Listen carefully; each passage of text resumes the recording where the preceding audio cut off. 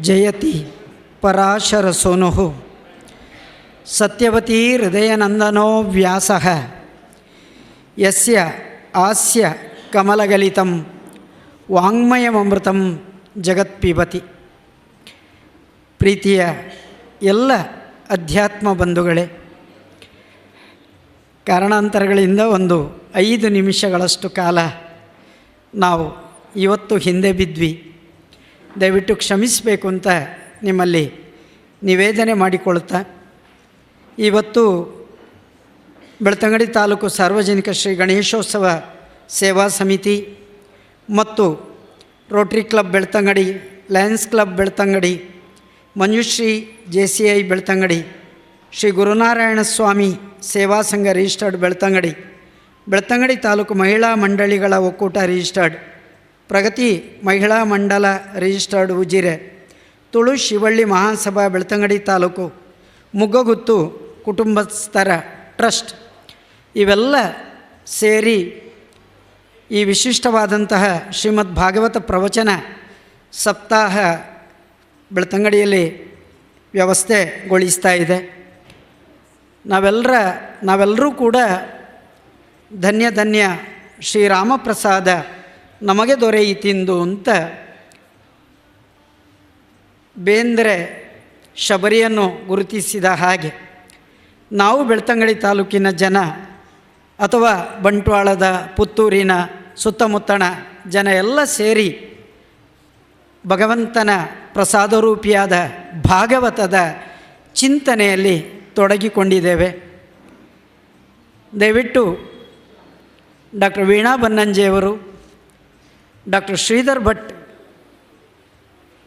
SDM college ಉಜಿರೆಯ ಸಂಸ್ಕೃತ ವಿಭಾಗದ ಮುಖ್ಯಸ್ಥರು, ಡಾಕ್ಟರ್ KS ಉಪಾಧ್ಯಾಯ, ಶ್ರೀ ಮೋಹನ್ದಾಸ್ ಕೋರ್ನಾಯರು, ತುಕಾರಾಮ್ ಬಂಗೇರರು, ಶ್ರೀ ಹೇಮಂತ್ ಮೂರ್ಜೆಯವರು ದಯವಿಟ್ಟು ವೇದಿಕೆಗೆ ಬರಬೇಕು ಅಂತ ಪ್ರೀತಿಯಿಂದ ವಿನಂತಿ ಮಾಡಿಕೊಳ್ತಾ ಇದ್ದೇವೆ. ದೀಪ ಎಲ್ಲ ಬಂಧುಗಳೇ, ಇವತ್ತು ರಾಮಚರಿತ ಮಾನಸ ಬರೆದಿರುವ ತುಳಸೀದಾಸರ ಜಯಂತಿ.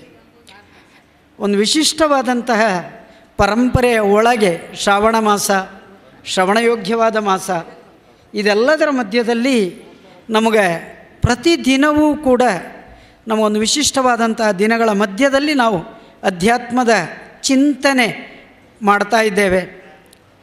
ಕಾಮ ಹೋದರೆ ರಾಮ ಸಿಗ್ತಾನೆ ಅಂತ ರಾಮಚರಿತ ಮಾನಸದಲ್ಲಿ ವಿಶೇಷವಾಗಿ ಅದನ್ನು ಉಲ್ಲೇಖ ಮಾಡ್ತಾ ಹೇಳ್ತಾರೆ ತುಳಸಿದಾಸರು. ಇವತ್ತು ನಾವೆಲ್ಲ ಈ ಚಿಂತನೆಯಲ್ಲಿ ಪಾಲ್ಗೊಳ್ಳೋಣ ಅಂತ ಹೇಳ್ತಾ, ವೇದಿಕೆಯಲ್ಲಿರುವಂತಹ ಎಲ್ಲ ಗಣ್ಯರು ದೀಪ ಪ್ರಜ್ವಲನ ಮಾಡಬೇಕು ಅಂತ ವಿನಂತಿ ಮಾಡಿಕೊಳ್ತಾ ಇದ್ದೇವೆ. ಡಾಕ್ಟರ್ ಶ್ರೀಧರ್ ಭಟ್ಟೆ, ಶ್ರೀ ಧರ್ಮಸ್ಥಳ ಮಂಜುನಾಥೇಶ್ವರ ಮಹಾವಿದ್ಯಾಲಯದ ಸಂಸ್ಕೃತ ವಿಭಾಗದ ಮುಖ್ಯಸ್ಥರು, NCC ಅಧಿಕಾರಿಯಾಗಿಯೂ ಕೂಡ ಕೆಲಸ ಮಾಡಿದ್ದಾರೆ. ಜ್ಯೋತಿಷ್ಯದ ಮೇಲೆ ವಿಶೇಷವಾದಂಥ ಅಧ್ಯಯನ ಮಾಡಿದ್ದಾರೆ. ಡಾಕ್ಟರ್ KN ಉಪಾಧ್ಯಾಯ ಗುರುವಾಯಿನಕೆರೆಯಲ್ಲಿ ಭಾಳ ದೀರ್ಘಕಾಲ ಅವರು ಭವರೋಗ ನಿವಾರಣೆಯೂ ಶರೀರ ನಿವಾರಣೆಯೂ ರೋಗ ನಿವಾರಣೆಯೂ ಮಾಡ್ತಾ ಇದ್ದವರು. ಮೋಹನ್ದಾಸ್ ಕೋರ್ನಾಯರು ಬೆಳ್ತಂಗಡಿಯ ಪ್ರಸಿದ್ಧ ವಾಣಿಜ್ಯೋದ್ಯಮಿಯೂ ಕೂಡ ಹೌದು. ಶ್ರೀ ಮೋಹನ್ದಾಸ್ ಕೋರ್ನಾಯರು, ತುಕಾರಾಮ್ ಬಂಗೇರರು ದಯವಿಟ್ಟು ದೀಪ ಪ್ರಜ್ವಲನವನ್ನು ಮಾಡಬೇಕು. ಹೇಮಂತ್ ಮೂರ್ಜೆಯವರು ದೀಪ ಪ್ರಜ್ವಲನ ಮಾಡಬೇಕು ಅಂತ ಪ್ರೀತಿಯಿಂದ ನಿವೇದನೆ ಮಾಡಿಕೊಳ್ತಾ, ಬಂದಿರುವ ಎಲ್ಲ ಗಣ್ಯರಿಗೆ ಪ್ರೀತಿಯ ಅಭಿನಂದನೆಗಳನ್ನು ಸಲ್ಲಿಸ್ತಾ ತಾವು ಸಭೆಯಲ್ಲಿ ಆಸೀನರಾಗಬೇಕು ಅಂತ ವಿನಂತಿ ಮಾಡಿಕೊಳ್ತಾ ಇದ್ದೇವೆ.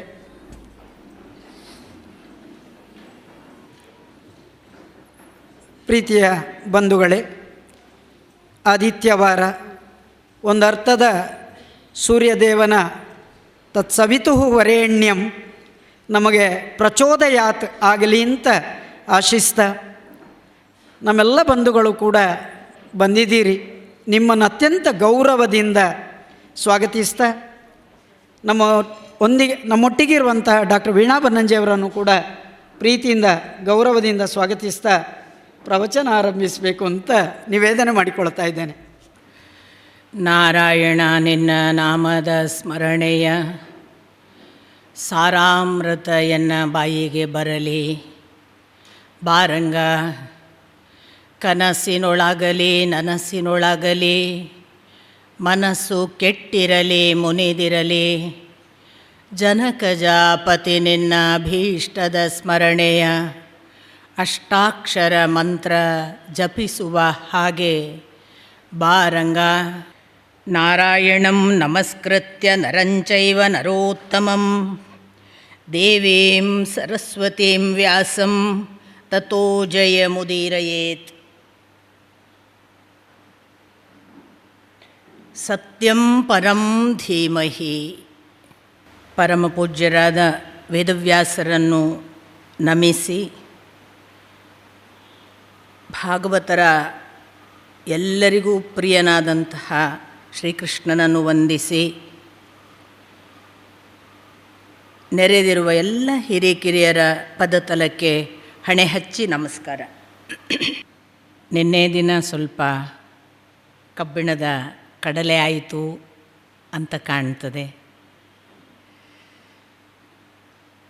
ಆದರೆ ಭಾಗವತ ಅಂದರೆ ಕೇವಲ ಸುಮ್ಮನೆ ಕಥೆ ಹೇಳುವ ಪುರಾಣ, ನಮ್ಮಲ್ಲಿ ಪುರಾಣ ಹೇಳಬೇಡ ಸಾಕು ಮಾಡು ಅನ್ನುವ ಪ್ರಯೋಗಗಳೆಲ್ಲ ಇವೆ ಅಲ್ಲ. ಅದಕ್ಕೆಲ್ಲಕ್ಕೂ ಉತ್ತರ ರೂಪವಾಗಿ ಪುರಾಣಗಳು ಇವೆ ಅನ್ನೋದಕ್ಕೆ ನಿನ್ನೆ ತೋರಿಸಿದ್ದು ಒಂದು ಮಾದರಿ.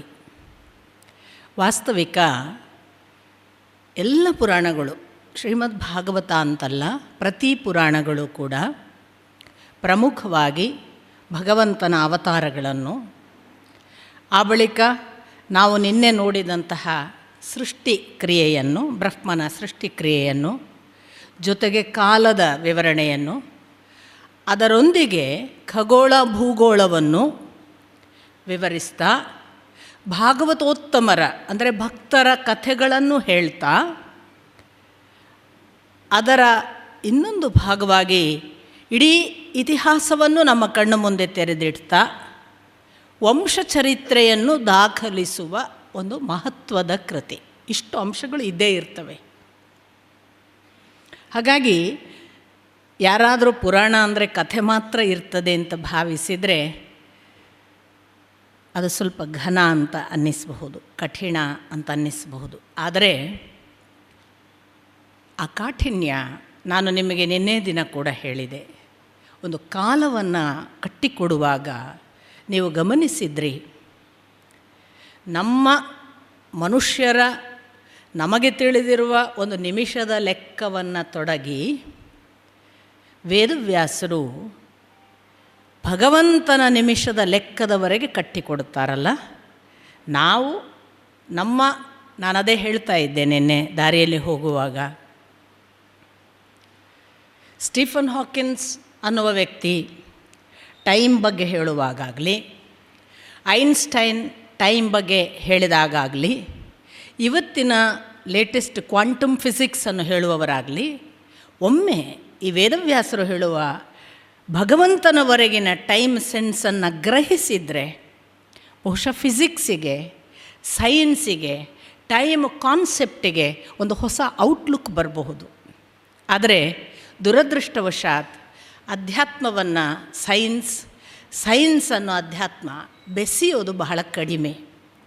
ಅನೇಕರಿಗೆ ಅದು ವಿಜ್ಞಾನ ಅಂದ ಕೂಡಲೇ ಅಧ್ಯಾತ್ಮ ಜೀವಿಗಳು ಸ್ವಲ್ಪ ಮೂಗು ಮುರಿತಾರೆ, ವಿಜ್ಞಾನಿಗಳು ಅದೇನ್ರಿ ದೇವರ ಪುರಾಣ ಅಂತ ಅಧ್ಯಾತ್ಮದ ಕಡೆಗೆ ಮೂಗು ಮುರಿಯುತ್ತಾರೆ. ಇತ್ತೀಚೆಗೆ ಬ್ಲೆಂಡ್ ಮಾಡುವ ಒಂದು ಹೊಸ ಪರಂಪರೆ ಕೂಡ ಪ್ರಾರಂಭ ಆಗಿದೆ, ಇಲ್ಲ ಅಂತಲ್ಲ.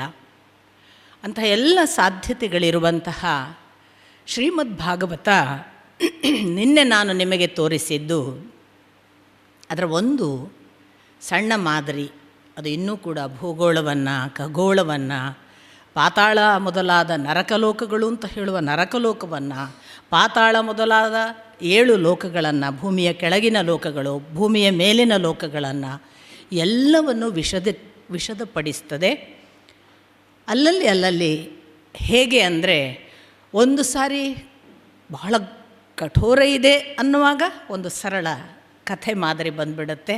ಮತ್ತು ಸರಳ ಕಥೆ ಇದೆ ಅಂತ ಗ್ರಹಿಸುವ ಹೊತ್ತಿಗೆ ಮತ್ತೊಂದು ವಿಶೇಷವಾದ ಘನ ವಿಷಯವನ್ನು ಹೇಳುವ ಒಂದು ಪದ್ಧತಿಯನ್ನು ನಾವು ಶ್ರೀಮದ್ ಭಾಗವತದಲ್ಲಿ ಕಾಣ್ತೇವೆ. ನೀವು ನಿನ್ನೆ ದಿನ ನಾನು ಹೇಳಿದ ಸೃಷ್ಟಿಕ್ರಿಯೆಯನ್ನು ಗಮನಿಸಿದ್ರಿ. ನಾನು ಹೇಳಿದೆ ಬ್ರಹ್ಮನ ಸೃಷ್ಟಿಯ ಪ್ರಾರಂಭದ 5 ಭಾಗ. 6ನೆಯದ್ದು ಅವನು ಸೃಷ್ಟಿಯಲ್ಲಿ ಮಾಡಿದ್ದು ತಾಮಿಸ್ರ, ಅಂಧತಾಮಿಸ್ರ, ತಮಸ್ಸು, ಮೋಹ, ಮಹಾಮೋಹ ಅನ್ನುವ ಅವಿದ್ಯೆಯನ್ನು ಅಂತ. ಈ ಗಾಢಾಂಧಕಾರವನ್ನು ಅಥವಾ ಅಜ್ಞಾನವನ್ನು ಉಂಟು ಮಾಡುವಂತಹ ಈ ಕತ್ತಲು ಬ್ರಹ್ಮನಿಗೆ ಇಷ್ಟವಾಗದೆ ಅವನು ತನ್ನ ಸೃಷ್ಟಿಕ್ರಿಯೆಯನ್ನು ಮತ್ತೆ ಮುಂದುವರಿಸ್ತಾನೆ.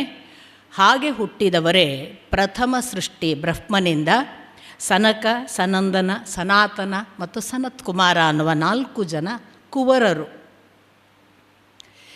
ಈ 4 ಹುಡುಗರನ್ನು ಹುಟ್ಟಿಸಿದ ತಕ್ಷಣ ಬ್ರಹ್ಮ ನೀವಿನ್ನು ಸೃಷ್ಟಿಯನ್ನು ಮುಂದುವರಿಸಿ ಅಂತ ಅವರಿಗೆ ಆದೇಶ ಮಾಡ್ತಾನೆ.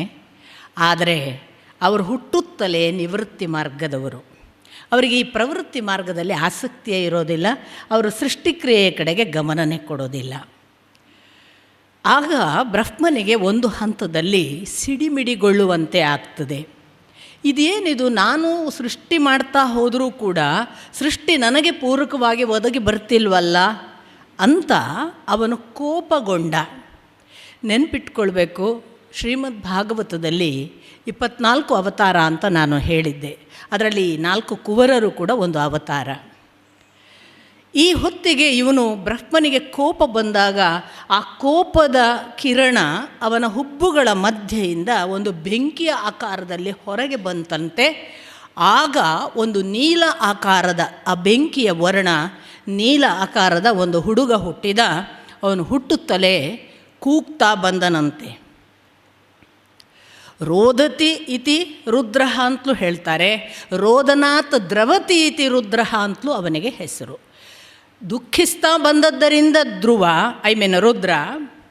ರುದ್ರ ಯಾಕೆ ಅಂದರೆ ಯಾರು ಅಳ್ತಾರೆ ಅವರನ್ನು ನೋಡಿ ಕರಗುವವನು, ಆದ್ದರಿಂದಲೂ ಅವನಿಗೆ ರುದ್ರ ಅಂತ ಹೆಸರು ಅಂತ. ಹಾಗೆ ರುದ್ರ ಬ್ರಹ್ಮನ ನಂತರದ ಸೃಷ್ಟಿ. ಈ ರುದ್ರನಿಗೆ ಭಗವಂತ ಬ್ರಹ್ಮ ಅಂದಾಗ 2 ಅರ್ಥದಲ್ಲಿ ಇಡೀ ಅಧ್ಯಾತ್ಮ ಪ್ರಕ್ರಿಯೆಯಲ್ಲಿ ಬಳಕೆ ಆಗ್ತದೆ.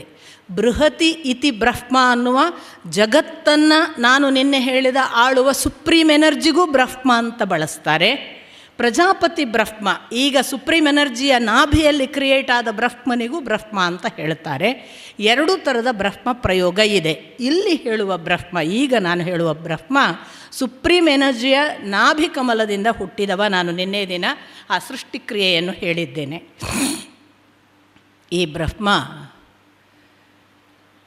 ತಾನು ಸೃಷ್ಟಿ ಮಾಡಿದ ರುದ್ರನನ್ನು ನೋಡಿ ಮುಂದೆ ನನ್ನ ಸೃಷ್ಟಿಯ ಅಪೇಕ್ಷೆ ಏನಿದೆ ಅದನ್ನು ಮುಂದುವರಿಸುವಂಥ ರುದ್ರನಿಗೆ ಹೇಳಿದಾಗ, ರುದ್ರ ಒಂದು ಥರ ಅತಿರೇಕದ ಹಾಗೆ ಅನೇಕ ರುದ್ರರನ್ನು ಹುಟ್ಟಿಸಿ ಇದ್ದದ್ದನ್ನೆಲ್ಲ ತಿಂತಿದ್ದಾನೆ ಅನ್ನುವ ಭಾವ ಬಂದಾಗ ಇವನು ಹುಟ್ಟಿಸೋದಲ್ಲ, ಇವನು ನಾಶ ಮಾಡ್ತಾನೆ ಅಂತ ಗೊತ್ತಾಯಿತಂತೆ ಬ್ರಹ್ಮನಿಗೆ.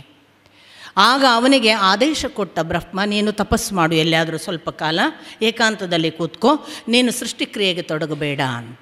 ಹೀಗಾಗಿ ಅವನಿಗೆ ಬೇಕಾದ ಒಂದಿಷ್ಟು ಅವನ ವ್ಯವಸ್ಥೆ, ಅವನಿಗೆ ಸ್ತ್ರೀಯರನ್ನು ಕೊಟ್ಟು ಅವನನ್ನು ತಪಸ್ಸಿಗೆ ಕಳುಹಿಸಲಾಯಿತು ಅಂತ ರುದ್ರನ ವಿಷಯವಾಗಿ ವೇದವ್ಯಾಸರು ದಾಖಲಿಸ್ತಾರೆ.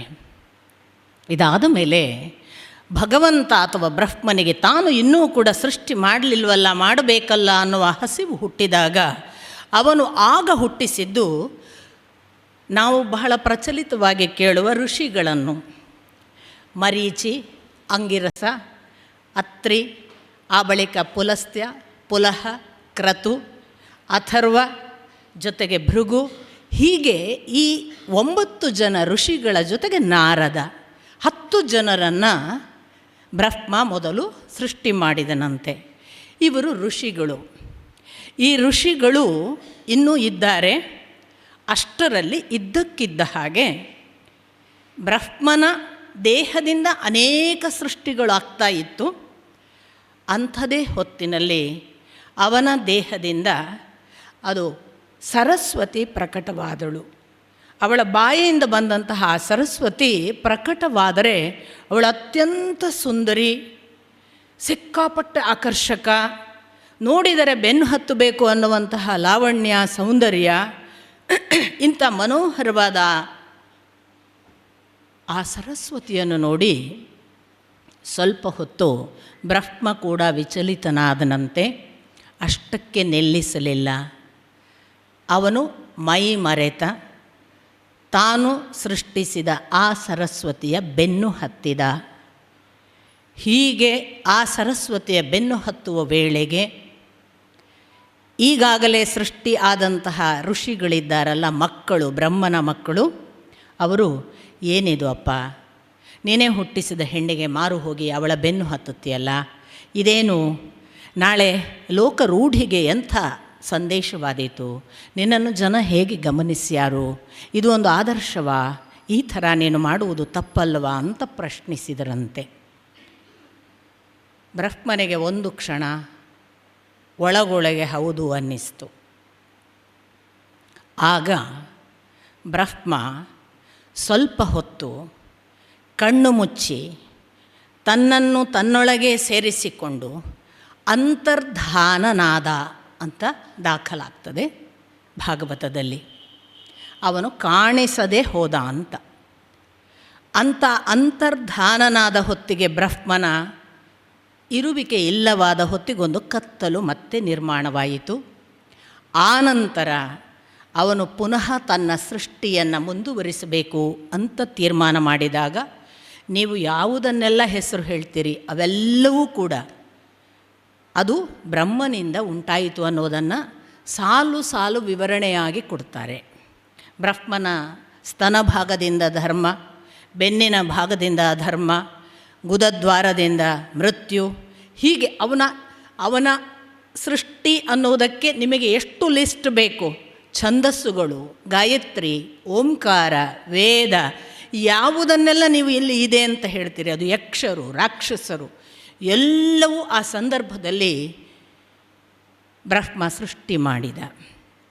ಇಷ್ಟೆಲ್ಲ ಸೃಷ್ಟಿ ಮಾಡಿದ ಮೇಲೆ ಕೂಡ ಬ್ರಹ್ಮನ ಸೃಷ್ಟಿ ಮುಂದುವರಿಸುವವರೊಬ್ಬರು ಹುಟ್ಟಲಿಲ್ಲ ಅಂದಾಗ ಭಗವಂತ ತನ್ನ ಪಾಡಿಗೆ ತನ್ನ ದೇಹವನ್ನು ನೋಡಿಕೊಂಡನಂತೆ. ಕ ಅಂದರೆ ಬ್ರಹ್ಮ, ಅದನ್ನು ನೋಡ್ತಾ, ಅದು ದೇಹದಿಂದ ಬಂದದ್ದಾದ್ದರಿಂದ ಕಾಯ, ಕಾದಿಂದ ಕಾಯ, ಆ ಕಾಯದಿಂದ ಇಬ್ಬರು ಹುಟ್ಟಿದರು, ಒಂದು ಗಂಡು ಒಂದು ಹೆಣ್ಣು. ಅವರೇ ಸ್ವಯಂಭುವ ಮನು ಮತ್ತು ಶತರೂಪಾದೇವಿ ಎನ್ನುವ ಹೆಣ್ಣು. ಹೀಗೆ ಬ್ರಹ್ಮ ಸೃಷ್ಟಿ ಮಾಡಿದ್ದು ಒಂದು ಹೆಣ್ಣು ಒಂದು ಗಂಡನ್ನು ಪ್ರಪ್ರಥಮವಾಗಿ. ಆ ಬಳಿಕ ಸ್ವಯಂಭುವ ಮನು ಮತ್ತು ಶತರೂಪಾದೇವಿಯರನ್ನು ಕಂಡು ಬ್ರಹ್ಮ, ನನ್ನ ಸೃಷ್ಟಿಕ್ರಿಯೆಯ ಕೆಲಸವನ್ನು ನನಗೆ ಭಗವಂತನಿಂದ ಆದೇಶವಾಗಿದೆ, ಅದನ್ನು ಮುಂದುವರಿಸುವ ಕೆಲಸವನ್ನು ನೀವು ಮಾಡಿ ಅಂತ. ಸ್ವಯಂಭುವ ಮನು ಮತ್ತು ಶತರೂಪಾದೇವಿಯರು ಈ ಇಡೀ ಮನುಕುಲದ ಮೂಲ ಪುರುಷರು. ನಾವೆಲ್ಲ ಬಂದಿರೋದು ಆ ಲೀನೇಜ್ನಿಂದ. ಇದನ್ನು ನೀವು ಮುಂದೆ ವಂಶ ಪರಂಪರೆಯಲ್ಲೆಲ್ಲ ಕಾಣ್ತೀರಿ. ಅದು ಬಹಳ ವಿಶೇಷವಾಗಿದೆ. ಒಂದು ಸ್ವಲ್ಪ ನಿಮಗೆ ಕನೆಕ್ಟ್ ಮಾಡುವ ಅಪೇಕ್ಷೆಯೋ ಉದ್ದೇಶವೋ ಸ್ಪಂದನವೋ ಇದ್ದರೆ ನಾವೆಲ್ಲ ಎಲ್ಲಿಗೋ ಸೇರಿದವರು ಅನ್ನೋದನ್ನು ನಿರ್ದಾಕ್ಷಿಣ್ಯವಾಗಿ ನಿರ್ಭಿಡೆಯಿಂದ ಸ್ವತಂತ್ರವಾಗಿ ಒಪ್ಪಿಕೊಳ್ಳಬಹುದು. ಹಾಗೊಂದು ಇಡೀ ಲೀನೇಜನ್ನು ಸ್ವಯಂಭುವ ಮನು ಮತ್ತು ಶತರೂಪರಿಂದ ಕೊಡ್ತಾ ಹೋಗ್ತಾರೆ. ಈ ದಾಖಲಾತಿ ಇದೆಯಲ್ಲ, ನಮ್ಮ ಭಾರತದಲ್ಲೊಂದು ಮಾತು ಇದೆ, ನಮಗೆ ಇಂಡಿಯನ್ಸಿಗೆ ಹಿಸ್ಟಾರಿಕಲ್ ಸೆನ್ಸ್ ಇಲ್ಲ ಅಂತ, ನಮಗೆ ಯಾವುದನ್ನು ದಾಖಲಿಸಿಲ್ಲ, ನಮ್ಮ ರಾಜಪರಂಪರೆಗಳು ಗೊತ್ತಿಲ್ಲ, ಇತ್ಯಾದಿ ಇತ್ಯಾದಿ. ನಮ್ಮ ಇಡೀ ವಂಶ ಪರಂಪರೆಯನ್ನು ಸೃಷ್ಟಿಕಾಲದಿಂದ, ನಾನು ಅದನ್ನೇ ನಿನ್ನೆ ದಿನ ಕೂಡ ಹೇಳಿದೆ, ಚಂದ್ರಗುಪ್ತ ಮೌರ್ಯನವರೆಗೆ ರಾಜಪರಂಪರೆಯನ್ನು ಮತ್ತು ಇಡೀ ಯಾವ ದೇವ ಪರಂಪರೆ, ದೇವತೆಗಳ ಪರಂಪರೆ ಅಷ್ಟನ್ನು ದಾಖಲಿಸಿದ್ದಾರೆ ವೇದವ್ಯಾಸರು. ನಾವು ಓದಿಲ್ಲ ಅಷ್ಟೇ. ಮಹಾಭಾರತದಲ್ಲೂ ಇದೆ, ಸ್ವಲ್ಪ ರಾಮಾಯಣದಲ್ಲೂ ವಾಲ್ಮೀಕಿಗಳು ದಾಖಲಿಸ್ತಾರೆ.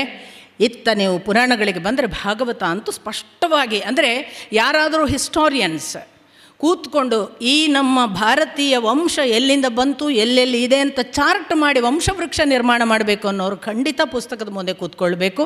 ಅದ್ಭುತವಾದ ಒಂದು ವಂಶವೃಕ್ಷವನ್ನು ಭಾರತೀಯ ಪರಂಪರೆಗೆ ಕೊಡ್ಬೋದು. ಇದನ್ನು ನಾನು ಯಾಕೆ, ಇದೊಂದು ಭಾಗ. ಇನ್ನೊಂದು ಬಹಳ ಮುಖ್ಯವಾದ್ದು, ಅನೇಕರು ನಮ್ಮನ್ನು ಲೇವಡಿ ಮಾಡುವ ಸಂಗತಿ ಏನು, ಬ್ರಹ್ಮ ತನ್ನ ಮಗಳನ್ನೇ ಸೇರಕ್ಕೆ ಹೋದನಂತೆ, ಅದೇನ್ರಿ ಅಂತ. ತುಂಬ ಸಿಂಬಾಲಿಕ್ ಆದ ಮತ್ತು ಸಾಂಕೇತಿಕವಾದ ಅರ್ಥಗಳನ್ನು ಗ್ರಹಿಸದೆ ಅಬದ್ಧ ಅರ್ಥ ಮಾಡಿಕೊಂಡ್ರೆ ದುಷ್ಟ ಅರ್ಥಗಳನ್ನು, ತಪ್ಪು ತಿಳಿವಳಿಕೆಗಳನ್ನು ಹೆಚ್ಚಿಸಬಲ್ಲ ಒಂದು ಸಾಧ್ಯತೆ ಇರುವಂತಹ ಘಟನೆ ಅದು. ಆದರೆ ನೀವು ಸರಸ್ವತಿ ಅಂದರೆ ಯಾರು ನೋಡಿ. ಬ್ರಹ್ಮ ತನ್ನ ದೇಹವನ್ನು ತಾನು ನೋಡಿಕೊಂಡು 2 ಆದಾಗ ಗಂಡು ಹೆಣ್ಣು ಉಂಟಾಯಿತು ಅಂತ ಮುಂದಿನ ಭಾಗ. ಅದರ ಮೊದಲು ಅವನೊಳಗೇನ ಹೆಣ್ಣು ಹೊರಗೆ ಬಂತು ಅಂತ. ನಮ್ಮ ಒಳಗೆಲ್ಲ ಪ್ರತಿಯೊಬ್ಬರ ಒಳಗೆ ಒಂದು ಚೈತನ್ಯ ಭಾಗವಾದ ಅಕ್ಷರ ಪುರುಷಳಿದ್ದಾಳೆ. ಇದನ್ನು ನೀವು ಭಗವದ್ಗೀತೆ ಓದಿದರೆ ಭಗವಂತ ಸ್ಪಷ್ಟಪಡಿಸ್ತಾನೆ. ಇಲ್ಲಿ 2 ಅಕ್ಷರ ಪುರುಷರು, ಬ್ರಹ್ಮ ಮೊದಲಾದವರು ಕೂಡ, ಮತ್ತು ಈ ಚೈತನ್ಯದ ಭಾಗವಾದ ಚಿತ್ತದಲ್ಲಿರುವ ಶಕ್ತಿ ಅಂತ ಯಾವುದನ್ನು ಹೇಳ್ತೇವೆ ಅದನ್ನು ಕೂಡ ಭಗವಂತ ಹೇಳುವುದು ಅಕ್ಷರ ಪುರುಷ ಅಂತ. ಇಬ್ಬರನ್ನು ಹೇಳಿದ ನಂತರ ಭಗವಂತ ಹೇಳ್ತಾನೆ, ಹಾಗಾದರೆ ನಾನು ಕ್ಷರ ಮತ್ತು ಅಕ್ಷರ ಪುರುಷರ ಮಧ್ಯೆ ನಾನು ಅಕ್ಷರ ಪುರುಷನೇ, ಆದರೆ ನಾನು ಉತ್ತಮ ಅಂತ. ಈ ಕ್ಷರ ಯಾರು? ಬ್ರಹ್ಮ ಮೊದಲಾದ ಎಲ್ಲರೂ ಪ್ರಳಯ ಕಾಲದಲ್ಲಿ ಇಲ್ಲವಾಗ್ತಾರೆ, ಆದ್ದರಿಂದ ಅವರು ಕ್ಷರ ಪುರುಷರು. ಯಾವ ಕಾಲಕ್ಕೂ ಆಗದೆ ಪ್ರಕೃತಿ ತತ್ವ ಅಂತ ಉಳಿದುಕೊಳ್ಳುವ ಶಕ್ತಿ ಅಥವಾ ಚೈತನ್ಯ ಇದೆ, ಅವಳು ಅಥವಾ ಅದನ್ನು ನೋಡಿ ಲಿಂಗಭಾವದಿಂದ ಉಲ್ಲೇಖ ಇಲ್ಲ ಭಗವದ್ಗೀತೆಯಲ್ಲಿ. ಅಕ್ಷರ ಪುರುಷ ಅಂತಲೇ ಇರೋದು. ಪುರುಷ ಅಂದರೆ ಜೀವ ಇರುವ, ಪುರದಲ್ಲಿ ಜೀವ ಇರುವ ಒಂದು ಸ್ಥಿತಿ. ಹಾಗಾಗಿ ಯಾವುದು ಪುರದಲ್ಲಿ ಜೀವ ಉಳ್ಳದ್ದು ಇದೆಯೋ ಅದು ಅಕ್ಷರ. ಅಂತಹ ನಾಶವಿಲ್ಲದ ಅಕ್ಷರ ಪುರುಷ, ಅವರಿಗೆ ಇನ್ನೊಂದು ಹೆಸರು ಕೂಟಸ್ಥ ಅಂತ ಬಳಸ್ತಾನೆ ಭಗವದ್ಗೀತೆಯಲ್ಲಿ ಶ್ರೀಕೃಷ್ಣ. ಕೂಟಸ್ಥ ಅಂದರೆ ಕ್ಷರ ಮತ್ತು ಉತ್ತಮ ಪುರುಷನ ನಡುವೆ ನಮ್ಮನ್ನು ಬೆಸೆಯುವುದಕ್ಕೆ ಇರುವ ಚೈತನ್ಯ ಶಕ್ತಿ, ಅದು ಅಕ್ಷರ. ಅದನ್ನು ಇಲ್ಲಿ ಸರಸ್ವತಿ ಅಂತ ಉಲ್ಲೇಖ ಮಾಡ್ತಿರೋದು. ಅವಳು ಸಕಲವನ್ನೂ ನಮಗೆ ಅರಿವಿಗೆ ತರಬಲ್ಲ, ನಮ್ಮ ಒಳಗೆ ಇರುವ ಚೈತನ್ಯ ಭಾಗವೂ ಹೌದು, ವಿದ್ಯಾಭಾಗವೂ ಹೌದು, ನಮ್ಮ ಶಕ್ತಿಯೂ ಹೌದು, ಎಲ್ಲವೂ ಹೌದು. ಅವಳಿಲ್ಲದಿದ್ದರೆ ಈ ಉತ್ತಮ ಪುರುಷ ಕೂಡ ಅರ್ಧ. ಇದನ್ನು ಶಿವನ ಪ್ರತೀಕ ನಮಗೆ ಹೇಳುತ್ತೆ. ಅವನು ಸೇರಿದಾಗಲೇ ಪರಿಪೂರ್ಣ ಅಂತ. ಶಿವ ಶಕ್ತಿ ಎರಡನ್ನು ಕೂಡಿಸಿ ದೇಹದಲ್ಲಿ 2 ಭಾಗ ಮಾಡಿ ತೋರಿಸಿದ. ಅದರ ಪೂರ್ವಾವಸ್ಥೆ ಬ್ರಹ್ಮ ಸರಸ್ವತಿ. ತನ್ನ ಒಳಗಿನಿಂದಲೇ ಹುಟ್ಟಿದ ಹೆಣ್ಣು, ಅವಳಿಲ್ಲದೆ ನಾನು ಪರಿಪೂರ್ಣ. ಅವಳ ಯೋನಿಯಲ್ಲಿ ನಾನು ಬೀಜವನ್ನು ಧರಿಸುತ್ತೇನೆ, ಭಗವದ್ಗೀತೆ. ಹಾಗಾಗಿ ಅವಳು ಎಲ್ಲದರ ತಾಯಿ, ಅವಳ ಎಲ್ಲ ಸೃಷ್ಟಿಗೆ ನಾನು ಕಾರಣ, ನಾನು ಬೀಜ ಬಿತ್ತುತ್ತೇನೆ ಅನ್ನುವ ಮಾತು ಕೂಡ ಭಗವದ್ಗೀತೆ ಹೇಳುತ್ತೆ. ಈ ಅರ್ಥದಲ್ಲಿ ಬ್ರಹ್ಮ ಸರಸ್ವತಿಯನ್ನು ಗ್ರಹಿಸಬೇಕೇ ಹೊರತು ನಾವು ತಿಳಿಯುವ ನಮ್ಮ ಸಾಮಾನ್ಯ ಅಳತೆಯ ಚಿಂತನೆಗಳನ್ನು ಅದಕ್ಕೆ ಅನ್ವಯ ಮಾಡಿ ಅಪ್ಪನಿಗೆ ಹುಟ್ಟಿದ ಮಗಳ ಹಿಂದೆ ಅಪ್ಪ ಹೋದ, ಅಲ್ಲವೇ ಅಲ್ಲ ಅದು. ಅದಕ್ಕೇ ಎಷ್ಟೋ ಸಾರಿ ನಮಗೆ ನಮ್ಮ ಪರ್ಸೆಪ್ಷನ್ ಏನಿದೆ ಅದಕ್ಕನುಗುಣವಾಗಿ ನಾವು ದೊಡ್ಡದನ್ನು ಗ್ರಹಿಸ್ಲಿಕ್ಕೆ ಹೋಗ್ತೇವಲ್ಲ, ಅಲ್ಲೇ ನಾವು ಎಡವುತ್ತೇವೆ. ದೊಡ್ಡದನ್ನು ಗ್ರಹಿಸುವಾಗ ಅದರ ಅಳತೆಗೆ ನಮ್ಮನ್ನು ಎತ್ತರಿಸಿಕೊಳ್ಳಲಿಕ್ಕೆ ಸಾಧ್ಯ ಆದರೆ ನೋಡಬೇಕು. ಒಂದು ವೇಳೆ ಎತ್ತರಿಸಲಿಕ್ಕಾಗಲಿಲ್ಲ ಆದರೆ ತಲೆಬಾಗಿ ಕೈ ಮುಗಿದು ಅರ್ಥ ಮಾಡು ಅಂತ ಕೇಳಿಕೊಳ್ಳಬೇಕು ಹೊರತು ಆ ದೊಡ್ಡದನ್ನು ನಮ್ಮ ಅಳತೆಗೆ ಎಳೆದು ಗೂಟಕ್ಕೆ ಕಟ್ಟೋದಲ್ಲ. ಇದು ಬ್ರಹ್ಮ ಸರಸ್ವತಿಯರ ಒಂದು ಭಾಗ. ಇನ್ನು ಸ್ವಯಂಭುವ ಮನು ಮತ್ತು ಶತರೂಪಾದೇವಿಗೆ ಬ್ರಹ್ಮನ ಆದೇಶ ಆಯಿತು ಸೃಷ್ಟಿ ಮಾಡಿ. ಈ ಸ್ವಯಂಭುವ ಮನು ಮತ್ತು ಶತರೂಪಾದೇವಿಯರು ಭಗವಂತನ ಆದೇಶ ಆಗಿದೆ. ಬ್ರಹ್ಮ ನಮಗೆ ಹೇಳಿದ್ದಾನೆ, ನಮ್ಮ ತಂದೆ. ನೋಡಿ ಅಲ್ಲಿ ಎಷ್ಟು ಚೆನ್ನಾದ ವಿವರಣೆಗಳೆಲ್ಲ ಬರ್ತವೆ ಅಂದರೆ, ನಾನು ನಿಮಗೆ ಅದನ್ನೇ ಹೇಳಿದೆ, ಅಂಥವುಗಳನ್ನು ನಾನು ನಿಮಗೆ ಬಿಡಿಸಿ ಹೇಳಲಾರೆ. ಪುಸ್ತಕ ತೆಗೆಯಿರಿ, ಓದಿ, ಎಷ್ಟು ಚೆನ್ನಾದ ವಿವರಣೆಗಳಿವೆ. ಸ್ವಯಂಭುವ ಮನು ನಿರಂತರವಾಗಿ ತಂದೆಯನ್ನು ಸ್ತುತಿಸ್ತಾನೆ. ನಿನ್ನ ಅನುಗ್ರಹ ಇದ್ದರೆ ನಾನು ಏನಾದರೂ ಮಾಡ್ತೇನೆ, ನಿನ್ನ ಕಾರುಣ್ಯವಿರಲಿ, ನಿನ್ನ ಆಶೀರ್ವಾದವಿರಲಿ, ನೀನು ಒಪ್ಪಿಸಿದ ಕೆಲಸವನ್ನು ನಾನು ಚೆನ್ನಾಗಿ ಮಾಡುವಂತೆ ನನಗೆ ನೀನು ಅನುಗ್ರಹ ಮಾಡು, ಇತ್ಯಾದಿ ಇತ್ಯಾದಿ. ನಿರಂತರ ಒಬ್ಬ ತಂದೆ ಆದೇಶ ಕೊಟ್ಟರೆ ಸ್ವಯಂಭುವ ಮನು ಆ ಪರಿ ಅದನ್ನು ಸ್ವೀಕಾರ ಮಾಡಿ ಅದಕ್ಕೆ ಭಕ್ತಿಪೂರ್ವಕ ಗೌರವ ಸಲ್ಲಿಸಿ ಸೃಷ್ಟಿಕ್ರಿಯೆಗೆ ತೊಡಗ್ತಾನೆ. ಸೃಷ್ಟಿಕ್ರಿಯೆ ಅಂದರೆ ನಾವು ತಿಳಿದ ಮಂಚದ ಮೇಲೆ ಮಲಗುವ ಒಂದು ಕ್ರಿಯೆ ಅಲ್ಲ, ಅದು ಅದರಾಚೆಗಿನ ಒಂದು ಯಜ್ಞ. ಆ ಯಜ್ಞ ಆಗಬೇಕಾದ್ರೆ ತಂದೆ ಅನುಗ್ರಹಿಸಬೇಕು, ಭಗವಂತ ಅನುಗ್ರಹಿಸಬೇಕು. ಈ ಯಜ್ಞದಿಂದ ನಾನು ಹುಟ್ಟಿಸುವ ಸೃಷ್ಟಿ ಭಗವಂತನ ಸೃಷ್ಟಿಯಾಗಲಿ, ಇಲ್ಲಿ ಯಾವುದೋ ಕೆಟ್ಟ ಸೃಷ್ಟಿಯನ್ನು ನಾನು ಈ ಲೋಕಕ್ಕೆ ಬಿಟ್ಟು ಹೋಗದ ಹಾಗೆ ಅವನು ಕಾಪಾಡಲಿ, ಇತ್ಯಾದಿ ಎಲ್ಲ ಸಂಸ್ಕಾರಗಳನ್ನು ಮಾಡಿ ನಾವು ಹುಟ್ಟಿಸಬೇಕು. ಅದಕ್ಕೆ ರಜನೀಶ್ ಒಂದು ಕಡೆ ಒಂದು ಮಾತು ಹೇಳ್ತಾನೆ, ಮನುಷ್ಯ ನಿಜಕ್ಕೂ ಸಿದ್ಧನಾದರೆ, ಅವನು ಕಾಮದಾಸೆಗೆ ಕೂಡುವುದಕ್ಕೆ ಅವನ ಮನಸ್ಥಿತಿಯಲ್ಲಿ ಎತ್ತರಕ್ಕೆ ಏರಿದ್ದರೆ ಪ್ರತಿ ಸೃಷ್ಟಿಯು ಬುದ್ಧನಾಗಬಹುದು ಅಂತ. ಆದರೆ ಅದು ದೈಹಿಕ ಕಾಮದ ಪಾಶವೀಯ ಪಶುವಿನ ಹಾಗೆ ನಮಗೆ ದೈಹಿಕ ತೀಟೆಗೆ ಹುಟ್ಟಿಸಿದ ಒಂದು ಮಗುವಾದರೆ ಅನ್ಯಥಾ ಭಾವಿಸಬಾರ್ದು. ನಾವಿವತ್ತು ಎಷ್ಟು ಆಟಿಸ್ಟಿಕ್ ಮಕ್ಕಳನ್ನು ಹುಟ್ಟಿಸ್ತಿದ್ದೇವೆ, ನಾವು ಎಷ್ಟು ಮೆಂಟಲಿ ರಿಟಾರ್ಡೆಡ್ ಮಕ್ಕಳನ್ನು ಹುಟ್ಟಿಸ್ತಿದ್ದೇವೆ. ಸೃಷ್ಟಿಕ್ರಿಯೆ ನಮಗೆ ಏನಾಗಿದೆ ಅಂತಂದರೆ, ಮಗು ಹುಟ್ಟಿಸೋದಂದರೆ ಅದೊಂದು ದೈಹಿಕ ತೀಟೆಯ ಅಥವಾ ದೈಹಿಕ ಬಿಸಿ ಆರಿಸುವ ಒಂದು ಕರ್ಮ. ಅದಲ್ಲ ಅನ್ನೋದು ನಿಮಗೆ ಈ ಒಂದು ಭಾಗದಲ್ಲಿ ಎಷ್ಟು ಚೆನ್ನಾಗಿ ಪ್ರಕಟವಾಗ್ತದೆ. ಇಂಥ ಸ್ವಯಂಭುವ ಮನು ಭಗವಂತನ ಬ್ರಹ್ಮನ ಸ್ವತಃ ತಂದೆಯಾದಂತಹ ಆ ಬ್ರಹ್ಮನ ಆಶೀರ್ವಾದ ಪಡೆದು ತಾನಿನ್ನೇನು ಸೃಷ್ಟಿಕ್ರಿಯೆಗೆ ತೊಡಗಬೇಕು ಅನ್ನುವಾಗ ಅವನು ಹೀಗೆ ನೋಡಿದರೆ ಭೂಮಿ ಇಲ್ಲ. ಭೂಮಿ ನೀರಿನೊಳಗೆ ಮುಳುಗಿದ ಹಾಗೆ ಎಲ್ಲ ನೀರು ಮಾತ್ರ ಕಾಣ್ತಿದೆ. ಸ್ವಯಂಭುವ ಮನು ಹೇಳ್ತಾನೆ, ನಾನು ಭೂಲೋಕದಲ್ಲಿ ಸೃಷ್ಟಿ ಮಾಡಬೇಕು ಅಂದ್ರಿ, ಭೂಮಿ ಇಲ್ಲವಲ್ಲ, ನಾನು ಎಲ್ಲಿ ಸೃಷ್ಟಿ ಮಾಡಲಿ ಅಂತ ಬ್ರಹ್ಮನನ್ನು ಕೇಳ್ತಾನೆ. ಆಗ ಬ್ರಹ್ಮ ಭೂಮಿಯ ಕಡೆಗೆ ನೋಡ್ತಾನೆ. ಓಹೋ, ನಾನು ನನ್ನ ಸೃಷ್ಟಿಯಲ್ಲಿ ತನ್ಮಯನಾಗಿ ಬಿಟ್ಟಿದ್ದೆ, ಭೂಮಿ ಇಲ್ಲವಾಗಿದೆ ಅಂದರೆ ಇದು ಏನೋ ಅಪಚಾರ, ಯಾರೋ ಏನೋ ಆಗಿದೆ ಅನ್ನೋದು ಅವನಿಗೆ ಗೊತ್ತಾಗಿ ಅವನು ಪ್ರಾರ್ಥನೆ ಮಾಡ್ತಾನೆ, ಭೂಮಿ ಏನಾಯಿತು, ಯಾಕೆ ಭೂಮಿ ಹೀಗಾಯಿತು ಅಂತ. ಆಗ ಅವನಿಗೆ ಭೂಮಿಗೆ ಒಂದು ತೊಡಕು ಬಂದಿದೆ, ಅದನ್ನು ನಿವಾರಣೆ ಮಾಡುವಂಥ ಭಗವಂತನನ್ನು ಪ್ರಾರ್ಥಿಸ್ತಾನೆ, ನಾರಾಯಣನನ್ನು. ಈ ನಾರಾಯಣನನ್ನು ಪ್ರಾರ್ಥಿಸುವ ಹೊತ್ತಿಗೆ ಅವನು ಎಷ್ಟು ತನ್ಮಯನಾಗಿ ಸ್ತುತಿಸ್ತಾನೆ. ನಾನು ಮತ್ತೆ ಅದನ್ನೇ ಹೇಳ್ತೇನೆ, ಭಗವಂತ ನೀನಿಲ್ಲದೆ ಈ ನೆಲ ಅಲುಗದು, ಭಗವಂತ ನೀನು ಅನುಗ್ರಹಿಸದೆ ಇಲ್ಲಿ ನಾನು ಏನನ್ನೂ ಮಾಡಲಾರೆ, ಭಗವಂತ ನಿನ್ನ ಕೃಪೆ ಇಲ್ಲದೆ ಇಲ್ಲಿ ಯಾವುದಾದರೂ ಸಂಭವಿಸಲಿಕ್ಕೆ ಸಾಧ್ಯವಿಲ್ಲ, ಭಗವಂತ ಇಲ್ಲಿ ಬಂದಿರುವ ಎಲ್ಲ ಕಂಟಕಗಳನ್ನು ನೀನಲ್ಲದೆ ಇನ್ಯಾರು ನಿವಾರಿಸಬಹುದು. ಇಂಥ ಸ್ತೋತ್ರಗಳನ್ನು ಬ್ರಹ್ಮ ಮಾಡ್ತಾ ಮಾಡ್ತಾ ಇದ್ದ ಹಾಗೆ ಅವನ ಮೂಗಿನಿಂದ ಒಂದು ಹೆಬ್ಬೆಟ್ಟು ಗಾತ್ರದ ಹಂದಿ ಬರುತ್ತೆ.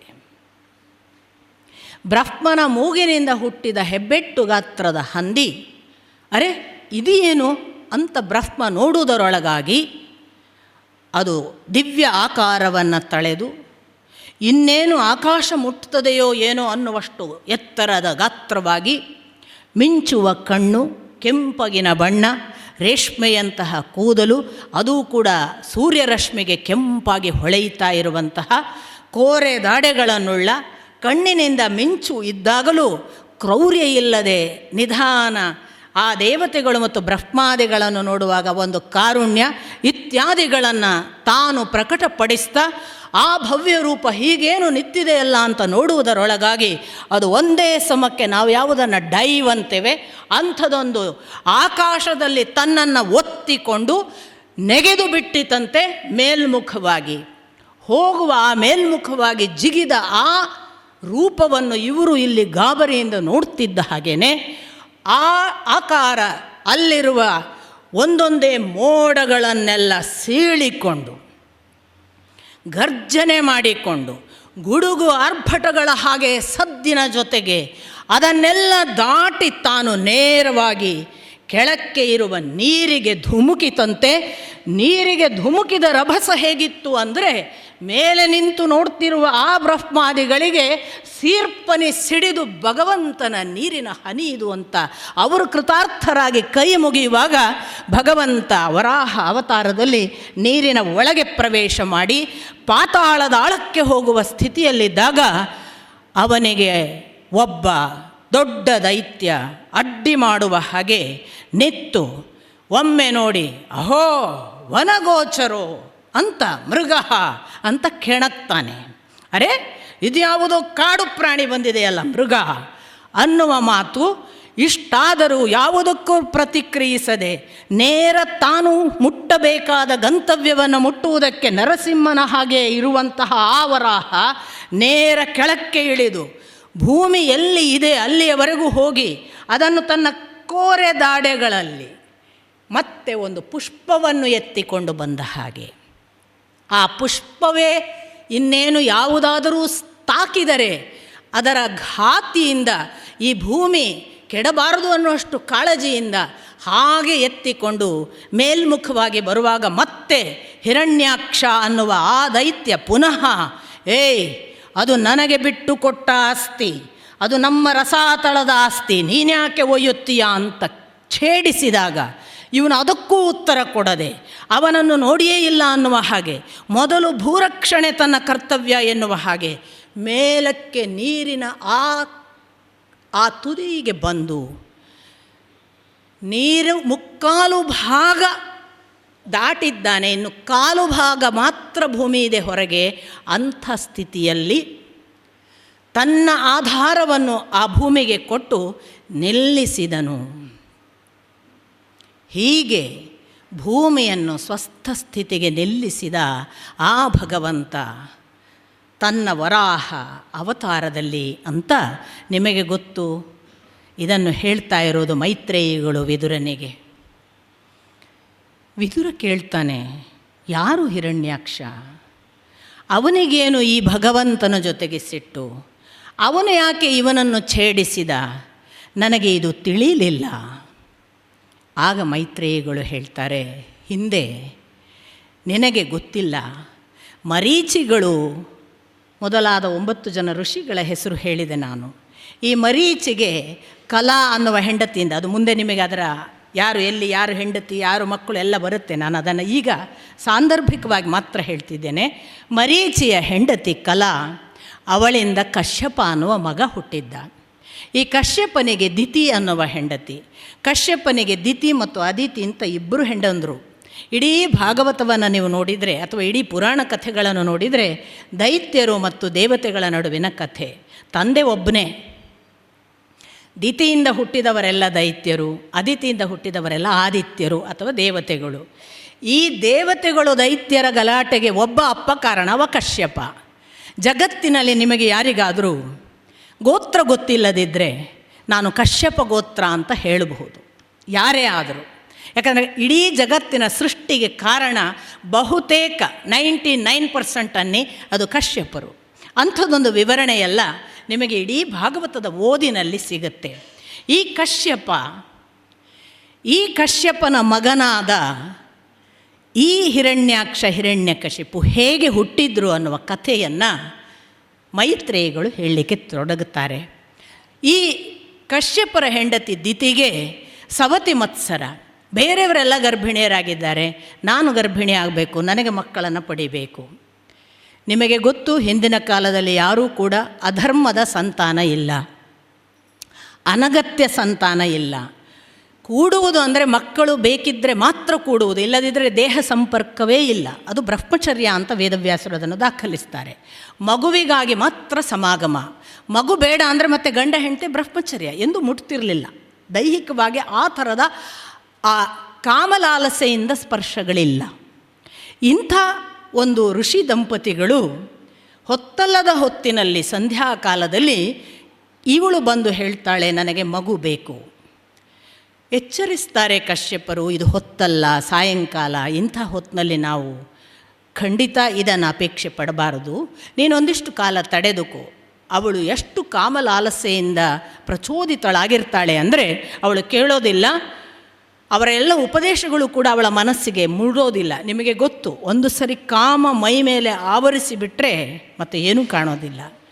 ಕಾಮಾದ್ಭವತಿ ಕ್ರೋಧ, ಕ್ರೋಧಾತ್ ಸಮೋಹ, ಸಮೋಹಾತ್ ಸ್ಮೃತಿ ವಿಭ್ರಮ, ಸ್ಮೃತಿಭ್ರಂಶಾತ್ ಬುದ್ಧಿನಾಶೋ, ಬುದ್ಧಿನಾಶಾತ್ ಪ್ರಣಶ್ಯತಿ ಅನ್ನುವ ಹಾಗೆ ಅವಳ ಬುದ್ಧಿನಾಶ, ಮೋಹ, ಅಷ್ಟು ಸಮೋಹ ಮೌಢ್ಯ ಮೂಡಿಬಿಟ್ಟಿದೆ. ಅವಳಿಗೇನೂ ಗೊತ್ತಾಗ್ತಿಲ್ಲ. ಅವಳು ಹೋಗಿ, ಇದು ಸಾಯಂಕಾಲ ಸಂಧ್ಯಾಕಾಲ ಜಪದ ಹೊತ್ತು, ನಾನು ಇದನ್ನು ಮಾಡತಕ್ಕದ್ದಲ್ಲ, ಇದು ಕಾಲ ಬೇಕು, ಯಾವ ಮಾತನ್ನು ಕೇಳದೆ ವಸ್ತ್ರ ಎಳೀತಾಳೆ. ಕಶ್ಯಪರು ಆಗಲೇ ಹೇಳ್ತಾರೆ, ಆಗಲಿ ಇದು ಅಧರ್ಮದ ಸಂತಾನ, ನಿನ್ನ ಅಪೇಕ್ಷೆ ಇಷ್ಟು. ಇನ್ನೊಂದು ನಿಮಗೆ ಗೊತ್ತಿರಬೇಕು, ಹಿಂದಿನ ಕಾಲದಲ್ಲಿ ಒಂದು ಧರ್ಮ ಇತ್ತು. ಹೆಣ್ಣು ಸಂತಾನ ಅಪೇಕ್ಷಿಸಿ ಬಂದರೆ ಗಂಡು ನಿರಾಕರಿಸುವ ಹಾಗೆ ಇಲ್ಲ. ಅವಳು ಎಂಥ ದೈನ್ಯ ಸ್ಥಿತಿಯಲ್ಲಿ ಬಂದಿದೆ, ಹೇಗೆ ಶರಣಾಗತನಾದವನನ್ನು ರಾಜ ರಕ್ಷಿಸಬೇಕು ಅಂತ ಇದೆ, ಹಾಗೆ ಸಂತಾನ ಅಪೇಕ್ಷೆಯಿಂದ ಹೆಣ್ಣು ಬಂದರೆ ಅವಳಿಗೆ ಇಲ್ಲ ಅಂತ ಹೇಳುವ ಹಾಗಿಲ್ಲ. ಹಾಗಾಗಿ ಕಶ್ಯಪರು ಧರ್ಮವನ್ನು ಕೂಡ ನೆನಪಿಟ್ಟುಕೊಂಡು ಆ ಧರ್ಮಕ್ಕನುಗುಣವಾಗಿ ಅವಳ ಸಮಾಗಮದ ನಂತರ ಒಂದು ಮಾತು ಹೇಳ್ತಾರೆ. ಸಮಾಗಮ ಮುಗಿದ ಮೇಲೆ ದಿತಿಯೂ ಸ್ವಲ್ಪ ನೆಲಕ್ಕೆ ಬಂದಿರ್ತಾಳೆ. ಕಶ್ಯಪರಂತೂ ಇದು ಅಧರ್ಮ, ಇದು ಸರಿಯಾದ ರೀತಿಯಲ್ಲ, ಇದು ಒಳ್ಳೆಯ ಸಂತಾನ ಅಲ್ಲ, ಎಲ್ಲವನ್ನೂ ಮನಸ್ಸಿನಲ್ಲಿ ಯೋಚಿಸ್ತಾ ಇರುವಾಗ ಅವಳು ಬಂದು ಕ್ಷಮಿಸಬೇಕು, ನಾನು ಹೀಗೆ ಮಾಡಿದೆ, ನನಗೆ ಗೊತ್ತಾಗಲಿಲ್ಲ, ನನ್ನನ್ನು ಕ್ಷಮಿಸಿ, ನನಗೆ ಪ್ರಾಯಶ್ಚಿತ್ತ ಏನು ಹೇಳಿ ಎಲ್ಲವನ್ನು ತಾನು ಪರಿಪರಿಯಾಗಿ ನಿವೇದಿಸಿಕೊಳ್ತಾಳೆ. ಆಗ ಹೇಳ್ತಾರೆ, ಒಂದು ದೈತ್ಯ ಸಂತಾನ ನಿನ್ನಿಂದ ಹುಟ್ಟುಕೊಳ್ಳುತ್ತೆ. ಆ 2 ದೈತ್ಯರು ಕೂಡ ಜಗತ್ತಿನಲ್ಲಿ ಇನ್ನಿಲ್ಲದ ಕೇಡಿಗೆ ಕಾರಣವಾಗ್ತಾರೆ.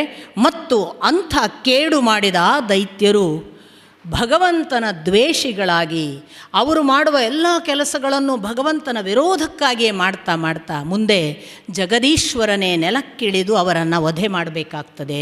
ಅಂಥ ಸಂತಾನವನ್ನು ನೀನು ಹುಟ್ಟಿಸ್ತಿ ಅಂತ ವಾರ್ನ್ ಮಾಡ್ತಾರೆ. ಆಗ ದಿತಿ ಹೇಳ್ತಾಳೆ, ನೋಡಿ, ಒಬ್ಬ ದೈತ್ಯ ಹೆಣ್ಣು ಮಗಳಿಗೆ ಅಥವಾ ದೈತ್ಯರನ್ನು ಹೆತ್ತ ಹೆಣ್ಣು ಮಗಳಿಗೆ ಎಂಥ ಒಂದು ಪ್ರಾಮಾಣಿಕ ಸ್ಪಂದನ. ಅವಳು ಹೇಳ್ತಾಳೆ, ಪರವಾಗಿಲ್ಲ, ನನ್ನ ಮಕ್ಕಳು ದೈತ್ಯರಾದರೂ ಭಗವಂತನಿಂದ ದೇಹ ನಾಶ ಆಗುತ್ತಲ್ಲ, ಅಷ್ಟರ ಮಟ್ಟಿಗಾದರೂ ಅನುಗ್ರಹ ಆಯ್ತಲ್ಲ ಅಂತ ಒಂದು ಭಾಗ. ಆ ಬಳಿಕ ಅವಳು ಮತ್ತೂ ಪ್ರಾರ್ಥಿಸ್ತಾಳೆ, ಇಲ್ಲ, ನಾನೇನೋ ದುಷ್ಟ ಸಮಯದಲ್ಲಿ ಕೇಳಿದ್ದೇನೆ, ಆದರೆ ನನಗೆ ಏನಾದರೂ ಒಳಿತನ್ನು ಅನುಗ್ರಹ ಮಾಡು. ಆಗ ಭಗವಂತ ಬ್ರಹ್ಮ ಹೇಳ್ತಾನೆ, ಅಥವಾ ನಿನಗೆ ಕಶ್ಯಪ ಹೇಳ್ತಾನೆ, ನಿನಗೆ ನಿನ್ನ ಮಕ್ಕಳಿಂದ ಒಳಿತು ಹುಟ್ಟೋದಿಲ್ಲ, ನಿನ್ನ ಮೊಮ್ಮಗನಲ್ಲಿ ಒಬ್ಬನಿಗೆ ಒಳಿತು ಸಂಭವಿಸ್ತದೆ. ಅವನು ಭಕ್ತಿಯಿಂದ ಭಗವಂತನ ಭಗವದ್ಭಕ್ತನಾಗಿ ಈ ಲೋಕದಲ್ಲಿ ಯಾವ ಕಾಲಕ್ಕೆ ಹೆಸರು ಉಳಿಸ್ಕೋತಾನೆ ಅಂತ. ಇಷ್ಟು ಅನುಗ್ರಹ ಆದ ನಂತರ 100 ವರ್ಷ ಕಾಲ ದಿತಿ ಹೆರಲಿಲ್ಲ ಅಂತ. ಗರ್ಭವನ್ನು ತಡೆದುಕೊಂಡಿದ್ಲಂತೆ. ದೈತ್ಯರಲ್ವಾ, ಆದಷ್ಟು ಸಂಯಮದಿಂದ ಆದಷ್ಟು ತಡ ಮಾಡೋದು ಅಂತ. ಇಂಥ ಹೊತ್ತಿನಲ್ಲಿ ಲೋಕದಲ್ಲಿ ಒಂದು ಬಿಸಿ, ಒಂದು ಹೊಗೆ, ಒಂದು ದಾಹ, ಏನೋ ಸುಟ್ಟು ಹೋಗ್ತಿದೆ ಅನ್ನುವ ಭಾವ, ಇಡೀ ಜಗತ್ತು ಉರಿಯುತ್ತದೇನೋ ಅನ್ನುವಂತಹ ಭಯ, ದೇವತೆಗಳೆಲ್ಲ ಉಸಿರು ಕಟ್ಟಿದ ಅವಸ್ಥೆಯನ್ನು ಅನುಭವಿಸಿದರು ಅಂತ. ಎಷ್ಟೋ ಸಾರಿ ನಾವು ಬರಗಾಲ, ಸುಡು ಬೇಸಿಗೆ, ಆ ಬೇಸಿಗೆ ಬಿಸಿಲು, ಅದರ ಭರಾಟೆ, ಅದರ ಆರ್ಭಟ ನೋಡುವಾಗ ಕಾಸ್ಮಿಕ್ನಲ್ಲಿ ಏನೋ ವ್ಯವಸ್ಥೆ ನಡೀತಿರಬಹುದೇನೋ ಅಂತ ಅನಿಸುತ್ತೆ. ಮಳೆ ಬಂದಾಗಲೂ ಹಾಗೇ ಯೋಚನೆ ಮಾಡ್ತೀನಿ ನಾನು. ಯಾಕೆಂದರೆ ನೀವು ಮುಂದಿನ ಭಾಗ ನೋಡಿದರೆ ನಿಮಗೆ ಅನಿಸುತ್ತೆ ಇಂಥ ಸಂಗತಿಗಳು ಸಾಧ್ಯ ಅಂತ. ಯಾಕಂದ್ರೆ ನಮ್ಮ ಲೆಕ್ಕಾಚಾರ ಮಾತ್ರ ಅಲ್ಲ, ನಮ್ಮ ಲೆಕ್ಕಾಚಾರ ಮಾತ್ರ ಆದರೆ ನಮಗೊಂದು ವರ್ಷಕ್ಕೆ ಬರುವಂಥ ಮಳೆ ಮಾತ್ರ ಬರಬೇಕಲ್ಲ. ಕೆಲವೊಮ್ಮೆ ಪ್ರವಾಹ, ಕೆಲವೊಮ್ಮೆ ಎಲ್ಲ ಮುಳುಗಿಸಿ ಹೋಗುವಂತಹ ಮಳೆ, ಕೆಲವೊಮ್ಮೆ ಮಳೆನೇ ಇಲ್ಲ. ಏನೋ ಒಬ್ಬ ಲೆಕ್ಕ ಹಾಕ್ತಾ ಇದ್ದಾನೆ. ಆ ಲೆಕ್ಕ ನಮಗೆ ಸಿಕ್ಕದ್ದಕ್ಕೆ ನಾವು ಈ ವರ್ಷ ಪ್ರವಾಹ ಬಂತು ಎಲ್ಲ ಕಳ್ಕೊಂಡ್ವಿ ಅಂತ ಅಳ್ತೀವಿ, ಈ ವರ್ಷ ಬರಗಾಲ ಬಂತು ಬೆಳೆ ಬೆಳೀಲಿಲ್ಲ ಅಂತ ಅಳ್ತೀವಿ. ಇದೆಲ್ಲವೂ ಕೂಡ ಅವನ ಲೆಕ್ಕಾಚಾರದಲ್ಲಿ ಇಲ್ಲೊಂದು ಏನೋ ನಡೀತಿರಲಿಕ್ಕೆ ಸಾಕು.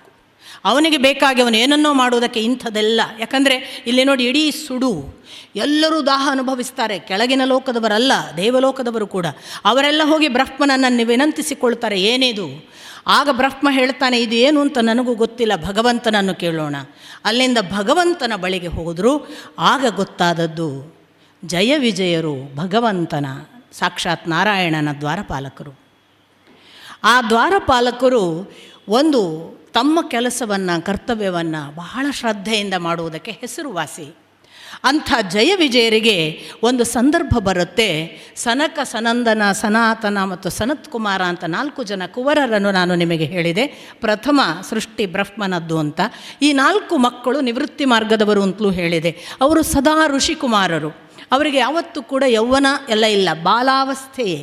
ಮತ್ತು ಅವರು ಬೆತ್ತಲು, ನಗ್ನ ಋಷಿಗಳು. ಅವರಿಗೆ ಮೈಮೇಲೆ ಬಟ್ಟೆ ಇಲ್ಲದ ಪುಟ್ಟ ಬಾಲಕರು 5 ವರ್ಷದವರು ಓಡಾಡಿದರೆ ಹೇಗೆ ಹಾಗೆ ಕಾಣಿಸುವ ಒಂದು ಸ್ಥಿತಿ. ದೈಹಿಕವಾಗಿ ವೃದ್ಧಾಪ್ಯವೋ ಯೌವನವೋ ಬೆಳವಣಿಗೆಯೋ ಇಲ್ಲ. ಆದರೆ ಜ್ಞಾನ ಪರಂಪರೆಯಲ್ಲಿ ನಾರಾಯಣನ ಬಳಿಗೆ ಹೋಗುವುದಕ್ಕೆ ಸಿದ್ಧವಾದ ಆಧ್ಯಾತ್ಮದ ತುದಿಯನ್ನು ಮುಟ್ಟಿದವರು. ಈ ಅಧ್ಯಾತ್ಮ ಜೀವಿಗಳು ಭಗವತ್ ಸಾಕ್ಷಾತ್ಕಾರದ ನಾರಾಯಣನ ಆ ಮನೆಯನ್ನು ಅಥವಾ ಅವನ ಸ್ಥಿತಿಯನ್ನು, ಅವನನ್ನು ಮುಟ್ಟುವ ಕಾರಣವಾಗಿ ಆ ನಾರಾಯಣನ ಲೋಕ ಪ್ರವೇಶ ಮಾಡ್ತಾರೆ. ನಾರಾಯಣನ ಆ ಲೋಕದಲ್ಲಿ ಅವರು ಆರಾಮಾಗಿ 6 ಮಂಟಪದ ದ್ವಾರಗಳನ್ನು ದಾಟ್ತಾರೆ. ಅಂದರೆ ಒಂದೊಂದು ಮಂಟಪ ದಾಟ್ತಾ ದಾಟ್ತಾ ಅಲ್ಲಿ ಕೂತಿರುವ ನಾರಾಯಣನವರೆಗೆ ಹೋಗಬೇಕು. 6 ಮಂಟಪದ ದ್ವಾರಗಳನ್ನು ದಾಟ್ತಾರೆ. ಯಾವ ತೊಂದರೆಗಳು ಅವರಿಗೆ ಬರೋದಿಲ್ಲ. 7ನೆಯ ಮಂಟಪಕ್ಕೆ ಬಂದಾಗ ಜಯ ವಿಜಯರು ದ್ವಾರಪಾಲಕರು ಕೂತಿದ್ದಾರೆ. ಅವರು ನೀವು ಯಾರು ಅಂತ ತಡೀತಾರೆ. ತಡೆಯುವಾಗ ಈ ಬಾಲಕರಿಗೆ ಕೋಪ ಬರ್ತದೆ. ಯಾಕೆ? ಬಹಳ ಬಿಕ್ಕಟ್ಟಿನ ವಿಷಯ ಅಂತ ನಾನು ಯಾವಾಗಲೂ ಭಾವಿಸೋದು. ತಡೆಯುವುದು ದ್ವಾರಪಾಲಕನ ಕೆಲಸ. ತಡೆಯದೇ ಇದ್ದರೆ ನಾರಾಯಣ ಬೈಯಬಹುದು, ಯಾರು ಅಂತ ಕೇಳದೆ ಹೇಗೆ ಬಿಟ್ಟಿ ಅಂತ. ತಡೀತು, ಇವರಿಗೆ ಸಿಟ್ಟು ಬರುತ್ತೆ ನೋಡಿ. ನಮ್ಮಲ್ಲೂ ಆಗುತ್ತಲ್ಲ, ಸೆಕ್ಯೂರಿಟಿ ಗಾರ್ಡ್ ಕೆಲಸ ಮಾಡೋರನ್ನೆಲ್ಲ ನೋಡಿದಾಗ ಪಾಪ ಕೆಲವೊಮ್ಮೆ ಹಾಗೆ ಅನಿಸುತ್ತೆ. ಅವರಿಗೆ ಒಳಗೆ ಬಿಡಬೇಕಾ, ಒಳಗಿನ ಮ್ಯಾನೇಜ್ಮೆಂಟ್ ಬೈತೆ, ಹೆಂಗೆ ಬಿಟ್ಟಿಯೋ ಕೇಳದೆ ಅಂತ. ಇವನು ಯಾವನೋ ಹೊರಗಿಂದ ಹೋದವನು ಬಹಳ ದೊಡ್ಡ VIP ಇರ್ತಾನೆ, ಅವ್ರಿಗೆ ಗೊತ್ತಿರೋದಿಲ್ಲ. ನನಗೂ ಇಲ್ಲಿ ಡೈರಿಯಲ್ಲಿ ಬರಿ ಅಂತೀನೋ ನನ್ನ ಹೆಸರನ್ನು ಅಂತ ಅವ ಜೋರು ಮಾಡ್ತಾನೆ. ಇವರು ಎರಡರ ಮಧ್ಯೆ ಪಾಪ. ಜಯ ವಿಜಯರ ಅವಸ್ಥೆ ಅಂಥದೇ ಒಂದು ಸ್ಥಿತಿಯ ಹಾಗೆ ಕಾಣಿಸ್ತದೆ. ನಾನು ಬಹಳ ಕಡಿಮೆ ಮಟ್ಟಕ್ಕೆ ಇಳಿಸಿದ್ದೇನೆ, ಸ್ವಲ್ಪ ಅರ್ಥ ಆಗಲಿ ಅಂತಷ್ಟೇ.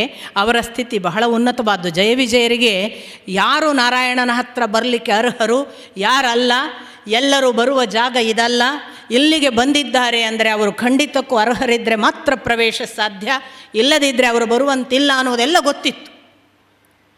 ಇಷ್ಟೆಲ್ಲ ಗೊತ್ತಿದ್ದು ಕೂಡ ಅವರು ತಮ್ಮ ಅಜ್ಞಾನವೋ ಮೌಢ್ಯವೋ ಯಾವುದೋ ಒಂದು ಸಮಯಕ್ಕೆ ಅವರಿಗಿದ್ದಂತಹ ಯಾವ ಪಾಪಕಾರ್ಯವೋ ಅವರ ಕರ್ಮದ ಫಲವೋ ಅವರಿಗೆ ಆ ಕ್ಷಣಕ್ಕೆ ತಡಿಬೇಕು ಅಂತ ಅನ್ನಿಸ್ತು. ಆಗ ಸನಕ ಸನಂದನಾದಿಗಳು ಹೇಳ್ತಾರೆ, ಈ ಜಾಗಕ್ಕೆ ಅರ್ಹತೆ ಇಲ್ಲದವರು ಬರುವುದಿಲ್ಲ. ನಾರಾಯಣನ ಆ ಸಾಮೀಪ್ಯಕ್ಕೆ ತಲುಪಬೇಕು ಅಂದರೆ ಅದಕ್ಕೊಂದು ತಪಸ್ಸು ಬೇಕು. ಆ ತಪಸ್ಸು ಮುಗಿಸಿ ಬಂದು 6 ಮಂಟಪದ ದ್ವಾರ ದಾಟಿದ ನಮ್ಮನ್ನು ನೀನು ತಡೆದು ನಿಲ್ಲಿಸುತ್ತೀ ಅಂದರೆ ನಿಮಗೆ ನಮ್ಮ ಅರ್ಹತೆಗಳಿಗಿಂತ ನಿಮ್ಮ ದ್ವಾರಪಾಲಕತ್ವವೇ ಹೆಚ್ಚಾಯಿತು ಅಂತ ಕಾಣ್ತದೆ. ನಮ್ಮನ್ನು ಹೀಗೆ ಅವಮಾನಿಸಿದ್ದಕ್ಕೆ ಪಾಪಯೋನಿಯಲ್ಲಿ ಬಿದ್ದು ಕೆಲ ಕಾಲ ಒದ್ದಾಡಿ ಬನ್ನಿ, ಭಗವಂತ ಅಷ್ಟು ಹೊತ್ತಿಗೆ ನಿಮಗೆ ಒಬ್ಬ ದುಷ್ಟ ವಿರೋಧಿ ಆಗಲಿ ಅಂತ ಶಾಪ ಕೊಡ್ತಾರೆ. ಈ ಶಾಪದ ಫಲವಾಗಿ ಜಯ ವಿಜಯರು ಇನ್ನೇನು ತತ್ತರಿಸಿ ನಡುಗಿ ಕ್ಷಮೆಯಾಚನೆ ಮಾಡಿ, ಹಾಗೆ ಮಾಡಬೇಡಿ, ನಮಗೆ ದಯವಿಟ್ಟು ಇದರಿಂದ ಏನು ಉದ್ಧಾರ ಆಗಲಿಕ್ಕೆ ಸಾಧ್ಯ ಇದೆ ಅಂತ ಅನುಗ್ರಹ ಮಾಡಿ ಇತ್ಯಾದಿ ಇತ್ಯಾದಿ ಕೇಳಿದಾಗ ನಾರಾಯಣ ಎದ್ದು ಬರ್ತಾರೆ. ಆ ಮಾತುಗಳನ್ನು ಜಗಳವನ್ನು ಆಲಿಸಿ ನಾರಾಯಣ ಬಂದು, ನಿಮಗೆ ಗೊತ್ತಿರಬೇಕು, ಇನ್ನಿಲ್ಲದ ಪರಿಯಲ್ಲಿ ಆ ಋಷಿ ಮುನಿಗಳನ್ನು ಆದರಿಸಿ ಗೌರವಿಸಿ ಅತ್ಯಂತ ಉತ್ಕಟವಾದ ಪೂಜೆಯ ರೂಪದ ನುಡಿಗಳನ್ನು ಆಡ್ತಾನೆ ನಾರಾಯಣ. ಭಕ್ತರ ಬಗ್ಗೆ, ಋಷಿಗಳ ಬಗ್ಗೆ, ಜ್ಞಾನಿಗಳ ಬಗ್ಗೆ ಭಗವಂತ ಹೇಗಿರ್ತಾನೆ ಅನ್ನೋದಕ್ಕೆ ಆ ಭಾಗ ಓದಿ ನೀವು. ಒಬ್ಬ ತಿಳಿದು ಬಂದ ಬ್ರಾಹ್ಮಣ ಜ್ಞಾನಿಗಳನ್ನು, ಒಬ್ಬ ದೇವರ ದಾರಿ ನಡೆದಂತಹ ಸಾಕ್ಷಾತ್ಕಾರದ ಹಾದಿಯಲ್ಲಿರುವ ಋಷಿಗಳನ್ನು ಭಗವಂತ ತಲೆಯ ಮೇಲಿಟ್ಟು ಕೊಂಡಾಡ್ತಾನೆ. ನೀವಲ್ಲದೆ ನನಗೆ ಬೇರೆ ಯಾರೂ ಬೇಕಾಗಿಲ್ಲ, ನಿಮ್ಮಂಥವರಲ್ಲದೆ ಈ ಜಗತ್ತು ಉಳಿಯಲಾರದು, ಬೆಳೆಯಲಾರದು, ನನ್ನ ಅಸ್ತಿತ್ವ ನಿಮ್ಮಿಂದ, ಹೀಗೆಲ್ಲ ಕೊಂಡಾಡಿ ಆ ಬಳಿಕ ನಾರಾಯಣ ಹೇಳ್ತಾನೆ, ಅವರು ಮಾಡಿದ ಅಪರಾಧಕ್ಕೆ ನೀವು ತಕ್ಕುದಾದ ಶಿಕ್ಷೆಯನ್ನೇ ಕೊಟ್ಟಿದ್ದೀರಿ.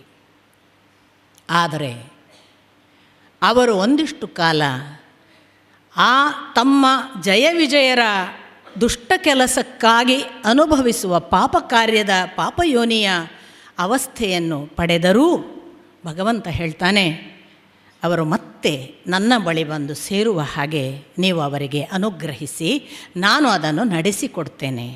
ಹೀಗೆ ಜಯ ವಿಜಯರನ್ನು ಅವರು ಪಾಪಯೋನಿಯಲ್ಲಿ ಹೋಗಿ ಭೂಲೋಕದಲ್ಲಿ ಇರಿ ಅಂತ ಹೇಳಿದ್ದನ್ನು ಮತ್ತೆ ತನ್ನ ಬಳಿಗೆ ಬರುವಂತೆ ಮಾಡಿದಾಗ ಆ ನಾರಾಯಣನ ಒಂದು ಅನುಗ್ರಹವನ್ನು ಇವರ ಶಾಪವನ್ನು ಅನುಭವಿಸುವುದಕ್ಕಾಗಿ ಜಯ ವಿಜಯರು ಬಿದ್ದು ಭೂಮಿಗೆ ಬಂದು, ಆಗ ಭಗವದ್ವೇಷಿಗಳಾಗಿ ಹುಟ್ಟಿದ್ದೇ ಹಿರಣ್ಯಾಕ್ಷ, ಹಿರಣ್ಯಕಶಿಪು.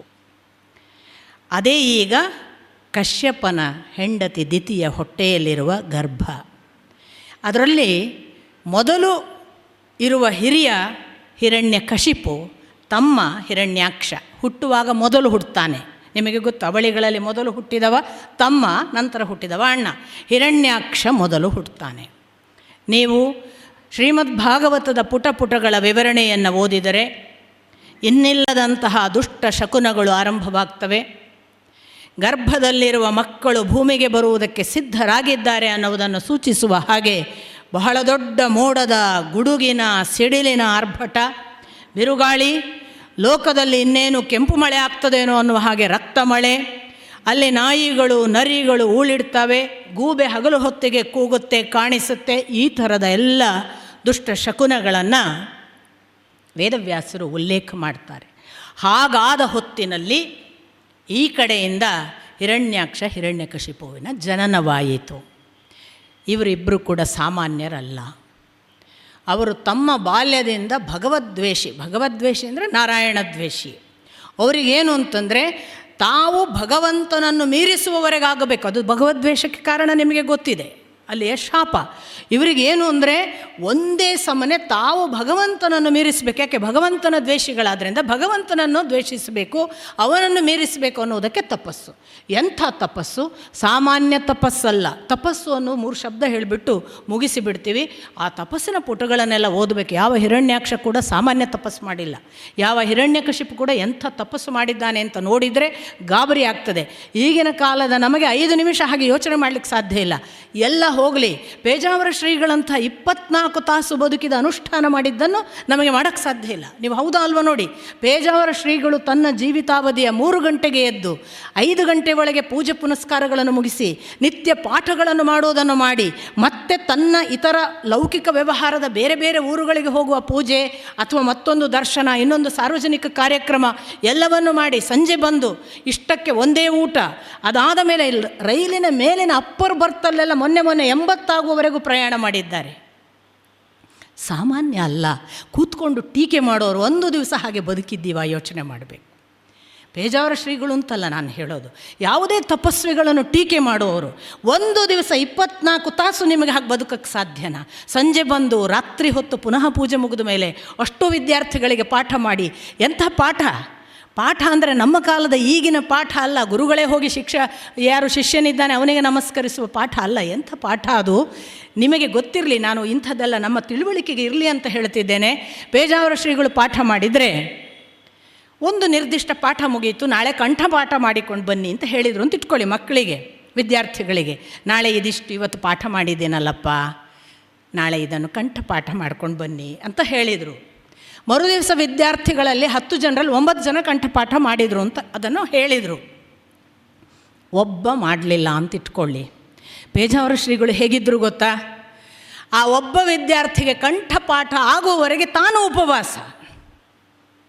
ಅವನಿಗೆ ಶಿಕ್ಷೆ ಅಲ್ಲ, ನನ್ನ ಪಾಠ ಸರಿ ಆಗಲಿಲ್ಲ ಕಾಣ್ತದೆ, ನನ್ನ ಪಾಠ ಅವನಿಗೆ ಆಪ್ತವಾಗಲಿಲ್ಲ ಅನ್ನಿಸ್ತದೆ, ಅವನದನ್ನು ಸ್ವೀಕರಿಸಲಿಲ್ಲ ಕಾಣ್ತದೆ, ಅವನಿಗೆ ಅದು ಹಸಿವು ಹುಟ್ಟಲಿಲ್ಲಲ್ಲ, ನನ್ನ ದೋಷ. ಅವನಿಗೆ ಕಂಠಪಾಠ ಆಗುವವರೆಗೆ ನಾನು ಊಟ ಮಾಡೋದಿಲ್ಲ. ಇಂಥದ್ದೆಲ್ಲ ಗುರುತ್ವ. ತಪಸ್ಸಿನ ಕೆಲವು ಸ್ಯಾಂಪಲ್ಗಳನ್ನು ಕೂಡ ನಾವು ಬದುಕಿನ 1-5 ನಿಮಿಷ ಮಾಡದೆ ದೊಡ್ಡ ದೊಡ್ಡ ತಪಸ್ವಿಗಳನ್ನು ಬಹಳ ಕನಿಷ್ಠವಾಗಿ ಅತಿರೇಕದಿಂದ ಮಾತನಾಡುವ ಚಾಪಲ್ಯ ನಮ್ಮ ದೇಶದ ನಮ್ಮ ಪ್ರತಿ ಯುವಕರಿಗೆ ಒಂದು ಶಾಪ. ಖಂಡಿತ ಅವರಿಗೆ ಯಾರಿಗೂ ಒಳ್ಳೆಯದಾಗುವುದಿಲ್ಲ. ಈ ಥರ ನಾವು ದೊಡ್ಡವರನ್ನು ಅನಾದರ ಮಾಡೋದರಿಂದ, ಯಾವುದೇ ದೊಡ್ಡವರನ್ನು ಅನಾದರ ಮಾಡೋದರಿಂದ ಒಳ್ಳೆಯದಾಗೋದಿಲ್ಲ. ತಪಸ್ವಿಗಳ ವಿಷಯದಲ್ಲಂತೂ ಖಂಡಿತ ಒಳಿತಲ್ಲ. ಯಾಕೆ ಈ ಮಾತು ಹೇಳಿದೆ? ನೀವು ಹಿರಣ್ಯಕಶಿಪು ಹಿರಣ್ಯಾಕ್ಷ ಅಂತ ನಾವು ದೈತ್ಯರು ಅಂತೇವೆ. ಮಾಡಿದ ತಪಸ್ಸನ್ನು ಒಂದು ಕ್ಷಣ ಓದಿ ನೋಡಿ, ಗಾಬರಿ ಹುಡ್ತದೆ. ದೇವತೆಗಳು ಕೂಡ ನಡುತ್ತಾರೆ. ಅಂಥ ಒಂದು ತಪಸ್ಸು, ಅಂಥ ಸಂಕಲ್ಪ, ಅಂಥ ದೃಢತ್ವ. ಊಟ ನೀರು ಬಿಡಿ, ಉಸಿರು ಬಿಡೋಕ್ಕೆ ಸಿದ್ಧರಾಗಿ ನಿಲ್ತಾರೆ. ಹಾಗಾದದ್ರಿಂದ ಬ್ರಹ್ಮ ಅವರಿಗೆ ಒಲಿತಾನೆ, ಅನುಗ್ರಹ ಆಗ್ತದೆ. ಆ ಅನುಗ್ರಹದ ಫಲವಾಗಿ ಅವರು ಬಹಳ ಬಲಿಷ್ಠರಾಗ್ತಾರೆ. ಅವರಿಗೆ ಯಾವ ಕಾಲಕ್ಕೂ ಯಾರಿಂದಲೂ ಅಡ್ಡಿ ಇಲ್ಲ ಅನ್ನೋ ಒಂದು ಸ್ಥಿತಿ ತಲುಪಿದ್ರಿಂದ ಅವರು ಇನ್ನೇನು ತಾವೇ ತಮ್ಮನ್ನು ಬಿಟ್ಟರೆ ಇನ್ಯಾರೂ ಇಲ್ಲ ಅನ್ನುವ ಮೆರೆದಾಟದ ಸಂದರ್ಭದಲ್ಲಿ ಹಿರಣ್ಯಾಕ್ಷ ಒಂದು ಸಾರಿ ತಾನು ಸಿದ್ಧನಾದ ಮೇಲೆ ಜಗತ್ತನ್ನು ನೋಡ್ತಾನೆ. ನೋಡಿ ಅವನಿಗೇನು ಅನ್ನಿಸ್ತದೆ? ನಾನು ಈಗ ನನ್ನ ಆಧಿಪತ್ಯವನ್ನು ಸ್ಥಾಪಿಸಬೇಕು. ಹೇಗೆ ಆಧಿಪತ್ಯ ಸ್ಥಾಪನೆ ಅಂದರೆ, ನಾನು ಯಾವ ರೀತಿಯ ಬಲಿಷ್ಠ ಅನ್ನೋದನ್ನು ಲೋಕಕ್ಕೆ ಮನವರಿಕೆ ಮಾಡಿಕೊಡುವಂತಹ ಯಾವುದಾದ್ರೂ ಕ್ರಿಯೆ ಮಾಡಬೇಕು. ಆವಾಗ ಏನು ಮಾಡಬೇಕು? ಒಬ್ಬ ದೊಡ್ಡವನ ಹತ್ರ ಯುದ್ಧ ಮಾಡಿದರೆ ಗೊತ್ತಾಗ್ಬಿಡುತ್ತೆ, ಇವು ಬಹಳ ದೊಡ್ಡವ, ಆ ದೊಡ್ಡವನನ್ನು ಸೋಲಿಸಿದ್ದಾನೆ ಅಂತ. ಹಾಗಾಗಿ ಅವ ಹುಡುಕಿಕೊಂಡು ಹೋದನಂತೆ. ಯುದ್ಧ ಮಾಡಲಿಕ್ಕೆ ಯಾರು ನನಗೀಗ ಸರಿಸಾಟಿ? ಹೋಗಿ ವಾಯುದೇವರನ್ನು ಕೇಳಿದನಂತೆ. ವಾಯುದೇವರು ನಿರಾಕರಿಸಿದನಂತೆ. ಇಲ್ಲಪ್ಪ, ನನಗೆ ನಿನ್ನ ಜೊತೆಗೆಲ್ಲ ಯುದ್ಧ ಮಾಡುವಷ್ಟು ಮನಸ್ಸಿಲ್ಲ, ನಾನು ಅದನ್ನೆಲ್ಲ ಬಿಟ್ಟಿದ್ದೇನೆ, ನೀನು ವರುಣನ ಹತ್ರ ಹೋಗು. ವರುಣನ ಹತ್ರ ಬಂದನಂತೆ. ನನಗೆ ಬಹಳ ಯುದ್ಧದ ಹಸಿವಿದೆ, ನನಗೊಂದು ಯುದ್ಧದಕ್ಕೆ ಸಾಥ್ ಕೊಡು, ಯುದ್ಧ ಮಾಡೋಣ ಬಾ. ಆ ಕೂಡಲೇ ವರುಣನಿಗೆ ಗೊತ್ತಿತ್ತು ಇವನೀಗಾಗಲೇ ಎಲ್ಲ ತಪಸ್ಸು ಮಾಡಿ ಬ್ರಹ್ಮನಿಂದ ಎಲ್ಲ ವರ ಪಡೆದವನು. ತಕ್ಷಣ ಅವನು ಹೇಳಿದನಂತೆ, ಇಲ್ಲ ನನಗೆ ಅದರೆಲ್ಲ ವೈರಾಗ್ಯ ಬಂದುಬಿಟ್ಟಿದೆ, ಯಾಕೋ ಯುದ್ಧ, ಅದರಲ್ಲಿ ಜಗಳ ಮಾಡಿ ಗೆಲ್ಲುವುದು ಸೋಲು ಇದೆಲ್ಲ ಆಸಕ್ತಿನೇ ಇಲ್ಲಪ್ಪ. ನೀನು ಒಂದು ಕೆಲಸ ಮಾಡು, ಆ ನಾರಾಯಣ ಅಂತ ಒಬ್ಬ ಇದ್ದಾನೆ, ಅವನು ವಿಷ್ಣು ಅಂತ ಅವನನ್ನು ಕರೀತಾರೆ, ಅವನೇನಾದರೂ ಬಂದರೆ ಯುದ್ಧ ಮಾಡಿ ನೋಡು. ತಕ್ಷಣ ಹೌದಾ, ಅವನು ಯಾರು ಹುಡುಕ್ತೇನೆ ಅಂತ ಇವು ಹೊರಟ ಹೊತ್ತು ಆಗ ಭೂಮಿಯನ್ನು ತಾನು ಸೆಳೆದು ರಸಾತಳಕ್ಕೆ ಒಯ್ದಿದ್ದ ಕ್ಷಣ ಆ ಹೊತ್ತಿಗೇನೆ ಬ್ರಹ್ಮನ ಪ್ರಾರ್ಥನೆಯ ಮೇಲೆಗೆ ವರಾಹ ಭೂಮಿಗೆ ಬಂದು ಅದನ್ನು ಮತ್ತೆ ಅಥವಾ ಜಲಕ್ಕೆ ಬಂದು ಆ ಭೂಮಿಯನ್ನು ನೀರಿನ ಆಳದಿಂದ ಎತ್ತಿ ತಾನು ಸ್ಥಾಪಿಸಿದ ಆ ಹೊತ್ತು ಅದನ್ನೇ ಮೈತ್ರೇಯಿಗಳು ವಿದುರನಿಗೆ ಹೇಳಿದ್ದು. ಆಗ ವಿದುರ ಕೇಳ್ತಾನೆ, ಆ ಹಿರಣ್ಯಾಕ್ಷ ಹಾಗೆಲ್ಲ ಮಾತನಾಡಿದನಲ್ಲ, ಭಗವಂತ ಏನು ಮಾಡಿದ? ಹಿರಣ್ಯಾಕ್ಷ ಭೂವನ್ನು ತನ್ನ ಆ ದಾಡೆಯಲ್ಲಿ ಎತ್ತಿಕೊಂಡು ತಾನು ಮೇಲೆ ಬರುವ ಆ ವರಾಹನ ಅವಸ್ಥೆಯಲ್ಲಿರುವಾಗ ಕೆಣಕಿದ್ದನಲ್ಲ, ಇದ್ಯಾವುದಿದು ಮೃಗ ಅಂತ, ವನಗೋಚರ ಕಾಡಿನಲ್ಲಿ ಕಾಣುವ ಈ ಮೃಗ ಇಲ್ಲಿ ಯಾಕೆ ಬಂದಿದೆ ಅಂತ ಕೆಣಕಿದ್ದ. ಉತ್ತರ ಕೊಟ್ಟಿರಲಿಲ್ಲ ಭಗವಂತ. ಅವನೇನು ಮಾಡಿದ, ಒಮ್ಮೆ ಭೂಮಿಯನ್ನು ಅದರ ಜಾಗಕ್ಕೆ ಸ್ಥಿರಪಡಿಸಿ ತನ್ನ ಆಧಾರ ಕೊಟ್ಟು ಅಂತ ಇದೆ, ವಾಕ್ಯಗಳನ್ನು ಮರಿಬಾರದು, ತನ್ನ ಆಧಾರವನ್ನು ಕೊಟ್ಟು ಅದು ನಿಲ್ಲುವಂತೆ ಮಾಡಿದ ನಂತರದಲ್ಲಿ ಮರಳಿ ತಿರುಗಿ ಜಲದೊಳಗಿನ ಆ ಹಿರಣ್ಯಾಕ್ಷನ ಕಡೆಗೆ ನೋಡಿದನಂತೆ. ಅಲ್ಲಿವರೆಗೆ ನೋಡದ ಹಾಗೆ ಹೋದ. ನೋಡಿ, ಹೌದು ಇದು ಮೃಗ. ಎಂಥ ಮೃಗ ಗೊತ್ತಾ? ನಿನ್ನಂಥ ಗ್ರಾಮ ಸಿಂಹಗಳನ್ನು ಮಾರ್ಗಣ ಅಂದರೆ ಹುಡುಕುವ ಮೃಗ. ನೀನು ಗ್ರಾಮ ಸಿಂಹ ಅಂದ. ಏನು ಗ್ರಾಮ ಸಿಂಹ ಅಂದರೆ? ನಾಯಿ ಅಂತ. ಇಷ್ಟು ಹೇಳಿದಾಗ ಓಹೋ ನನಗೆ ಮಾತನಾಡ್ತೀಯಾ ಅಂತ ಪುನಃ ಇವನು, ನೀನು ನನ್ನನ್ನು ಏನು ಅಂತ ಭಾವಿಸಿದ್ದಿ, ನನ್ನನ್ನು ಈ ಥರ ಛೇಡಿಸ್ತೀಯಾ, ನಿನಗೆ ತಾಕತ್ತಿದ್ದರೆ ನನ್ನ ಜೊತೆಗೆ ಯುದ್ಧಕ್ಕೆ ಬಾ ಅಂತ ಆಗ ಎದುರಾದರು. ಕೂಡಲೇ ವರಾಹ ಅವತಾರದಲ್ಲಿದ್ದಂತಹ ಆ ಭಗವಂತ ಸಿದ್ಧನಾಗಿ ನಿಂತಹ ಈ ಹಿರಣ್ಯಾಕ್ಷನನ್ನು ಯುದ್ಧಕ್ಕೆ ತಾನೇ ಪ್ರಚೋದಿತನಾಗಿ ಎದುರಿಗೆ ಬಂದಂತಹ ವರಾಹ ನನ್ನು ಅಥವಾ ಆ ಎದುರಿಗಿರುವಂತಹ ಹಿರಣ್ಯಾಕ್ಷನನ್ನು ಪರಸ್ಪರ ನೋಡುವ ಹೊತ್ತಿಗೆ ಅವರಿಬ್ಬರ ನಡುವೆ ಮಾತಿನ ಒಂದು ದೊಡ್ಡ ಆರ್ಭಟ ನಡೆದು ಜಗಳ ಇನ್ನೇನು ಉತ್ಕಟ ಅವಸ್ಥೆಗೆ ಹೋಗಿ ಉನ್ನತ ಅವಸ್ಥೆಯಲ್ಲಿ ಒಬ್ಬರಿಗೊಬ್ಬರು ಹೊಡೆದಾಡಿಕೊಳ್ಳುವ ಸ್ಥಿತಿ ಬಂದಾಗ ಇವನು ತನ್ನ ಕೈಯಲ್ಲಿರುವ ಗದೆಯನ್ನು ಎತ್ತಿ ಅವನಿಗೆ ಬೀಸಿ ಹೊಡೆಯಲಿಕ್ಕೆ ಹೋದನಂತೆ. ಆಗ ವರಾಹ ಸುಮ್ಮನೆ ಹೀಗೆ ತಿರುಗಿದಾಗ ಅದು ತನಗೆ ತಾಗದೆ ಹೋಯಿತು. ಇನ್ನೊಂದಿಷ್ಟು ಹೊತ್ತಿನಲ್ಲಿ ಮತ್ತೆ ಗದೆ ಬೀಸಿದಾಗ ವರಾಹನಿಗೆ ತಾಗಿದಂತೆ ಪೆಟ್ಟಾದ ಹಾಗೆ ಗಮನಕ್ಕೆ ಬಂತು. ಬ್ರಹ್ಮಾದಿಗಳು ಗಾಬರಿಯಾದರು. ಆಟ ಆಡಬೇಡ, ಸಂಜೆ ಹೊತ್ತಾದರೆ ಹಿರಣ್ಯಾಕ್ಷ ಬಲಿಷ್ಠ ಆಗ್ತಾನೆ, ಬೇಗ ಮುಗಿಸು ಅಂತ ಪ್ರಾರ್ಥಿಸಿದರಂತೆ. ನಗ್ತಾ, ಅವರ ಮಾತಿಗೆ ನಗ್ತಾ, ಬೇಗ ಸರ್ಪವನ್ನು ಗರುಡ ಹಿಡಿದ ಹಾಗೆ ಹಿಡಿ, ನೀನು ಸುಮ್ಮನೆ ಇವನನ್ನು ಬಹಳ ಕಡಿಮೆ ಅವಂತ ಬಿಡಬೇಡಪ್ಪ, ಬೇಗ ಬೇಗ ಅಂತ ಅವರು ಅವಸರಿಸುವಾಗ ಭಗವಂತ ಅವರ ಕಡೆಗೆ ಮತ್ತೊಮ್ಮೆ ನಕ್ಕು ಈ ಕಡೆಗೆ ತಿರುಗಿ ಅವನ ಜೊತೆಗೆ ಯುದ್ಧಕ್ಕೆ ಹೊರಡುವಾಗ ಈ ವರಾಹನ ಕೈಯಲ್ಲಿದ್ದ ಗದೆ ಬಿತ್ತು. ಗದೆ ಬಿದ್ದ ತಕ್ಷಣ ಯುದ್ಧ ಧರ್ಮ. ಹಿರಣ್ಯಾಕ್ಷ ಹೇಳಿದನಂತೆ, ಎತ್ತಿಕೋ ಗದೆ, ಆಮೇಲೆ ಯುದ್ಧ ಮಾಡೋಣ ಅಂತ. ಅವನ ಆ ದೊಡ್ಡ ಸ್ಥಿತಿಯನ್ನು ನೋಡಿ ಭಗವಂತ ತಾನು ಗದೆ ಎತ್ತಲಿಲ್ಲ, ಸುದರ್ಶನ ಚಕ್ರವನ್ನು ಆವಾಹಿಸಿ ನಿಂತನಂತೆ. ಪರಸ್ಪರ ಪುನಃ ಯುದ್ಧ ಆರಂಭವಾಯಿತು. ಇವನು ತನ್ನ ಗದೆಯಿಂದ ಭಗವಂತನಿಗೆ ಏಟು ಕೊಡಲಿಕ್ಕೆ ಹೋದಾಗ ಎಡಗೈಯಿಂದ ಅದನ್ನು ಕೆಳಕ್ಕೆ ಕೆಡವಿದನಂತೆ ವರಾಹ ಅವತಾರಿ ಭಗವಂತ. ಕೆಳಕ್ಕೆ ಬಿದ್ದ ಗದೆಯನ್ನು ಈಗ ನೀನೇ ಎತ್ತು ಅಂತ ಭಗವಂತ ಅವಕಾಶ ಕೊಟ್ಟ. ಆಗ ಅವನು ಈ ವರಾಹನ ಜೊತೆಗೆ ತಾನು ಬಿದ್ದ ಗದೆ ಎತ್ತಿ ಯುದ್ಧ ಮಾಡುವುದಲ್ಲ ಅಂತ ತೀರ್ಮಾನ ಮಾಡಿ ತನ್ನ ಯುದ್ಧದ ಮಾಯೆಯ ಏನೆಲ್ಲ ಸಕಲ ವ್ಯವಸ್ಥೆಗಳಿವೆ ಆ ಮಾಯೆಯನ್ನೆಲ್ಲ ಆರಂಭ ಮಾಡಿ ಅಲ್ಲಿ ರಕ್ತದ ಮಳೆ, ಕಲ್ಲುಗಳು ಬೀಳೋದು, ಬೇರೆ ಬೇರೆ ಕತ್ತಲಾಗುವಂತಹ ವಾತಾವರಣ ನಿರ್ಮಾಣ, ಆಮೇಲೆ ಇನ್ಯಾರೂ ಕಾಣದೇ ಇರುವಷ್ಟು ಏನೊಂದು ರಾಶಿ ಮಾಯೆಯ ಆಕಾರಗಳು ಬಂದ ಹಾಗೆ ಗದ್ದಲ ನಿರ್ಮಾಣ ಮಾಡಿ ವರಾಹ ಕಂಗಾಲಾಗಬೇಕು ಅಂತ ಅನ್ನಿಸುವ ಹಾಗೆ ಅವ ಆಟ ಆಡ್ತಿರುವಾಗ ಭಗವಂತ ಅವನ ಕಡೆಗೆ ನೋಡ್ತಲೇ ಇದ್ದನಂತೆ. ಇವನು ತನ್ನ ಎಲ್ಲ ತ್ರಿಶೂಲವನ್ನು ಎತ್ತಿಕೊಂಡಿದ್ದ, ಆಯುಧ ತೆಗೆದುಕೋ ಅಂದಾಗ ಮಾಯೆಯಿಂದ ಆ ತ್ರಿಶೂಲವನ್ನು ಗರಿ ಕತ್ತರಿಸಿದ ಹಕ್ಕಿಯ ಹಾಗೆ ಮಾಡಿಬಿಟ್ಟನಂತೆ ಸುದರ್ಶನ ಚಕ್ರದಿಂದ ವರಾಹ. ಅಂಥ ಹೊತ್ತಿನಲ್ಲಿ ಕೈಯಲ್ಲಿ ಆಯುಧಗಳಿಲ್ಲದೆ ತನ್ನ ಮಾಯಾಮೋಹವೂ ನಡೆಯದೇ ಇದ್ದಾಗ ಇವನನ್ನು ತನ್ನ 2 ಬಾಹುಗಳಿಂದ ಬಂಧಿಸಿ ಬಿಗಿ ಮುಷ್ಟಿಯಲ್ಲಿ ಇಲ್ಲವಾಗಿಸಬೇಕು ಅಂತ ಹಿರಣ್ಯಾಕ್ಷ ತಾನು ಆರ್ಭಟಿಸಿಕೊಂಡು ಅವನ ಹತ್ರ ಹೋಗಿ ಅವನನ್ನು ಗಾಢವಾಗಿ ಅಪ್ಪಿಕೊಂಡರೆ ಹಿರಣ್ಯಾಕ್ಷನಿಗೆ ಅನ್ನಿಸ್ತಿತ್ತಂತೆ ಇವನು ಹೊರಗೇ ಇದ್ದಾನೆ, ತನ್ನ ಬಾಹುಬಂಧನಕ್ಕೆ ಇವ ಸಿಕ್ಕಿಲ್ಲ ಅಂತ.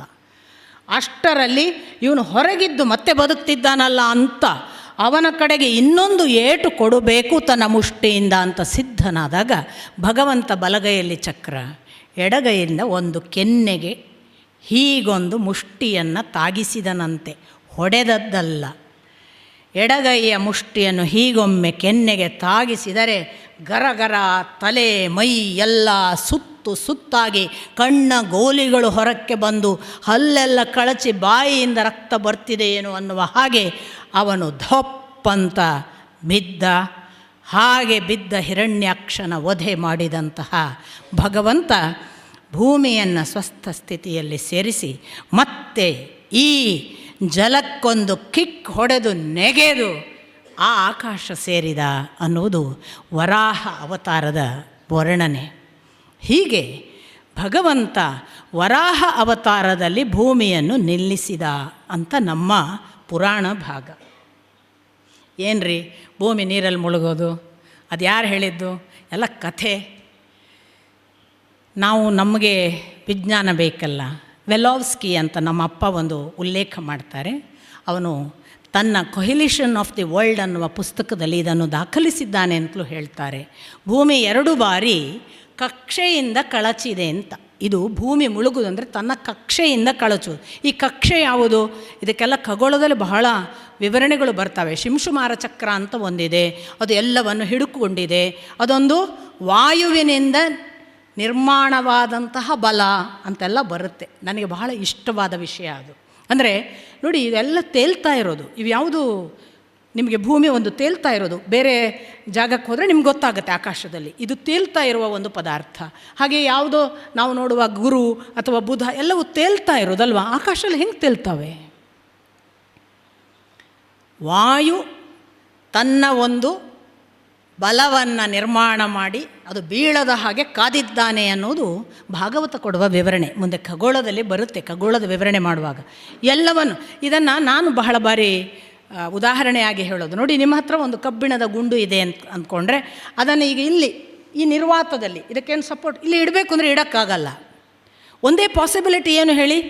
ಇಲ್ಲಿಯೇ ನಿಲ್ಲಬೇಕು ಅಂತಾದರೆ ನಾನು ಆ ಗುಂಡಿಗೊಂದು ಹಗ್ಗ ಕಟ್ಟಿ ಆ ಹಗ್ಗದ ತುದಿಯನ್ನು ನಾನು ಹಿಡ್ಕೊಂಡು ತಿರುಗಿಸ್ತಾ ಇದ್ದರೆ ಅದು ಇಲ್ಲಿರುತ್ತೆ ಅಲ್ವಾ? ಇಲ್ಲೇ ನಿಲ್ಲಿಸ್ಬೋದು ನಾನು ಅದನ್ನು. ನಾನು ಕೈ ಬಿಟ್ಟ ಕೂಡಲೇ ಬೀಳುತ್ತದು. ನನ್ನ ಕೈಯಲ್ಲಿ ಬೀಸುವ ಗಾಳಿಯ ಪ್ರಭಾವ ಎಷ್ಟು ಇದೆ ಅಷ್ಟರವರೆಗೆ ಅದು ನಿಲ್ಲುತ್ತೆ ಗುಂಡು ಇಲ್ಲಿಯೇ. ಸಪೋಸ್ ಗಾಳಿ ಕೆಲಸ ಮಾಡಲಿಲ್ಲ ಅಂದರೆ ಗುಂಡು ಕೆಳಗೆ ಬೀಳುತ್ತೆ. ಇದು ನಿರ್ವಾತದಲ್ಲಿ ನಿಂತಿರುವುದು ಇಂಥದ್ದೊಂದು ವಾಯುಬಂಧದಿಂದ ಅಂತ ದಾಖಲಿಸ್ತಾರೆ ವೇದವ್ಯಾಸರು. ಪ್ರತಿ ಗ್ರಹಗಳ ಬಗ್ಗೆ ಭೂ ಕೂಡ ಅಂಥದೇ ಒಂದು ನಿರ್ವಾತದಲ್ಲಿ ನಿಂತಿದೆ ಅಂತ. ಈ ವೆಲೋವ್ಸ್ಕಿ ಹೇಳ್ತಾನೆ, ಹೀಗೊಂದು ವಾಯುಬಂಧದ ಅಕ್ಷೆ, ನಾವು ಯಾವ ಕಕ್ಷೆ ಅಂತ ಹೇಳ್ತೇವೆ, ಭೂಮಿ ಒಂದು ಕಕ್ಷೆಯಲ್ಲಿದೆ, ಅದೇ ವಾಯುಬಂಧ ಅಂತ ಅಂದ್ಕೊಳ್ಳಿ. ಈ ಕಕ್ಷೆ ಕೆಲವೊಮ್ಮೆ ಕಳಚುತ್ತದೆ ಅಂತ ದಾಖಲೆ ಇದೆ. 2 ಬಾರಿ ಆಗಿದೆ ಅಂತ ಇದನ್ನು ಉಲ್ಲೇಖಿಸ್ತಾರೆ. ಈ 2 ಬಾರಿ ಆದಂತಹ ಸಂದರ್ಭದಲ್ಲೂ ಕೂಡ ಅವನು ಬರೀತಾನೆ, ಒಬ್ಬ ಸೈಂಟಿಸ್ಟ್, ಆವಾಗ ಅದು ಮತ್ತೆ ಪುನಃಸ್ಥಾಪನೆ ಹೇಗಾಯಿತು ಅನ್ನೋದಕ್ಕೆ ವಿವರಣೆ ಗೊತ್ತಿಲ್ಲ ಅಂತ ಅವರು ಎಂಡ್ ಮಾಡ್ತಾರೆ. ವೇದವ್ಯಾಸರು ಅದನ್ನು ಭಗವಂತ ಹೀಗೆ ಬಂದು ಕೂಡಿಸಿದ ಅಂತ ಇವರು ಬರೀತಾರೆ. ಎಲ್ಲೋ ಮೀಟಿಂಗ್ ಪಾಯಿಂಟ್ ಇದೆ. ಇದನ್ನು ಸುಪ್ರೀಂ ಎನರ್ಜಿಯನ್ನೇ, ಒಂದು ಎನರ್ಜಿ ತನಗೆ ಬೇಕಾದದ್ದನ್ನು ತಾನು ಕೆಳಚಿ ಬೀಳದ ಹಾಗೆ ನೋಡಿಕೊಳ್ತದೆ. ಕೆಲವೊಮ್ಮೆ ಕಳಚಿ ಬೀಳಲಿಕ್ಕೆ ಬಿಡಬಹುದು, ಯಾರಿಗೆ ಗೊತ್ತು. ಎಷ್ಟೋ ದೇಶಗಳು, ಎಷ್ಟೋ ಜಗತ್ತಿನ ಗ್ರಹಗಳು ನಾಶವೂ ಆಗ್ತಿರಬಹುದು. ಮತ್ತೊಂದು ಮಾತು ಭಾಗವತ ಹೇಳುತ್ತೆ, ಇದು ಒಂದು ಬ್ರಹ್ಮಾಂಡವಲ್ಲ, ಇಂತಹ ಕೋಟಿ ಕೋಟಿ ಬ್ರಹ್ಮಾಂಡಗಳಿವೆ ಅಂತ. ಇದು ಭಗವಂತನ ಮಾತು. ನೋಡಿ, ನಮಗಿನ್ನೂ ಗೊತ್ತಿಲ್ಲ, ನಾವು ನಮ್ಮದೇ ದೊಡ್ಡ ಬ್ರಹ್ಮಾಂಡ ಅಂತ ತಿಳಿದಿದ್ದೇವೆ. ಆದರೆ ಭಗವಂತ ಹೇಳ್ತಾನೆ, ಇದು ನಾನು ಹೇಳಿದ್ದು ಬರೇ ನಿನಗೆ ಕಾಣಿಸುವ ಈ ಒಂದು ಬ್ರಹ್ಮಾಂಡ, ಇಲ್ಲಿಯ ಸೃಷ್ಟಿಯ ಕತೆ, ಇಂಥ ಕೋಟಿ ಕೋಟಿ ಬ್ರಹ್ಮಾಂಡಗಳಿವೆ. ಹೀಗೆ ಒಂದು ವರಾಹ ಅವತಾರದ ಕಥೆ ಮುಗಿದ ಬಳಿಕ ಮತ್ತೆ ವಿದುರ ಕೇಳ್ತಾನೆ, ಸ್ವಯಂಭುವ ಮನು ಮತ್ತು ಶತರೂಪ ದೇವಿಯರು ಆಮೇಲೆ ಹೇಗೆ ಸೃಷ್ಟಿ ಪ್ರಾರಂಭ ಮಾಡಿದರು? ಭೂಮಿ ಇಲ್ಲ ಅಂದಿದ್ರು, ಈಗ ಭೂಮಿ ಮತ್ತೆ ಬಂತಲ್ಲ, ಸೃಷ್ಟಿ ಹೇಗೆ ಮಾಡಿದರು? ನಾನು ಬಹುತೇಕ ತೃತೀಯ ಸ್ಕಂಧ ಮುಗಿಸಿ ಚತುರ್ಥ ಸ್ಕಂಧಕ್ಕೆ ಪ್ರವೇಶ ಮಾಡ್ತಿದ್ದೇನೆ. ದಶಮ ಮತ್ತು ನವಮ, ದಶಮ ಅವೆಲ್ಲ ಬಹಳ ದೀರ್ಘವಾದ ಸ್ಕಂಧಗಳು. ನಾನು ಎಷ್ಟು ನಿಮಗೆ ಸಾಧ್ಯವೋ ಹೇಳೋದಕ್ಕೆ ಆದಷ್ಟು ನಾನು ಯಾಕೆ ಇತರ ಭಾಗಗಳನ್ನು ಹೆಚ್ಚು ಹೇಳ್ತೇನೆ ಅಂತಂದರೆ, ರಾಮ ಕೃಷ್ಣ ಸಾಮಾನ್ಯ ಸ್ವಲ್ಪ ಆದರೂ ನಿಮಗೆ ಗೊತ್ತಿರುತ್ತೆ. ಆ ಅವತಾರಗಳನ್ನು ಸ್ವಲ್ಪ ನಾನು ಕಟ್ ಶಾರ್ಟ್ ಮಾಡ್ತೇನೆ. ನಮ್ಮಲ್ಲಿ ಪರಂಪರೆ ಏನಂದರೆ, ಉಳಿದ ಅವತಾರ ಎಲ್ಲ ಕಮ್ಮಿ ಹೇಳಬೇಕು, ಕೃಷ್ಣನನ್ನು ಹೆಚ್ಚು ಹೇಳಬೇಕು. ನಂದು ಸ್ವಲ್ಪ ತದ್ವಿರುದ್ಧ. ಕೃಷ್ಣ ನನ್ನೊಳಗಿದ್ದಾನೆ, ಕೃಷ್ಣ ಬೇರೆಯದನ್ನು ಹೇಳುವಂತಾನೆ ಅನ್ನುವ ಹಾಗೆ ನನ್ನ ಮಾತು. ನಾನು ಅವನನ್ನೇ ನೆನೆದು ಇದೆಲ್ಲ ಮಾತನಾಡೋದು. ಆದ್ದರಿಂದ ನನಗೆ ಗೊತ್ತಿಲ್ಲ. ನಮ್ಮಲ್ಲಿ ಅಪರಿಚಿತವಾದ ಭಾಗವನ್ನು ಭಾಗವತದಲ್ಲಿ ಹೇಳೋದೇ ಇಲ್ಲ. ಸಾಮಾನ್ಯವಾಗಿ ಕೃಷ್ಣನ ಬಾಲ್ಯದಿಂದ ಹೇಳಿ ಕೃಷ್ಣನ ನಿರ್ಯಾಣವನ್ನು ಹೇಳಿಬಿಟ್ರೆ ಭಾಗವತ ಮುಗಿಯಿತು. ಆದರೆ ಭಾಗವತದಲ್ಲಿರುವ ಈ ಸೊಬಗುಗಳನ್ನು ಬಿಟ್ಟು ಹೋಗೋದಕ್ಕೆ ಅಥವಾ ನಮಗೆ ಪರಿಚಿತವಿಲ್ಲದ ಅಪರಿಚಿತ ಭಾಗವನ್ನು ಹಾಗೆ ಅಪರಿಚಿತವಾಗಿ ಇಡೋದಕ್ಕೆ ನನಗೆ ಇಷ್ಟ ಇಲ್ಲ. ಅದು ಎಲ್ಲರೂ ಗೊತ್ತಾದ್ರೇ ಭಾಗವತ ಏನು ವಿಶೇಷ ಅಂತ ಗೊತ್ತಾಗುತ್ತೆ. ಬರೀ ಅವತಾರ ಹೇಳೋದು ಅಲ್ವಲ್ಲ. ಅದಕ್ಕಾಗಿ ಇಷ್ಟಾದಾಗ, ಹೌದು, ಸ್ವಯಂಭುವ ಮನು ಮತ್ತೆ ಏನನ್ನು ಸೃಷ್ಟಿ ಮಾಡಿದ? ಸ್ವಯಂಭುವ ಮನು ಅವನು ಶತರೂಪ ದೇವಿಯ ಜೊತೆಗೆ 3 ಹೆಣ್ಣು ಮಕ್ಕಳನ್ನು, 2 ಗಂಡು ಮಕ್ಕಳನ್ನು, 5 ಮಕ್ಕಳನ್ನು ಹೆತ್ತ. ದೇವಹೂತಿ, ಆಕೂತಿ ಮತ್ತು ಪ್ರಸೂತಿ ಅಂತ 3 ಜನ ಹೆಣ್ಣು ಮಕ್ಕಳು. ಆ ಬಳಿಕ ಇನ್ನಿಬ್ಬರು ಉತ್ತಾನಪಾದ ಮತ್ತು ಪ್ರಿಯವ್ರತ ಅಂತ. ಈ 5 ಮಕ್ಕಳೇ ನಮ್ಮ ಜಗತ್ತಿನ ಎಲ್ಲ ಸಂತಾನದ ಮೂಲ ಕಾರಣರು ಅಂತ ಹೇಳ್ತಾರೆ ಮೈತ್ರೇಯಿಗಳು. ಹೇಗೆ ಅನ್ನೋದನ್ನು ವಿವರಿಸ್ತಾ ಹೋಗ್ತಾರೆ. ನೋಡಿ, ದೇವಹೂತಿ ವಾಸ್ತವಿಕ ಹುಟ್ಟಿದ್ದು ಸ್ವಯಂಭುವ ಮನು ಅಂದರೆ ಒಂದು ರಾಜ ಪರಂಪರೆಯಲ್ಲಿ. ಅವಳಿಗೆ ಒಂದು ದಿವಸ ಬ್ರಹ್ಮನ ನೆರಳಿನಿಂದ ಹುಟ್ಟಿದ ಕರ್ದಮ ಅನ್ನೋ ಒಬ್ಬ ಋಷಿ ಇರ್ತಾನೆ. ಈ ಕರ್ದಮ ಅನ್ನೋ ಋಷಿ ಬಹಳ ದೊಡ್ಡ ತಪಸ್ವಿ. ಎಂಥ ತಪಸ್ಸು ಮಾಡ್ತಿರ್ತಾನೆ ಅಂದರೆ, ಭಗವಂತ ಸಾಕ್ಷಾತ್ ಪ್ರತ್ಯಕ್ಷ ಆಗ್ತಾನೆ. ಆ ಪರಿ ತಪಸ್ವಿ.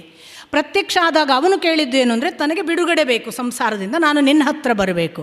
ಭಗವಂತ ಅವನಿಗೆ ಹೇಳೋದು, ಇಲ್ಲ ಕರ್ದಮ, ನಿನಗೆ ಸ್ವಲ್ಪ ಕಾಲ ಕೆಲಸವಿದೆ.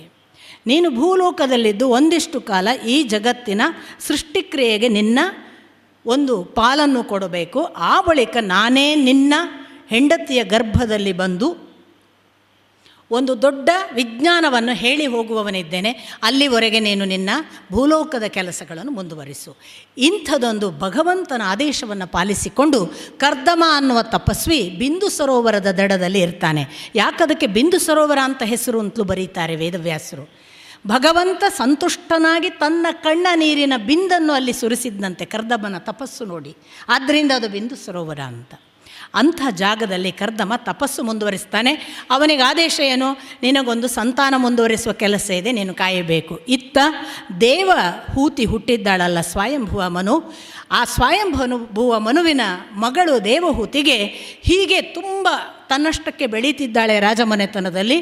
ಅವಳಿಗೆ ನಾರದರಿಂದ ಒಂದು ದಿನ ಸೂಚನೆ ಆಗುತ್ತೆ ಸ್ವಯಂಭುವ ಮನು ಮತ್ತು ಇಡೀ ಕುಟುಂಬದವರಿಗೆ. ಏನು ಅಂದರೆ, ದೇವಹೂತಿಯನ್ನು ಮದುವೆಯಾಗುವ ಹುಡುಗ ಕರ್ದಮ ಅಲ್ಲಿದ್ದಾನೆ ಬಿಂದು ಸರೋವರದಲ್ಲಿ, ನೀನು ಅವನಿಗೆ ಇವಳನ್ನು ಮದುವೆ ಮಾಡಿಸಿಕೊಡು ಅಂತ. ಈ ಸೂಚನೆಯ ಪ್ರಕಾರ ಅವರು ಹೇಳ್ತಾರೆ, ನೀವು ಹೊರಡಿ. ಹೀಗೆ ಸ್ವಯಂಭುವ ಮನು ಮತ್ತು ದೇವಹೂತಿಯನ್ನು ಕರೆದುಕೊಂಡು ಶತರೂಪಾದೇವಿ ತಾವು ಹುಡುಕಿ ಹುಡುಕಿ ಹುಡುಕಿ ಬಿಂದು ಸರೋವರದ ದಡದಲ್ಲಿರುವ ಕರ್ದಮನ ಹತ್ರ ಬರ್ತಾರೆ.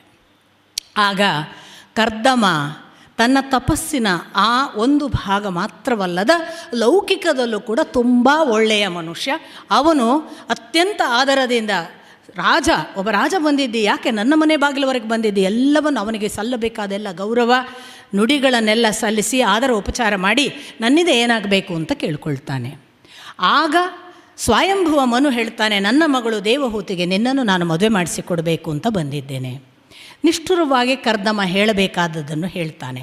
ನಾನು ಒಂದಿಷ್ಟು ಸಂತಾನ ಕ್ರಿಯೆಗಾಗಿ ಮಾತ್ರ ಇರುವವನು, ನನ್ನ ಸಂತಾನದ ಕೆಲಸ ಮುಗಿದ ಕೂಡಲೇ ನಾನು ಮರಳಿ ನನ್ನ ನಿವೃತ್ತಿ ಮಾರ್ಗಕ್ಕೆ ಹೋಗುವವನು, ನಾನು ಈ ಭೂಲೋಕದ ಈ ಕೆಲಸ ಮಾಡಿಕೊಂಡು ಕೂತ್ಕೊಳ್ಳುವವನಲ್ಲ. ಅದು ಗೊತ್ತಿದೆ.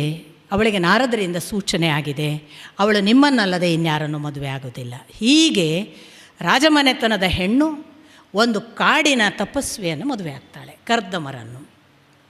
ಹಾಗೆ ದೇವಹೂತಿ ಮತ್ತು ಕರ್ದಮರು ಮದುವೆಯಾಗಿ ಅವರು ಎಂಥ ಒಂದು ವಿರಕ್ತ ಜೀವನವನ್ನು ಅವಳು ನಡೆಸ್ತಾಳೆ ಅನ್ನೋದನ್ನೆಲ್ಲ ಪುಟಗಳಲ್ಲಿ ಓದಿ, ತಾನು ಬಂದಂತಹ ರಾಜಮನೆತನದ ಎಲ್ಲ ಆಡಂಬರಗಳನ್ನು ಬಿಟ್ಟು ಸಾಕ್ಷಾತ್ ಒಂದು ಕಾಡಿನ ಹೆಣ್ಣು ತಪಸ್ವಿ ಹೇಗೆ ಬದುಕಬೇಕು ಹಾಗೆ ಎಲ್ಲ ಆಹಾರ ಪದ್ಧತಿ, ಬದುಕುವ ಕ್ರಮ, ಸ್ವಚ್ಛತೆ, ತಪಸ್ಸಿಗೆ ಬೇಕಾದಂತಹ ಪೂಜಾ ವ್ರತ ನಿಯಮಗಳು ಎಲ್ಲವನ್ನು ಮಾಡಿ ಕರ್ದಮರ ಮನಸ್ಸು ತುಂಬ ಸೋಲುತ್ತೆ.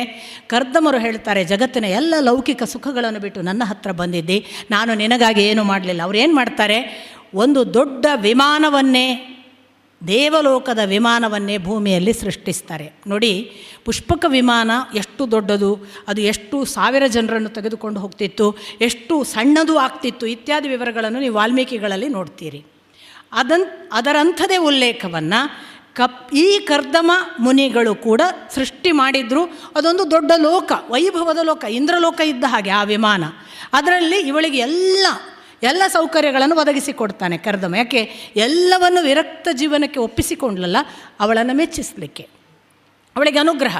ಅಂಥ ವೈಭವದ ಆ ವಿಮಾನದಲ್ಲಿ ಲೋಕವೆಲ್ಲ ಸುತ್ತಿಸ್ತಾನೆ. ಎಂಥ ಸಂತೋಷದ ದಿನಗಳನ್ನೆಲ್ಲ ಅವಳು ಮತ್ತೆ ಕಾಣುವ ಹಾಗೆ ಮಾಡಿ ಆ ಬಳಿಕ ಹುಟ್ಟಿದ್ದು 9 ಜನ ಹೆಣ್ಣು ಮಕ್ಕಳು. ಈ 9 ಜನ ಹೆಣ್ಣು ಮಕ್ಕಳನ್ನು ಹೆತ್ತ ನಂತರ ಅವರಿಗೆ ಮದುವೆ ಮಾಡಿಕೊಡಬೇಕು.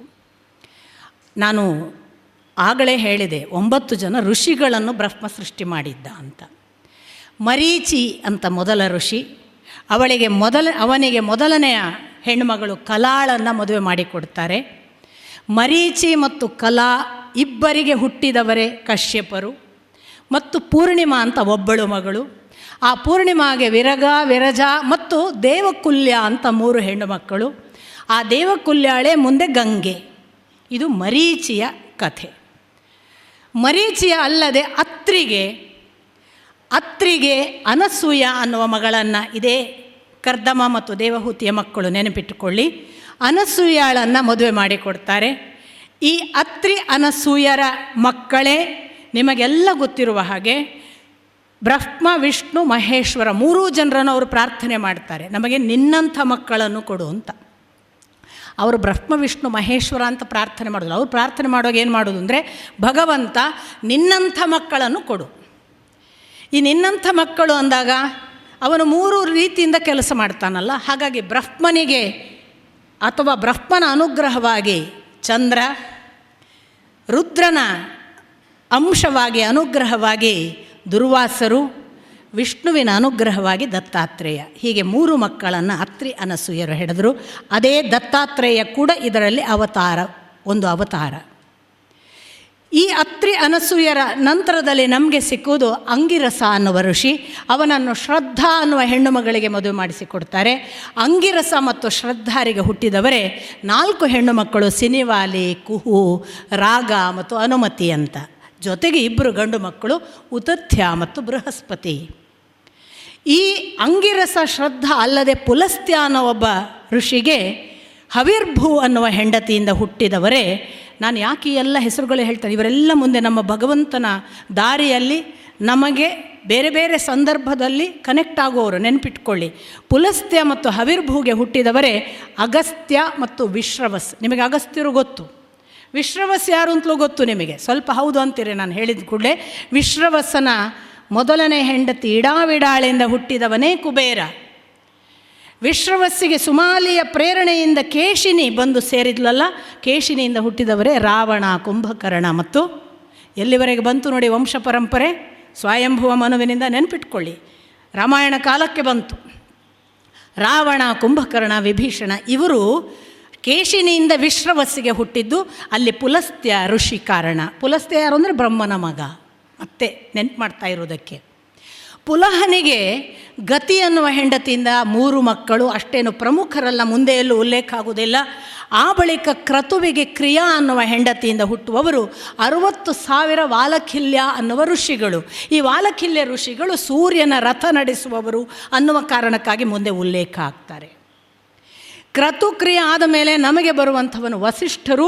ಅವರಿಗೆ ಅರುಂಧತಿ ಅನ್ನುವ ಹೆಣ್ಣುಮಗಳನ್ನು ಮದುವೆ ಮಾಡಿಸಿಕೊಟ್ಟಾಗ ಹುಟ್ಟಿದವರೇ ಚಿತ್ರಕೇತು ಮೊದಲಾದ 7 ಮಕ್ಕಳು, ಶಕ್ತಿ ಅನ್ನುವ ಇನ್ನಷ್ಟು ಪುತ್ರರು. ಅದರಲ್ಲಿ ಚಿತ್ರಕೇತು ಮತ್ತು ಶಕ್ತಿ ಸ್ವಲ್ಪ ನಮಗೆ ಮತ್ತೆ ಬರ್ತಾರೆ, ಆದ್ದರಿಂದ ಆ ಹೆಸರುಗಳನ್ನಷ್ಟೇ ನಾನು ಉಲ್ಲೇಖ ಮಾಡ್ತಿದ್ದೇನೆ. ಈ ನಂತರ ನಮಗೆ ಸಿಕ್ಕುವವರು ದಧೀಚಿಯನ್ನು ಹೆತ್ತಂತಹ ತಂದೆ ಮತ್ತು ಭೃಗು ಅನ್ನುವ ಋಷಿ. ಈ ಅಥರ್ವ ಮತ್ತು ಖ್ಯಾತಿ ಅನ್ನುವ ಹೆಸರಿನ, ಚಿತ್ತ ಅನ್ನುವ ಹೆಸರಿನ ಋಷಿ ದಂಪತಿಗಳಿಗೆ ಹುಟ್ಟಿದವರೇ ದಧೀಚಿಗಳು. ದಧೀಚಿ ನಿಮಗೆ ಗೊತ್ತು, ಇಂದ್ರನಿಗೆ ವಜ್ರಾಯುಧ ನಿರ್ಮಾಣಕ್ಕೆ ತನ್ನ ದೇಹದ ಮೂಳೆಯನ್ನೇ ಕೊಟ್ಟವರು. ಅದು ಮುಂದೆ ವೃತ್ರಾಸುರನ ಸಂದರ್ಭದಲ್ಲಿ ನಿಮಗೆ ಬರುತ್ತೆ. ಸೊ ಈ ದಧೀಚಿಗಳನ್ನು ಹೆತ್ತಂಥವರು. ಅದಾದ ಮೇಲೆ ಭೃಗು ಅನ್ನುವ ಋಷಿ, ಅವನಿಗೆ ಖ್ಯಾತಿ ಅನ್ನುವ 9ನೆಯ ಮಗಳನ್ನು ಮದುವೆ ಮಾಡಿಸಿಕೊಟ್ಟಾಗ ಹುಟ್ಟಿದ್ದು ನಾವು ಬಹಳ ಪ್ರಚಲಿತವಾಗಿ ಕೇಳಿದ್ದೇವೆ, ಆದರೆ ಮೂಲ ಪುರುಷರನ್ನು ಕೇಳಲಿಲ್ಲ. ಮೂಲ ಮಕ್ಕಳು ಯಾರು ಅಂದರೆ ಧಾತ ವಿಧಾತ ಅಂತ ಭೃಗುವಿಗೆ. ಈ ಧಾತ ವಿಧಾತರನ್ನು ಆಯತಿ ಮತ್ತು ನಿಯತಿ ಅಂತ ಇಬ್ಬರು ಮದುವೆ ಆಗ್ತಾರೆ. ಅವರಿಂದ ಹುಟ್ಟುವ ಇಬ್ಬರು ಮಕ್ಕಳು ಮೃಕಂಡ ಮತ್ತು ಪ್ರಾಣ. ಈ ಮೃಕಂಡನೇ ಅವನ ಮಗನನ್ನು ನಾವು ಮಾರ್ಕಂಡೇಯರು ಅಂತ ಹೇಳೋದು. ಈ ಮಾರ್ಕಂಡೇಯರು ನಮಗೆ ಈ ಭಾಗವತ ಮುಕ್ತಾಯ ಸಂದರ್ಭದಲ್ಲಿ ಬರ್ತಾರೆ. ಮೃಕಂಡನ ಮಗ ಮಾರ್ಕಂಡೇಯ, ಪ್ರಾಣನ ಮಗ ವೇದಶಿರ. ಇಷ್ಟೇ ಮಕ್ಕಳಲ್ಲ, ಭೃಗುವಿಗೆ ಇನ್ನೊಬ್ಬ ಕವಿ ಅನ್ನುವ ಮಗ ಇದ್ದ. ಆ ಕವಿ ಅನ್ನುವ ಮಗನಿಗೆ ಉಶನಸ್ ಅಥವಾ ನಾವು ಕೇಳುವ ದೈತ್ಯರ ಗುರು ಶುಕ್ರಾಚಾರ್ಯ ಮಗ. ಸೊ ಭೃಗು ವಂಶದ ಕಥೆ. ಅಲ್ಲಿಂದ ಭಾರ್ಗವ ಎಲ್ಲ ಮುಂದೆ ಬರುತ್ತೆ ನಿಮಗೆ, ಅದು ನಂತರದ ಭಾಗ. ಗಮನಿಸಿ, ಪರಂಪರೆ ಅಲ್ಲಿಂದ ಎಲ್ಲಿಯವರೆಗೆ ನಮಗೆ ಗೊತ್ತಿರುವ ಮಾರ್ಕಂಡೇಯರವರೆಗೆ ಬಂತು. ಇಷ್ಟು 9 ಜನರನ್ನು ಮದುವೆ ಮಾಡಿಸಿಕೊಟ್ಟ ಮೇಲೆ ನನ್ನ ಕೆಲಸ ಆಯಿತು, ನಾನು ಹೊರಡಬಹುದು ಅಂತ ತೀರ್ಮಾನ ಮಾಡ್ತಾನೆ ಕರ್ದಮ. ನೀನು ಹೋದರೆ ನಾನು ಏನು ಮಾಡಲಿ?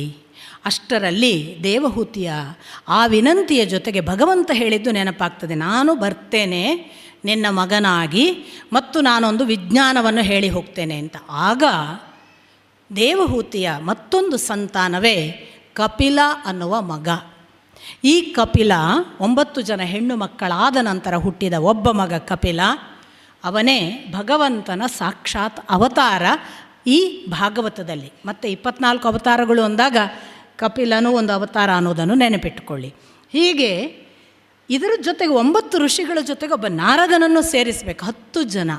9 ಋಷಿಗಳು ಮದುವೆ ಆದವರು, ನಾರದ ಒಬ್ಬ ಮದುವೆ ಆಗದ ಬ್ರಹ್ಮಚಾರಿ. ಈ ನಾರದ ಕೂಡ ಅವತಾರ. ಯಾಕೆ ಅವತಾರ ಅಂದರೆ ಅವರು ವೇದವ್ಯಾಸರ ಹತ್ರ ತನ್ನ ಕಥೆ ಹೇಳ್ತಾರೆ.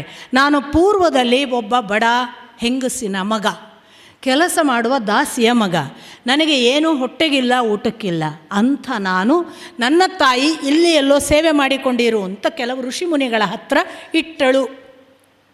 ನಾನು ಸೇವೆ ಮಾಡಿಕೊಂಡಿದ್ದೆ. ನನಗೆ ಅವರ ಸೇವೆ ಮಾಡ್ತಾ ಇದ್ದಾಗ ಕಿವಿಗೊಂದಿಷ್ಟು ಅವರ ಮಾತುಗಳು, ಒಳ್ಳೆಯ ಮಾತುಗಳು ಕೇಳ್ತಿದ್ವು. ಅವರ ಪೂಜೆ ಪುನಸ್ಕಾರಗಳನ್ನು ನೋಡ್ತಿದ್ದೆ. ಅವರ ವ್ರತಗಳನ್ನೆಲ್ಲ ನಾನು ಪಾಲಿಸ್ತಿದ್ದೆ.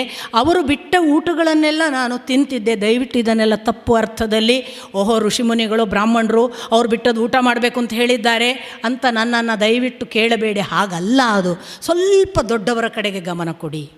ದೊಡ್ಡದು ಅನ್ನೋದಕ್ಕೆ ಜಾತಿ ಇಲ್ಲ, ದೊಡ್ಡದು ಅನ್ನುವುದಕ್ಕೆ ಇಂತಹ ಸಣ್ಣ ಮನೋಧರ್ಮ ಇಲ್ಲ. ದೊಡ್ಡದು ಅನ್ನುವುದು ತಾನು ಏನು ಇದ್ದೇನೋ ಅದನ್ನು ಅನುಗ್ರಹ ಮಾಡಿ ಕೊಡ್ತದೆ, ಸಾಮಾನ್ಯ ವಿಷಯ ಅಲ್ಲ. ಅದಕ್ಕೆ ಸತ್ಸಂಗ ಅಂತ ಬಂತು, ಒಳ್ಳೆಯವರ ಜೊತೆಗೆ ಇರಿ ಅಂತ ಬಂತು. ನಿಮಗೆ ಬೇರೆ ಎಲ್ಲ ಉದಾಹರಣೆ ಬೇಡ. ನಮ್ಮ ಮನೆಯ ಪಕ್ಕಕ್ಕೆ ನಮ್ಮ ತೋಟದಲ್ಲೊಬ್ಬ ಹುಡುಗ ಕೆಲಸ ಮಾಡ್ತಿದ್ದ. ಅವನು ಒಬ್ಬ ದೇವದಾಸಿಯ ಮಗ. ಅವನು ನಮ್ಮ ಮನೆಗೆ ಯಾವಾಗಲೂ ಬರೋನು. ಆ ದೇವದಾಸಿಯ ಮಗ ನಮ್ಮ ಮನೆಗೆ ಬಂದು ಪ್ರತಿಯೊಂದು ಕೆಲಸಕ್ಕೂ ನಮ್ಮನ್ನು ಕೇಳದೆ ಮುಂದೆ ಹೋಗಲ್ಲ. ಅವನು ಯಾವ ಕಾಲದಿಂದ ಅಂದರೆ ನನ್ನ ಗುರುಗಳ ಕಾಲದಿಂದ ಹಾಗೆ ಮಾಡ್ತಾನೆ. ನನ್ನ ಕಾಲಕ್ಕೂ ನನ್ನ ಹತ್ರ ಬರ್ತಿದ್ದ. ನಾನು ಅವನ ಹತ್ರ ಒಂದು ದಿವಸ ಕೇಳಿದೆ, ಅಪ್ಪ ನಿನಗೆ ಬಹಳ ಜನ ಬಂಧುಗಳಿದ್ದಾರೆ, ಊರಲ್ಲಿ ಬಹಳ ಜನ ಬೇರೆ ಬೇರೆ ಹಿರಿಯರಿದ್ದಾರೆ, ನೀನು ನಮ್ಮ ತೋಟಕ್ಕೆ ಯಾಕೆ ಬರ್ತೀಯ ಅಂತ. ಇಡೀ ಕಲ್ಲಹಳ್ಳಿಗೆ ನಾನು ಮತ್ತೆ ಇನ್ವರ್ಟೆಡ್ ಕಾಮರ್ಸ್, ಬ್ರಾಹ್ಮಣರು ಅಂದರೆ ನಮ್ಮ ತೋಟ ಮಾತ್ರ. ನಾನು ಇನ್ವರ್ಟೆಡ್ ಕಾಮರ್ಸಲ್ಲಿ ಹಾಕ್ತೀನಿ ಬ್ರಾಹ್ಮಣ, ಯಾಕೆ ನಮ್ಮ ತೋಟದಲ್ಲಿ ಬ್ರಾಹ್ಮಣತ್ವ ಇಲ್ಲ. ನೀವು ಬಂದರೆ ನಿಮ್ಗೆ ಗೊತ್ತಾಗುತ್ತೆ. ನಮ್ಮಲ್ಲಿ ಜಾತಿಯೇ ಇಲ್ಲ, ಯಾರು ಬೇಕಾದ್ರೆ ನಮ್ಮನೊಳಗೆ ಹೋಗ್ಬೋದು. ಬಂದವರು ನೋಡಿದವರು ಕೆಲವರು ಇದ್ದಾರೆ ಇಲ್ಲಿ, ಅವರನ್ನು ಕೇಳಿ. ನಮ್ಮ ಮನೆಗೆ ಬಾಗಿಲೇ ಇಲ್ಲ, ಯಾರೂ ಬರ್ಬೋದು, ಯಾರೂ ಒಳಗೆ ಹೋಗ್ಬೋದು. ಎಷ್ಟೋ ಜನ ಬ್ರಾಹ್ಮಣರು ನಮ್ಮ ಮನೆಗೆ ಬರೋದಿಲ್ಲ. ಅವ್ರ ಮನೇಲಿ ಬ್ರಾಹ್ಮಣತ್ವ ಇಲ್ಲ, ಊಟಕ್ಕೆ ಎಲ್ಲರೂ ಒಳಗೆ ಹೋಗ್ತಾರೆ ಅಂತ. ಅದೆಲ್ಲ ನಿಮಗೆ ಗೊತ್ತಿರಲಿ ಅಂತ ಹೇಳೋದು, ಪ್ರದರ್ಶನಕ್ಕಲ್ಲ, ಇದು ವಿಷಯ. ಅವನ ಹತ್ರ ಕೇಳಿದ್ದೀನಿ, ನಮ್ಮ ಹತ್ರ ಯಾಕೆ ಬರ್ತಿ? ಅವನು ಒಂದು ಉತ್ತರ ಕೊಟ್ಟ.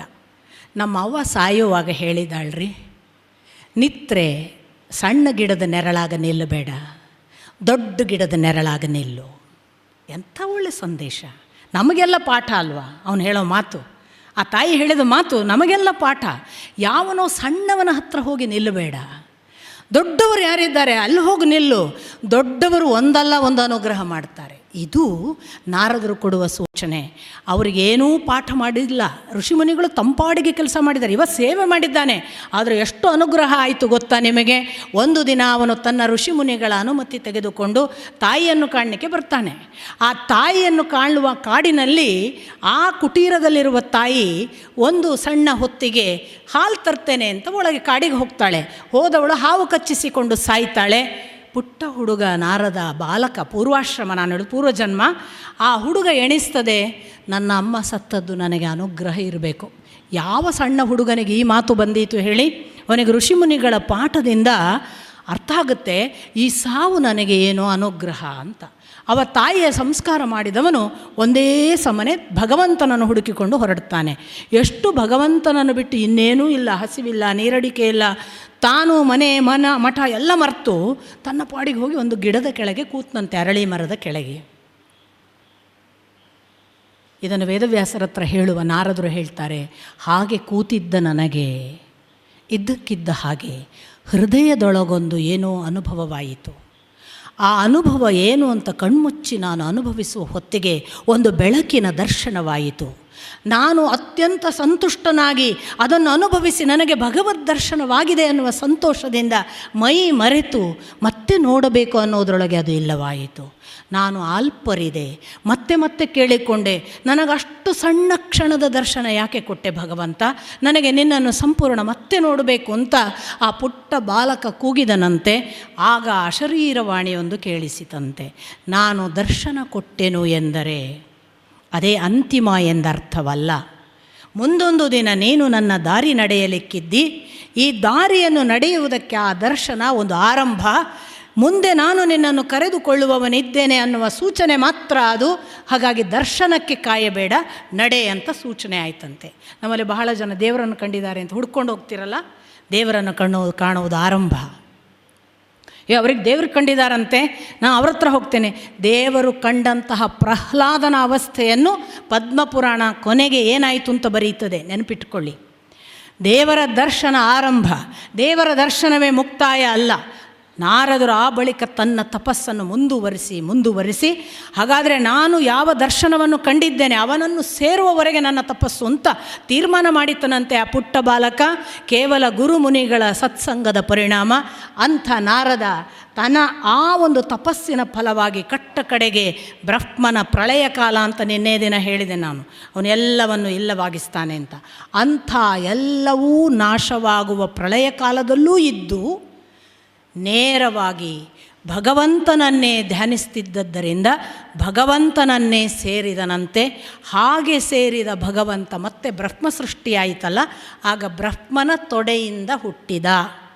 ಆದ್ದರಿಂದ ಅವನು ಭಗವಂತ, ಬ್ರಹ್ಮನ ಪುತ್ರ ನಾರದ. ಎಲ್ಲಿಯವರೆಗೆ ಅನುಗ್ರಹ. ಇದು ನಾರದನನ್ನು ಕೂಡ ಅವತಾರ ಅಂತ ಹೇಳೋದು ಭಾಗವತ ಈ ಕಾರಣಕ್ಕಾಗಿ.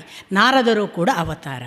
ಹೀಗೆ ಕಪಿಲ ಹುಟ್ಟಿದ ನಂತರ ಕರ್ದಮ ತನ್ನ ನಿವೃತ್ತಿ ಮಾರ್ಗಕ್ಕೆ ಹೋದ. ನನ್ನ ಕೆಲಸವಾಯಿತು, ಇನ್ನು ನೀನುಂಟು, ನಿನ್ನ ಸಂಸಾರ ಉಂಟು, ನನಗಿಷ್ಟೇ ಆದೇಶ, ಭಗವಂತ ಹೀಗೆ ಹೇಳಿದ್ದಾನೆ, ಹೊರಟ. ಈ ಕಪಿಲ ಮುನಿ ಯಾವ ಹಂತದ ಒಬ್ಬ ತಪಸ್ವಿ ಅಥವಾ ಯೋಗ ಮಾರ್ಗದಲ್ಲಿ ಎಂಥ ದೊಡ್ಡ ಸಾಧ್ಯತೆ ಅನ್ನುವುದನ್ನು ಬಹುಶಃ ನಮ್ಮ ಪರಂಪರೆಯಲ್ಲಿ ಹೇಳದೆ ನಾವು ಪತಂಜಲಿಯೇ ಯೋಗಶಾಸ್ತ್ರ ಹೇಳಿದವನು, ಪತಂಜಲಿಯಿಂದಲೇ ಬಂತು, ಅಥವಾ ನಿರೀಶ್ವರವಾದಿ ಒಬ್ಬ ಕಪಿಲ ಇದ್ದಾನೆ, ಅವನು ಮಹಾಭಾರತದ ಕಾಲದಲ್ಲಿ ಬರೆಯುವಾಗ ವೇದವ್ಯಾಸರ ವಿವರಣೆಯನ್ನು ಹೇಳುವಾಗ ವ್ಯಾಖ್ಯಾನಕಾರರು ಹೇಳ್ತಾರೆ ಅವನು ನಿರೀಶ್ವರವಾದಿ, ಅವನು ಅರ್ವಾಚೀನ, ಈಗಿನವನು ಆಗಿನವನಲ್ಲ ಅಂತ. ಇವನು ಸೇಶ್ವರಿ, ಈಶ್ವರ ಸಹಿತನಾಗಿ ಯೋಗವನ್ನು ಹೇಳಿದವ. ಈ ಕಪಿಲ ಇವನು ಭಗವದವತಾರ. ಇವನು ತನ್ನ ತಪಸ್ಸಿನ ತುದಿಯಲ್ಲಿದ್ದಾಗ ದೇವಹೂತಿ ತಾಯಿಗೆ ಅನ್ನಿಸ್ತದೆ, ನನಗೆ ಯಾಕೆ ಈ ದಾರಿಗೆ ಹೋಗಲಿಕ್ಕೆ ಸಾಧ್ಯ ಇಲ್ಲ. ಅವಳು ಯೋಗ ಮಾರ್ಗವನ್ನು ಪ್ರವೇಶಿಸಬೇಕು ಅಂತ ಭಗವಂತನಾದ ತನ್ನ ಮಗ ಕಪಿಲನನ್ನು ಹೋಗಿ ಪ್ರಾರ್ಥಿಸಿಕೊಳ್ತಾಳೆ, ನನಗೆ ಅನುಗ್ರಹ ಮಾಡು, ನಾನು ಈ ನಿವೃತ್ತಿ ಮಾರ್ಗ ನಡೆಯಬೇಕು. ಇತಿಹಾಸದಲ್ಲಿ ಬಹುಶಃ ಯೋಗ ಮಾರ್ಗದಲ್ಲಿ ನಡೆದ ಮತ್ತು ಸಾಕ್ಷಾತ್ಕಾರ ಪಡೆದ ಪ್ರಥಮ ದಾಖಲೆ ದೇವಹೂತಿ, ಒಬ್ಬಳು ಹೆಣ್ಣು, ಮತ್ತು ಅವಳಿಗೆ ಬೋಧಿಸಿದವ ಸಾಕ್ಷಾತ್ ಮಗ. ಕುಟುಂಬ, ಸಂಸಾರ, ಅಮ್ಮ ಮಗ ಎಲ್ಲ ಇದ್ದರೆ ದೇವರಿಲ್ಲ ಅನ್ನೋವರಿಗೆಲ್ಲ ಪಾಠ. ಹಾಗೇನಿಲ್ಲ, ಸಾಕ್ಷಾತ್ ಮಗನೇ ತಾಯಿಯನ್ನು ಉದ್ಧಾರ ಮಾಡಿದ ಕಥೆ. ಹೇಗೆಲ್ಲ ಅವನು ಅಧ್ಯಾತ್ಮವನ್ನು ಹೇಳ್ತಾನೆ ಅಂದರೆ ಅದು ಸಾಂಖ್ಯಯೋಗ ಅಂತ ಅದಕ್ಕೆ ಹೆಸರು. ಸಂಖ್ಯೆಯಿಂದ ಬೆಳೆಯುವ ಯೋಗ, ಆದ್ದರಿಂದ ಸಾಂಖ್ಯಯೋಗ ಅಂತ ಅದರ ಬಗ್ಗೆ ವಿವರಣೆ. ಸಂಖ್ಯೆ ಯಾವುದು? ಕಪಿಲ ನಿನ್ನೆ ನಾನು ಹೇಳಿದ ಭಾಗವನ್ನೇ ಪ್ರಥಮದಲ್ಲಿ ದೇವಹೂತಿಗೆ ಹೇಳೋದು. ನಿನ್ನೆ ನಾನು ಹೇಳಿದ್ನಲ್ಲ 24 ತತ್ವಗಳು, ಆ ಲೆಕ್ಕವನ್ನು ಫಸ್ಟ್ ಕೊಡ್ತಾನೆ. ಅಮ್ಮ, ಎಲ್ಲವೂ ಪಂಚಭೂತ, ಪಂಚೇಂದ್ರಿಯ, ಪಂಚ ತನ್ಮಾತ್ರೆ, ಪಂಚ ಜ್ಞಾನೇಂದ್ರಿಯ ಅನ್ನುವ 20 ಮತ್ತು ಮನಸ್ಸು, ಬುದ್ಧಿ, ಚಿತ್ತ, ಅಹಂಕಾರ ಅನ್ನುವ ಅಂತಃಕರಣದ ಚತುಷ್ಟಯ, ಈ 4 ಸೇರಿ ಆಗಿವೆ ಅನ್ನುವುದನ್ನು ನಿನ್ನೆ ನಾನು ವಿವರಿಸಿದ ಹಾಗೇ ನೆನಪು ಮಾಡಿಕೊಳ್ಬೇಕು. ಆಕಾಶ ತತ್ವ, ಶಬ್ದ, ವಾಯು, ಸ್ಪರ್ಶ ಎಲ್ಲ ಹೇಳಿದ್ನಲ್ಲ, ಹಾಗೆ ಸಂಪೂರ್ಣ ವಿವರಿಸ್ತಾನೆ. ವಿವರಿಸಿ ಈ ದೇಹ ಹೇಗೆ ಪ್ರಕೃತಿ ತತ್ವ ಅನ್ನೋದನ್ನು ಮೊದಲು ಅವಳಿಗೆ ಹೇಳ್ತಾನೆ. ಪ್ರಕೃತಿ ತತ್ವವೇ ಅಲ್ಟಿಮೇಟ್ ಅಲ್ಲಮ್ಮ. ಯಾಕೆ ಅಂದರೆ 24ರ ಒಳಗೊಬ್ಬ ಜೀವನಿದ್ದಾನೆ, ಅವನು ಭಗವಂತನ ಅಂಶ, ಅವನು 25ನೇಯವನು. ನಾವು ಏನು ಮಾಡಿದ್ದೇವೆ ಅಂದರೆ ಈ 24ನೆಯ ಒಳಗೆ ಇರುವಂತಹ ಜೀವನನ್ನು ಮರೆತು ಈ 24 ಅಲ್ಟಿಮೇಟ್ ಅಂತ ತಿಳಿದದ್ರಿಂದ ದೇಹ, ಅದರ ಸೌಂದರ್ಯ, ಅದರ ಗತ್ತು, ಅದರ ಯೌವನ, ಅದರ ಮದ, ಅದನ್ನು ಎಂಜಾಯ್ ಮಾಡಿಕೊಂಡು ಪ್ರಕೃತಿ ತತ್ವವೇ ಫೈನಲ್ ಅಂತ ಭಾವಿಸ್ತೇವಲ್ಲ. ಇದನ್ನು ಎಚ್ಚರಿಸ್ತಾನೆ. ಅಮ್ಮ, ಪ್ರಕೃತಿ ಅಂತಿಮವಲ್ಲ. ಯಾವಾಗ ಗೊತ್ತಾಗೋದು? ಕಪಿಲ ಅದನ್ನು ಹೇಳ್ತಾನೆ. ಒಂದು ಕ್ಷಣ ವೃದ್ಧಾಪ್ಯ ಬಂದಾಗ, ವಯಸ್ಸು ಮುಗಿದ ಮೇಲೆ ಪ್ರಕೃತಿ ತತ್ವ ಅಲುಗಾಡಕ್ಕೆ ಶುರುವಾಗುತ್ತೆ. ಕಾಲಿಗೆ ಬಲ ಇಲ್ಲ, ಹಲ್ಲಿಗೆ ಕಚ್ಚುವ ಶಕ್ತಿ ಇಲ್ಲ, ಕಣ್ಣು ನೋಡಿದರೆ ಕಾಣೋದಿಲ್ಲ, ಕಿವಿ ಕೇಳುವುದಿಲ್ಲ. ಆಗ ಓಹೋ, ನಾನು ತಿಳಿದ ದೇಹ ಅಲ್ಲಪ್ಪ, ಈ ದೇಹ ಇದ್ದರೂ ಕೂಡ ಯಾರು ಬೆಲೆ ಕೊಡ್ತಾ ಇಲ್ಲ, ಇದು ಯಾವಾಗ ಸಾಯ್ತದೆ ಅನ್ನುವ ಹಾಗೆ ಅನಾದರ ಮಾಡ್ತಾರೆ. ತಿರಸ್ಕಾರ ಭಾವದಲ್ಲಿ ಬದುಕಬೇಕಾಗತ್ತೆ. ಅಂಥ ದೇಹವನ್ನು ಆದರೂ ಕೂಡ ನಾನು, ನನ್ನವರು, ನನ್ನ ಮಕ್ಕಳು ನೋಡಿಕೊಳ್ತಾರೆ, ನನ್ನ ಕುಟುಂಬ ಇದೆ, ನನ್ನನ್ನು ಬಿಟ್ಟು ಹಾಕಲ್ಲ ಅನ್ನುವ ಮೋಹದಿಂದ ಅಂಟಿಕೊಂಡು ಕೂತ್ಕೊಳ್ತೇವೆ. ಇದು ಮತ್ತೆ ಪ್ರಕೃತಿ ತತ್ವದ ಮೋಹ ಅಮ್ಮ. ಜೀವ ಒಳಗಿರುವವನಿಗೆ ಅದು ಸಂಬಂಧವಿಲ್ಲ. ಯಾಕೆ? ಜೀವ, ಇದೆಲ್ಲ ಭಗವದ್ಗೀತೆಯೇ. ಮತ್ತೆ ನೀವು ನೆನಪು ಮಾಡಿಕೊಳ್ಳಿ, ಕೃಷ್ಣ ಅದಕ್ಕೇನೆ ಕಪಿಲ ಹೇಳಿದ್ದನ್ನು ಹೇಳ್ತೇನೆ ಅಂತ ಹೇಳ್ತಾನೆ. ಭಗವದ್ಗೀತೆಯಲ್ಲಿ ಆ ಮಾತು ಬರುತ್ತೆ, ಕಪಿಲ ಮೊದಲಾದವರು ಹೇಳಿದ್ದನ್ನು ಹೇಳ್ತೇನೆ ಅಂತ. ಆದ್ದರಿಂದ ಅಂಥದ್ದೊಂದು ಮಾತುಗಳನ್ನು ಹೇಳ್ತಾ ಈ ಪ್ರಕೃತಿ ತತ್ವ ಬಹಳ ದಿನ ಇರೋದಿಲ್ಲ, ಇದು ಹೊರಟು ಹೋಗ್ತದೆ ಅನ್ನುವ ಎಚ್ಚರ ಬರುವಾಗ ದೇಹಕ್ಕೆ ಶಕ್ತಿ ಇರೋದಿಲ್ಲ. ದೇಹಕ್ಕೆ ಶಕ್ತಿ ಇರುವಾಗಲೇ ನೀನು ಅದನ್ನು, ನಾನು ಈ ದೇಹದ ಒಳಗೆ ಇನ್ನೇನೋ ಇದ್ದೇನೆ, ಈ ಜೀವ ಅನ್ನುವ ಒಳಗೊಬ್ಬ ಇದ್ದಾನಲ್ಲ, ಅವನು ಯಾರು, ಅವನು ಯಾರಿಗೆ ಸಂಬಂಧಪಟ್ಟವನು, ಅವನನ್ನು ನಾನು ಯಾರ ಜೊತೆಗೆ ಅನುಸಂಧಾನ ಮಾಡಬೇಕು, ಅವನಿಗೆ ಏನು ಈ ದೇಹಕ್ಕಿಂತ ಆಚೆಗಿರುವ ಅಸ್ತಿತ್ವ, ಇವುಗಳನ್ನು ನೀನು ನಿರಂತರವಾಗಿ ಅನುಸಂಧಾನ ಮಾಡಿದರೆ ಅಮ್ಮ, ನೀನು ಈ ಪ್ರಕೃತಿ ತತ್ವದ ಒಳಗಿರುವ ಜೀವನ ಹತ್ತಿರ ಪ್ರವೇಶ ಮಾಡ್ತಿ. ಹಾಗೆ ಜೀವನ ಹತ್ತಿರ ನೀನು ಹೋಗಬೇಕು ಅಂತಾದರೆ ನಿನಗೆ ಭಗವಂತನ ಬಗ್ಗೆ ಎಚ್ಚರ ಬರಬೇಕು. ಭಗವಂತ ಯಾರು ಅಂತ ಕೇಳಿದರೆ ನೀನೇನು ಅದನ್ನು ಭಗವಂತ ಅಂದಾಗ ಇನ್ನೇನು ಯೋಚನೆ ಮಾಡಬೇಡಮ್ಮ. ಇದಲ್ಲದ, ಈ ದೇಹವಲ್ಲದ, ಈ ದೇಹ ಸುಖಗಳಲ್ಲದ, ಈ ದೇಹದಿಂದ ತಿಳಿದ ಯಾವುದೋ ಸಂಬಂಧಗಳಲ್ಲದ, ಮೋಹಗಳಲ್ಲದ ಇನ್ನೊಂದು ಏನೋ ಇದೆ ಅಂತ ಯೋಚನೆ ಮಾಡುವುದಕ್ಕೆ ತೊಡಗು. ಅದು ನಿಧಾನಕ್ಕೆ ಜೀವ ಅದಕ್ಕೆ ಕನೆಕ್ಟ್ ಆಗುತ್ತೆ. ಈಗ ನಾನು ಜೀವವನ್ನು ಕಣ್ಣಿನ ಅನುಭವಕ್ಕೆ, ಕಿವಿಯ ಅನುಭವಕ್ಕೆ, ಮತ್ತೊಂದು ಅನುಭವಕ್ಕೆ ಕನೆಕ್ಟ್ ಮಾಡಿಸಿದ್ದು ಯಾರು? ಮನಸ್ಸು. ಕಪಿಲ ಹೇಳ್ತಾನೆ, ಅಮ್ಮ, ಈ ಮನಸ್ಸು ಕಣ್ಣಿನ ಸುಖವನ್ನು, ದೇಹದ ಸುಖವನ್ನೇ ನಿನ್ನ ಸುಖ ಅಂದಿತು, ಕಿವಿಯ ಸುಖವನ್ನು ನಿನ್ನದೇ ಅಂದಿತು, ಅಥವಾ ಲೌಕಿಕದ ದೇಹಕ್ಕೆ ಸಂಬಂಧಪಟ್ಟ ಸಂಬಂಧಗಳನ್ನು ನಿನ್ನವರು ಅಂತ ಸಂತೋಷ ಕೊಟ್ಟಿತು. ಈ ಸಂಬಂಧವನ್ನು ಉಂಟು ಮಾಡಿದ್ದು ಯಾವುದು? ಮನಸ್ಸು. ಮನಸ್ಸಿಲ್ಲದಿದ್ದರೆ ನಾವು ಯಾವುದಕ್ಕೂ ಕನೆಕ್ಟ್ ಆಗೋದಿಲ್ಲ. ನೋಡಿ, ಕೆಲವೊಮ್ಮೆ ಹೀಗೆ ನೋಡ್ತಿರ್ತಾರೆ, ಅವ್ರಿಗೆ ಎದುರು ಬಂದವರು ಕಾಣಲ್ಲ, ಅವ್ರು ಹೀಗೆ ಮಾಡಬೇಕಾಗತ್ತೆ. ಯಾಕೆ? ಮನಸ್ಸು ಎಲ್ಲಿಯೋ ಇದ್ದರೆ ಎದುರಿಗೆ ಬಂದವರು ಕಾಣೋದಿಲ್ಲ. ಮನಸ್ಸು ಇಂದ್ರಿಯಗಳಿಗೆ ಕನೆಕ್ಟ್ ಆದಾಗ ಮಾತ್ರ ನಮಗೆ ಇಂದ್ರಿಯಗಳ ಪ್ರತಿಕ್ರಿಯೆ ಅರ್ಥಕ್ಕೆ ಬರುವುದು. ಅರ್ಥವಾಗದೇ ಇರುವ ಹಾಗೆ ಮಾಡಬೇಕಾದ್ರೆ ಮನಸ್ಸನ್ನು ಡಿಸ್ಕನೆಕ್ಟ್ ಮಾಡಿದರೆ ಆಯಿತು. ಈ ಕಪಿಲ ಹೇಳ್ತಾನೆ, ಮನಸ್ಸು ಬಹಳ ಒಳ್ಳೆಯ ಸಾಧನ ಅಮ್ಮ. ಅದು ಒಂದು ವೇಳೆ ಇಂದ್ರಿಯ ಮೊದಲಾದ ಲೌಕಿಕ ಸಂಗತಿಗಳಿಗೆ ಕನೆಕ್ಟ್ ಆದರೆ ನೀನು ಇಲ್ಲಿಯೇ ತುಂಬ ಚೆನ್ನಾಗಿ ಕನೆಕ್ಟ್ ಆಗಿ ಈ ಬದುಕನ್ನೇ ಅಂತಿಮ ಅಂತಿ. ಇದೇ ಮನಸ್ಸನ್ನು ಅವನಿಗೆ ಕನೆಕ್ಟ್ ಮಾಡ್ತಾ ಬಾ. ಒಂದೊಂದು ಸಂದರ್ಭ ನೋಡಿದಾಗೆಲ್ಲ ಇದು ಅದು. ನಾನು ನೋಡುವುದು ನಾನಲ್ಲ ಅವನು, ನಾನು ಕೇಳುವುದು ನಾನಲ್ಲ ಅವನು, ನಾನು ರುಚಿಯಂತ ಅನುಭವಿಸುವುದು ನಾನಲ್ಲ ಅವನಿದ್ದಾನೆ ಅದಕ್ಕೆ ರುಚಿ. ಇಲ್ಲಿರುವ ಪ್ರತಿ ನನ್ನ ಕೆಲಸ ನಾನು ಮಾಡುವುದಲ್ಲ ಅವನು, ನನ್ನ ನಿದ್ರೆ ಅವನು, ನನ್ನ ಎಚ್ಚರ ಅವನು, ನನ್ನ ಮಾತು ಅವನು, ನನ್ನ ಉಸಿರಾಟ ಅವನು. ಅವನಿಲ್ಲದಿದ್ದರೆ ನಾನಿಲ್ಲ ಅನ್ನುವುದನ್ನು ಪದೇ ಪದೇ ಮನಸ್ಸಿಗೆ ಹೇಳಮ್ಮ. ನಿಧಾನಕ್ಕೆ ಜೀವ ಈ ಕಡೆಯಿಂದ ಆಚೆಗೆ ಕನೆಕ್ಟ್ ಆಗ್ತದೆ. ಹಾಗೆ ಮನಸ್ಸನ್ನು ಸಂಬಂಧ ಒಮ್ಮೆ ನೀನು ಕಲ್ಪಿಸಿಕೊಂಡರೆ ಮುಂದೆ ಅವನ ಕಡೆಗೆ ಒಂದು ಭಕ್ತಿಯನ್ನು ಬೆಳೆಸು. ಎಂಥ ಭಕ್ತಿ! ಅವನು ಹೇಳ್ತಾನೆ, ನಿಸ್ತ್ರೈಗುಣ್ಯೋ ಭವಾರ್ಜುನ ಅಂತ ಯಾವುದನ್ನು ಭಗವದ್ಗೀತೆಯಲ್ಲಿ ಕೃಷ್ಣ ಹೇಳ್ತಾನಲ್ಲ ಅದನ್ನೇ ಹೇಳ್ತಾನೆ ಕಪಿಲ. ಈ ತಾಮಸ ಭಕ್ತಿ ಅಂತ ಒಂದಿದೆ, ಇನ್ನೊಬ್ಬರ ದ್ವೇಷಕ್ಕಾಗಿ, ಇನ್ನೊಬ್ಬರು ಹಾಳಾಗಲಿ, ಅವರ ಹೊಟ್ಟೆ ಕಿಚ್ಚಿನಿಂದ ಅವರನ್ನು ನಾಶ ಮಾಡಬೇಕು ಅಂತ ಮಾಡುವ ಭಕ್ತಿ, ಇನ್ನೊಬ್ಬರನ್ನು ನಾಶ ಮಾಡುವುದಕ್ಕಾಗಿ, ದ್ವೇಷಿಸುವುದಕ್ಕಾಗಿ, ಕೇಡು ಮಾಡುವುದಕ್ಕಾಗಿ ಮಾಡುವ ಭಕ್ತಿ, ಅದಕ್ಕೂ ಫಲ ಇದೆ. ಅದು ತಾಮಸ ಭಕ್ತಿ.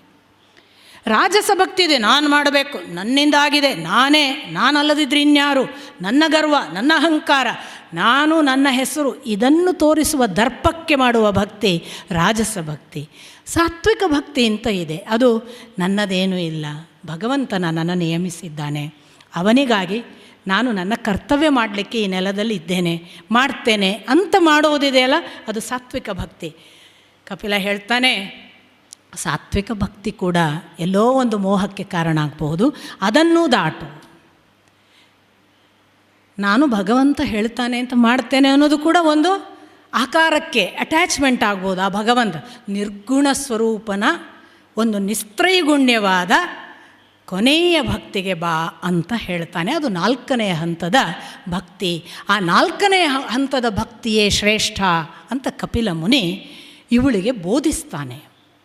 ನೋಡಿ, ತಾಯಿ ಎಷ್ಟು ಘನವಾದ ಒಂದು ಹಸಿವುಳ್ಳವಳು ಅಂದರೆ, ಅವಳು ಕೇಳ್ತಾ ಕೇಳ್ತಾ ಕೇಳ್ತಾ ಕೇಳ್ತಾ ಅವಳು ಹೇಳ್ತಾಳೆ, ಅವಳದೊಂದು ಪ್ರಶ್ನೆ ತುಂಬ ಚೆನ್ನಾಗಿದೆ. ಅಲ್ಲ ಕಪಿಲ, ನೀನು ನನಗೆ ಇದೆಲ್ಲ ಹೇಳಿದಿ, ಪ್ರಕೃತಿ ತತ್ವದಿಂದ ಹುಟ್ಟಿದ್ದು ನಾನು, ಈ ದೇಹ ಎಲ್ಲ, ಜೀವ ಅದರೊಳಗಿದೆ, ಹೇಗೆ ಬಿಡುತ್ತೆ? ಒಟ್ಟಿಗೆ ಇದ್ದದ್ದಲ್ಲ, ಒಟ್ಟಿಗೆ ಬಂದದ್ದಲ್ಲ, ಬಿಡ್ತದೆ ಹೇಗೆ ಅಂತ ಅವಳ ಪ್ರಶ್ನೆ. ಕಪಿಲ ಹೇಳ್ತಾನೆ, ಅಮ್ಮ ಅರಣಿ ಅಂತ ಕೇಳಿದ್ದೀಯಾ? ನಿಮಗೆ ಪುರೋಹಿತರು ಅಥವಾ ಸ್ವಲ್ಪ ಈ ಓದಿನ ಪರಿಜ್ಞಾನದಲ್ಲಿ ಗೊತ್ತಿರಲಿಕ್ಕೆ ಸಾಕು. ಅಗ್ನಿಯನ್ನು ಹಿಂದಿನ ಕಾಲದಲ್ಲಿ 2 ಕಟ್ಟಿಗೆಯ ಮಥನದಿಂದ ಉಂಟು ಮಾಡ್ತಿದ್ರು, ಅದಕ್ಕೆ ಅರಣಿ ಅಂತ ಹೆಸರು. ಒಂದು ಕಟ್ಟಿಗೆ, ಅದು ನಿರ್ದಿಷ್ಟ ಕಟ್ಟಿಗೆಯನ್ನೇ ಆಯ್ಕೆ ಮಾಡ್ಕೋಬೇಕು, ಯಾವ್ಯಾವುದೂ ಆಗೋದಿಲ್ಲ. ಅದನ್ನು ಮಥಿಸಿದಾಗ ಕಿಡಿ ಉಂಟಾದರೆ ಅದರಿಂದ ಬೆಂಕಿ, ಮತ್ತು ಮುಂದೆ ಅವರು ಅದನ್ನೇ ಬೆಂಕಿ. ಕಪಿಲ ಕೇಳ್ತಾನೆ, ಅರಣಿಯಿಂದ ಅಗ್ನಿ ಸೃಷ್ಟಿ ಆದ ಮೇಲೆ ಅರಣಿಯನ್ನು ಮತ್ತೆ ಬೇರೆ ತೆಗೆದಿಡ್ತಾರಾ? ಅದು ಅಗ್ನಿಯ ಭಾಗ ಅಲ್ವಾ? ಪ್ರಕೃತಿಯಿಂದ ಬಂದದ್ದು ಹೌದಮ್ಮ. ಪ್ರಕೃತಿ ಒಮ್ಮೆ ಇದರಿಂದ ಬೇರೆ ಅಂತ ಗೊತ್ತಾದ ಮೇಲೆ ಮತ್ತೆ ಪ್ರಕೃತಿ ಅದರ ಭಾಗವಾಗಬೇಕು, ಹಾಗೆ ಅದನ್ನು ಬಳಸು. ಅದು ಪ್ರತ್ಯೇಕ ಮಾಡಬೇಡ, ಅದು ಅದರಲ್ಲಿ ಸುಟ್ಟು ಹೋಗಲಿ, ಆ ಭಗವತ್ ತತ್ವದಲ್ಲಿ ಅದು ಇಲ್ಲವಾಗಲಿ, ತನ್ನ ಅಸ್ತಿತ್ವ ಕಳ್ಕೊಳ್ಳಲಿ, ಹಾಗೆ ಮಾಡು. ಅದಕ್ಕೊಂದು ಉದಾಹರಣೆ ಕೊಡ್ತಾನೆ. ಅಮ್ಮ, ಕಿಟಕಿಯಲ್ಲಿ ಒಂದು ದಿನ ಬಿಸಿಲು ನೋಡಿದಿ, ನಿನ್ನ ಮನೆಯ ಒಳಗೆ ಬಂದಿತ್ತು. ಎಲ್ಲಿಂದ ಬಂತು? ಆ ಕಡೆ ಒಂದು ನೀರಿನ ಸರೋವರವೋ ನದಿಯೋ ಇತ್ತು. ಸೂರ್ಯನ ಪ್ರತಿಫಲನ ಆ ನೀರಿಗೆ ಬಿದ್ದು ನೀರಿನ ರಿಫ್ಲೆಕ್ಷನ್ ಮನೆಯ ಒಳಗೆ ನಿನಗೆ ಬೆಳಕಾಗಿ ಕಾಣ್ತಾ ಪಳ ಪಳ ಪಳ ಅನ್ನುತ್ತೆ. ನೀನೇನು ಮಾಡ್ತಿ? ಮೊದಲು ಬೆಳಕು ನೋಡ್ತಿ, ಬೆಳಕು ನೋಡಿ ನಿಲ್ಲಿಸ್ತೀಯ, ಇದು ಎಲ್ಲಿಂದ ಬಂತು ನೋಡ್ತಿ, ನಿನಗೆ ಹೊರಗೆ ಕಾಣ್ತದೆ ಸೂರ್ಯನ ಪ್ರತಿಫಲನ ನದಿಯಲ್ಲಿ, ನೀರಲ್ಲಿ. ಆಗ ಬಿಡ್ತೀಯಾ, ಈ ಸೂರ್ಯ ಎಲ್ಲಿದ್ದಾನೆ ಅಂತ ಮೇಲೆ ನೋಡ್ತಿ. ಹಾಗೆ ಅಮ್ಮ, ಮೂಲ ನೋಡು, ಇದು ಎಲ್ಲಿಂದ ಬಂತು, ಈ ಮೂಲ ಹುಡುಕು. ಸೂರ್ಯನನ್ನು ಹುಟ್ಟಿಸಿದ್ಯಾರು ಅಂತ ಹುಡುಕಬೇಕಲ್ಲ, ಹಾಗೆ ನಿನ್ನ ಒಳಗೊಂದು ಚೈತನ್ಯ ಕಾಣ್ತದಲ್ಲ, ಈ ಚೈತನ್ಯ ಯಾವ ರಿಫ್ಲೆಕ್ಷನ್ನು ನೋಡು, ಈ ರಿಫ್ಲೆಕ್ಷನನ್ನು ಮಾಡಿದ ಅವ ಎಲ್ಲಿದ್ದಾನೆ ಹುಡುಕಮ್ಮ ಅಂತ ಬೋಧಿಸ್ತಾನೆ. ಆಗ ಮತ್ತೆ ಕಪಿಲನನ್ನು ತಾಯಿ ಕೇಳ್ತಾಳೆ, ಈ ಮನುಷ್ಯ ಯಾಕೆ ಇಷ್ಟು ಅಧಪ್ಪತನವೋ ಕೆಡುಕಿನ ಕಡೆಗೂ ಯಾಕೆ ಹೋಗ್ತಾನೆ, ಏನು ಅವನ ಹುಟ್ಟಿನ ಕಾರಣ, ಹುಟ್ಟುವಾಗ ಹೇಗಿರ್ತಾನೆ, ಏನೇನು ಅನುಭವಿಸ್ತಾನೆ ಅಂತ ನೋಡಿ. ಆಗ ಕಪಿಲ ಸಂಪೂರ್ಣವಾಗಿ ಮನುಷ್ಯನ ಮನಸ್ಸು ಅದನ್ನು ಏಕಾಗ್ರ ಮಾಡುವುದಕ್ಕೆ ಹೇಗೆ ಬೇಕು ಅದೆಲ್ಲ ಅಷ್ಟಾಂಗ ಯೋಗವನ್ನು ಮೊದಲ ಬಾರಿಗೆ ಕಪಿಲನೇ ಹೇಳಿದ್ದು. ಇಡೀ ಅಷ್ಟಾಂಗ ಯೋಗ, ಯಮ ಅಂದರೆ ಏನು, ನಿಯಮ ಅಂದರೆ ಏನು, ಆಸನ ಅಂದರೆ ಏನು, ಆ ಬಳಿಕ ಪ್ರಾಣಾಯಾಮ ಏನು, ಅದರ ನಂತರ ಮಾಡಬೇಕಾದ ಪ್ರತ್ಯಾಹಾರ, ಧಾರಣ, ಧ್ಯಾನ, ಸಮಾಧಿ ಎಲ್ಲವನ್ನು ಬಹಳ ಸುಂದರವಾಗಿ ವಿವರಿಸ್ತಾನೆ. ಯಮ ಅಂದ್ಕೂಡಲೇ ಲೋಕರೂಢಿಯನ್ನು ಸಂಯಮಕ್ಕೆ ತಂದುಕೊಳ್ಳುವುದು, ನಿಯಮ ಅಂದರೆ ನಮ್ಮ ವೈಯಕ್ತಿಕ ಹಿಡಿತ, ಅದಾದ ಮೇಲೆ ಆಸನ ಒಂದು ನಿರ್ದಿಷ್ಟ ಭಂಗಿಯಲ್ಲಿ ನಮ್ಮನ್ನು ರೂಢಿ ಮಾಡಿ ಒಂದು ಏಕಾಂತದಲ್ಲಿ ಕುಳಿತುಕೊಳ್ಳುವುದು, ಆ ಆಸನಕ್ಕೆ ಕೂತ ಮೇಲೆ ಪ್ರಾಣಾಯಾಮ, ಅದರಲ್ಲಿ ಕುಂಭಕ, ರೇಚಕ ಮೊದಲಾದ ಪ್ರಾಣಾಯಾಮ ಸಾಧ್ಯ ಮಾಡಿಕೊಂಡು ಪ್ರಾಣದ ಹಿಡಿತ, ಅದಾದ ಮೇಲೆ ಪ್ರತ್ಯಾಹಾರ, ಇಂದ್ರಿಯವನ್ನು ನಿಗ್ರಹಿಸುವುದು. ಪ್ರತ್ಯಾಹಾರ ಆದ ನಂತರ ಇಂದ್ರಿಯಗಳಿಗೆ ಒಂದು ರುಚಿ ಕೊಟ್ಟು ಅಭ್ಯಾಸ ಆಗಿದೆ ಅಲ್ಲ, ನಿಗ್ರಹ ಮಾಡಿದ್ಕೊಳ್ಳಿ ಸುಮ್ಮನೆ ಇರೋದಿಲ್ಲ, ಅದಕ್ಕೊಂದು ಇನ್ನೊಂದು ಆಲ್ಟರ್ನೇಟಿವ್ ಕೊಡಬೇಕಲ್ಲ. ಅಲ್ಲಿ ಭಗವಂತ ಪುನಃ ಹೇಳ್ತಾನೆ, ನಾನು ನಿನ್ನೆ ಹೇಳಿದ ವಿರಾಟ್ ಪುರುಷನನ್ನು ಹೇಗೆ ಧ್ಯಾನಿಸಬೇಕು ಅಂತ ನಿನ್ನೆ ಹೇಳಿದೆಯಲ್ಲ, ಅದನ್ನು ಕಪಿಲ ಮುನಿ ಮತ್ತೆ ಹೇಳ್ತಾನೆ. ನಾನು ಮತ್ತೆ ರಿಪೀಟ್ ಮಾಡೋದಿಲ್ಲ, ನಿನ್ನೆ ಹೇಳಿದ್ದೇನೆ, ಕಣ್ಣು ಮುಚ್ಚಿ ಹೇಗೆ ಅವನ ಅಂಗಾಂಗಗಳನ್ನು ಧ್ಯಾನಿಸಬೇಕು ಅಂತ. ಇದು ಪರೀಕ್ಷಿತ ಶುಕ ಮುನಿಗಳಿಗೆ ಹೇಳಿದ್ದನ್ನೇ ಇವರು ಹೇಳ್ತಾರೆ. ಬರೇ ವಿರಾಟ್ ಪುರುಷನ ಧ್ಯಾನ ಮಾತ್ರ ಅಲ್ಲ ಪ್ರತ್ಯಾಹಾರದಲ್ಲಿ, ನಂತರ ಬರುವಂಥದ್ದು ಭಗವಂತ. ಅದು ಕೂಡ ನಾನು ನಿನ್ನೆ ಹೇಳಿದ್ದೆ, ಪಾದ, ಕಡಗ, ಪೀತಾಂಬರ, ಒಡ್ಯಾಣ, ವಕ್ಷಸ್ಥಲದಲ್ಲಿರುವ ಕೌಸ್ತುಭಮಣಿ, ವನಮಾಲಿ, ಅಲ್ಲಿಂದ ಕುತ್ತಿಗೆ, ಅಲ್ಲಿಂದ ಕಿವಿಯ ಕಪೋಲಗಳು, ಆ ಬಳಿಕ ಕಪೋಲದಿಂದ ಗಲ್ಲ, ತುಟಿ, ನಗು ಎಲ್ಲ ಹೇಳಿದ್ದೆ. ಆ ನಗುವಿನಲ್ಲಿ ನಿಲ್ಲಬೇಕಮ್ಮ ಅಂತ ಹೇಳ್ತಾನೆ ಕಪಿಲ. ಭಗವಂತನ ನಗುವಿನಲ್ಲಿ ನಿನ್ನ ಮನಸ್ಸು ನಿತ್ತರೆ ಅಲ್ಲಿಗೆ ನೀನು ಗೆದ್ದ ಹಾಗೆ. ಈ ಧ್ಯಾನ ಕ್ರಿಯೆಯನ್ನಷ್ಟು ಹೇಳಿ ಅದು ಸಮಾಧಿಸ್ಥ ಅವಸ್ಥೆ. ಆ ತನ್ಮಯ ಸಮಾಧಿಸ್ಥ ಅವಸ್ಥೆಯಲ್ಲಿ ನೀನು ಭಗವಂತನ ಜೊತೆಗೆ ತನ್ಮಯನಾಗಿ ಬಿಟ್ಟು ಈ ಲೋಕದ ಎಚ್ಚರ ತಪ್ಪಿದರೆ ಅದು ಸಾಧಿತವಾಯಿತು ಅಂತ ಅರ್ಥ ಅಂತ ಸೂಚನೆ ಕೊಡ್ತಾನೆ. ಇಷ್ಟಾದ ಬಳಿಕ ಅವಳು ಕೇಳ್ತಾಳೆ, ಹೌದು, ಹುಟ್ಟುವುದು ಹೇಗೆ ಇವನು, ಹೀಗೆಲ್ಲ ಭೂಮಿಗೆ ಬಂದಲ್ಲ ಹೇಗೆ? ನೋಡಿ, ಇಡೀ ಒಂದು ಸೈನ್ಸನ್ನೇ ಹೇಳಿಬಿಡ್ತಾನೆ. ಅದು ಕೂಡ ವಿಶೇಷ, ಆದ್ದರಿಂದ ಬಹಳ ಬ್ರೀಫಾಗಿ ಹೇಳ್ತೇನೆ. ನರಕಗಳನ್ನು ಹೇಗೆ ಪಡಿತಾನೆ ತನ್ನ ಕ್ರಿಯೆಯಿಂದ ಅನ್ನೋದನ್ನು ಕಪಿಲ ವಿವರಿಸ್ತಾನೆ. ಯಾವ ಯಾವ ಕ್ರಿಯೆಯಿಂದ ಎಂತೆಂಥ ನರಕಗಳನ್ನು ಸೇರ್ತಾನೆ, ಯಾವ ಯಾವ ಕರ್ಮದಿಂದ ಪುಣ್ಯಲೋಕಗಳನ್ನು ಸೇರ್ತಾನೆ. ಪುಣ್ಯಲೋಕಗಳಲ್ಲಿ ಕೂಡ ಮತ್ತೆ ವಿಭಾಗೀಕರಣ ಇದೆ. ಕೆಲವರು ಚಂದ್ರಲೋಕ, ಕೆಲವು ಬ್ರಹ್ಮಲೋಕ, ಕೆಲವರು ಸತ್ಯಲೋಕ, ಕೆಲವರು ಮರಳಿ ಬರುವ ಲೋಕಗಳನ್ನೆಲ್ಲ ಉಲ್ಲೇಖ ಮಾಡ್ತಾರೆ. ಹೇಗೆ ಶ್ರೀಕೃಷ್ಣ ತನ್ನ ಭಗವದ್ಗೀತೆಯಲ್ಲಿ ಹೇಳ್ತಾನೆ ಹಾಗೆ ಎಲ್ಲರೂ ಹೋದವರು ಮುಕ್ತಿ ಅಂತಿಲ್ಲ, ವಾಪಸ್ ಬರ್ತಾರೆ ಅನ್ನೋದನ್ನು. ಇದನ್ನೆಲ್ಲ ಹೇಳಿದ ಮೇಲೆ ಹುಟ್ಟು ಹೇಗೆ? ಒಂದು ರಾತ್ರಿ ಅಂಡವನ್ನು ಸೇರಿದ ವೀರ್ಯ ಆ ರಾತ್ರಿ ಇಡೀ ಕಲೆಯುತ್ತದೆ, ಕೂಡುತ್ತದೆ. ಕಲೆಯುವುದು ಅಂದರೆ ಶಬ್ದಕ್ಕೆ ಅರ್ಥ ಕೂಡುವುದು ಅಂತ. ಕಲೆ ಅಂತ ಯಾಕೆ ಹೇಳೋದು? ಕಲೆಗಳಿಗೆ, ಆರ್ಟ್ ಫಾರ್ಮಿಗೆ ಕೂಡಿಸುವುದು ಅಂತ, ಆ ಅರ್ಥದಲ್ಲೇ ಕಲೆ. ಕಲೆಯುವುದು ಒಂದು ಅಂಡವನ್ನು ಈ ಬೀಜ ವೀರ್ಯ ಕಲಿತದೆ, ಕೂಡ್ತದೆ. ಆದ್ದರಿಂದ ಅದಕ್ಕೆ ಪ್ರಥಮ ರಾತ್ರಿಯಲ್ಲಿ ಅದರ ಹೆಸರು ಕಲಲ. ಒಂದು 5 ದಿನಗಳ ಕಾಲ ಅದು ಗುಳ್ಳೆಯ ಹಾಗೆ ಇರ್ತದೆ ಅಂತಾನೆ. ನೋಡಿ, ಕಪಿಲ ನೋಡಿ ಬಂದು ಸ್ಕ್ಯಾನ್ ಮಾಡಿದ ಮೆಷಿನ್ ಹೇಳಿದ ಹಾಗೆ ಹೇಳ್ತಾನೆ. ಅದು ಗುಳ್ಳೆಯ ಆಕಾರದಲ್ಲಿ ಇರ್ತದೆ, ಅದಕ್ಕೆ ಬದ್ಬುದ ಅಂತ ಹೇಳ್ತಾನೆ. ಗುಳ್ಳೆ ಆ ಬುದ್ಬುದ ಆದ ನಂತರದ ಸುಮಾರು 10 ದಿನಗಳ ನಂತರ ಅದು ಬೋರೆ ಹಣ್ಣಿನ ಹಾಗೆ ಮೊಟ್ಟೆಯ ಹಾಗೆ ಕಾಣಿಸ್ತದೆ, ಲೆಕ್ಕ ಕೊಡ್ತಾರೆ. 1 ತಿಂಗಳ ನಂತರ ತಲೆ ಕಾಣಿಸಲಿಕ್ಕೆ ಶುರುವಾಗ್ತದೆ. 2 ತಿಂಗಳ ನಂತರ ಕೈಕಾಲುಗಳು. 3ನೆಯ ತಿಂಗಳಿಗೆ ಅದರ ಮೈ, ಚರ್ಮ, ಮೂಳೆ, ಅಂಗ, ಲಿಂಗ, ಗಂಡು ಹೆಣ್ಣು ಗೊತ್ತಾಗುತ್ತೆ ಅಂತ. ಆ ಬಳಿಕ ರಂಧ್ರಗಳು ಯಾವ್ದ್ಯಾವ್ದು ಇರಬೇಕು ಅದೆಲ್ಲ. 4ನೆಯ ತಿಂಗಳಿಗೆ ಅದರ ಒಂದು ಸಪ್ತ ಧಾತುಗಳು ಅಂತ ಹೇಳುವ ಅಸ್ಥೆ, ಮಜ್ಜೆ ಇವೆಲ್ಲ ಇದ್ದಾವಲ್ಲ, ರಸ, ಮಾಂಸ, ರಕ್ತ, ಈ ಸಪ್ತ ಧಾತುಗಳು ಸೇರಿಕೊಳ್ತವೆ ಅಂತ. 6ನೆಯ ತಿಂಗಳಿಗಾಗುವಾಗ ಅದಕ್ಕೆ ನಿಧಾನಕ್ಕೆ, 5ನೆಯ ತಿಂಗಳಿಗೆ ಹಸಿವು ಬಾಯಾರಿಕೆ, 6ನೆಯ ತಿಂಗಳಿಗಾಗುವಾಗ ಅದಕ್ಕೆ ಗರ್ಭದಲ್ಲಿ ಒಂದೇ ಪೊಸಿಷನ್ ಇರ್ತದಂತೆ. ನೋಡಿ, ಇದೆಲ್ಲ ಅವರು ಕಪಿಲ ಮುನಿಗಳು ಹೇಳುವ ಮಾತು. ಗರ್ಭ ಧರಿಸಿಯೂ ಗೊತ್ತಿಲ್ಲ, ಗರ್ಭದ ಸ್ಕ್ಯಾನ್ ಮಾಡಿಯೂ ನನಗೆ ಗೊತ್ತಿಲ್ಲ. ಹೌದು ಅಲ್ಲ, ಅವುಗಳನ್ನು ನೀವೇ ಒಮ್ಮೆ ಕ್ರಾಸ್ ಎಕ್ಸಾಮಿನ್ ಮಾಡಿ. 6ನೆಯ ತಿಂಗಳಿನವರೆಗೆ ಗರ್ಭದಲ್ಲಿ ಒಂದೇ ಪೊಸಿಷನ್ನಲ್ಲಿದ್ದ ಮಗು ನಿಧಾನಕ್ಕೆ ಬಲಕ್ಕೆ ತಿರುಗ್ತದಂತೆ. ಹಾಗೆ ತಿರುಗುವಾಗ ಅದಕ್ಕೆ ತಾನೊಂದು ಮಲಮೂತ್ರದ ದೊಡ್ಡಿಯಲ್ಲಿದ್ದ ಅನುಭವವಾಗ್ತದಂತೆ. ಅಲ್ಲಿಯ ಬ್ಯಾಕ್ಟೀರಿಯಾ, ಕ್ರಿಮಿ, ಕೀಟಗಳಿಂದ ಅದು ಕಚ್ಚಿಸಿಕೊಳ್ಳುವ ವೇದನೆ, ನೋವುಗಳನ್ನು ಅನುಭವಿಸ್ತದಂತೆ. ಆಗ ಅದಕ್ಕೆ ತನ್ನ ಪೂರ್ವದ ಸ್ಮರಣ ಶಕ್ತಿ ಬರುತ್ತೆ ಅಂತ ಹೇಳ್ತಾರೆ ಕಪಿಲ ಮುನಿಗಳು. ಆ ಸ್ಮರಣ ಶಕ್ತಿ ಬಂದಾಗ 6ನೆಯ ತಿಂಗಳಿನಲ್ಲಿ ಅದು ಇದ್ದಕ್ಕಿದ್ದ ಹಾಗೆ, ಅರೆ ನಾನು ಎಂಥ ಪಾಪದ ಜಾಗದಲ್ಲಿದ್ದೇನೆ, ಯಾಕೆಂದರೆ ಅದಕ್ಕೆ ಅಮ್ಮ ತಿನ್ನುವ ಎಲ್ಲ ಖಾರ, ಉರಿ ಎಲ್ಲ ಅನುಭವಕ್ಕೆ ಬರುತ್ತಂತೆ. ಆ ಎಲ್ಲ ವೇದನೆಗಳನ್ನು ಅನುಭವಿಸ್ತಾ ಇರೋ ಮಗುವಿಗೆ 7ನೆಯ ತಿಂಗಳಿಗೆ ಜ್ಞಾನಶಕ್ತಿಯೂ ಬರುತ್ತಂತೆ. ಆ ಜ್ಞಾನಶಕ್ತಿಯ ಮೂಲಕ ಅದು ತಾನು ಏನಾಗಿದ್ದೆ ಎಲ್ಲವನ್ನೂ ತಿಳಿಯುತ್ತೆ. ಈ 7ನೆಯ ತಿಂಗಳಿನಲ್ಲಿ ಬಂದ ಜ್ಞಾನಶಕ್ತಿಯ ಪರಿಣಾಮವಾಗಿ ಆ ಮಗು ನಿರಂತರ ಭಗವಂತನ ಪ್ರಾರ್ಥನೆಗೆ ತೊಡಗ್ತದೆ ಅಂತ ಹೇಳ್ತಾರೆ ಕಪಿಲ ಮುನಿಗಳು. ಎಷ್ಟು ಪ್ರಾರ್ಥಿಸ್ತದೆ ಅಂದರೆ, ಸಾಕು ಮಾಡು, ಮತ್ತೆ ನನ್ನನ್ನು ಕರ್ಕೊಂಬರಬೇಡ, ಇಲ್ಲಿ ಯಾಕೆ ತಂದಿದೆಯಾ, ಅದಕ್ಕೇ 7ರಿಂದ 9 ಬಹಳ ಓಡಾಡೋದು ಕಾಣ್ತದೆ ಮಗು.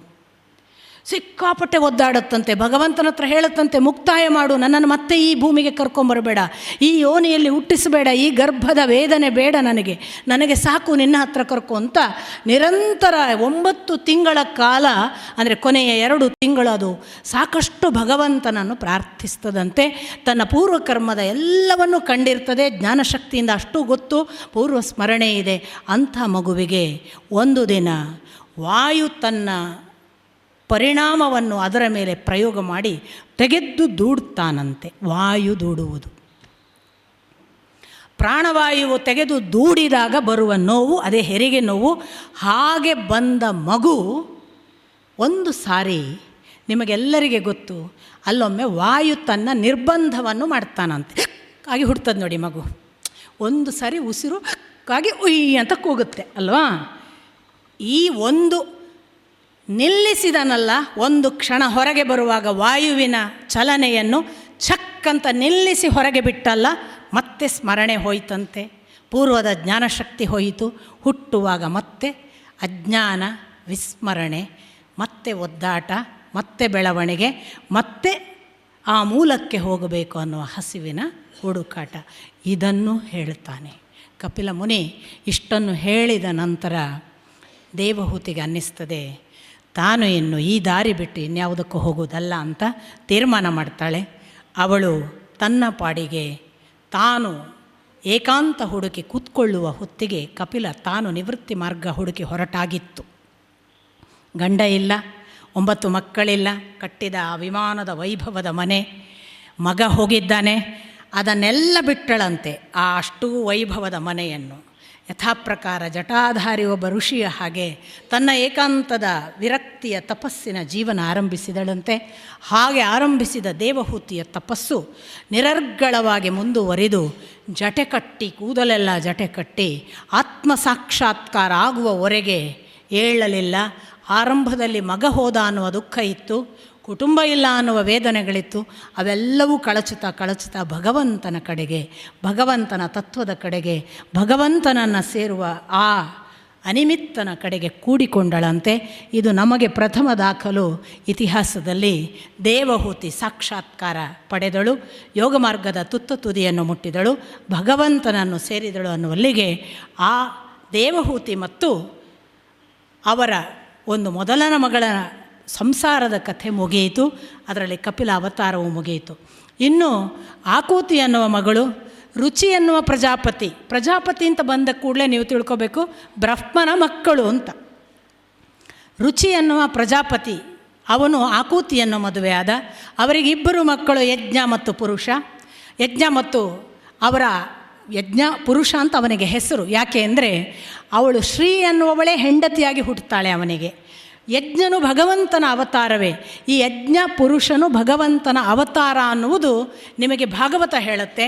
ನಮ್ಮ ತಂದೆ ಪದೇ ಮಧ್ವಾಚಾರ್ಯರು ಬರೆದಿರುವಂತಹ ತಾತ್ಪರ್ಯ ನಿರ್ಣಯದ ಆಧಾರದ ಮೇಲೂ ಕೂಡ ಅವರು ಅದನ್ನು ಹೇಳ್ತಾರೆ. ಯಜ್ಞ ಪುರುಷನೇ ಅವತಾರ ಪುರುಷನು, ಅವನಿಂದಲೇ ಈಶಾವಾಸ್ಯ ಉಪನಿಷತ್ತು ಹುಟ್ಟಿಕೊಂಡದ್ದು.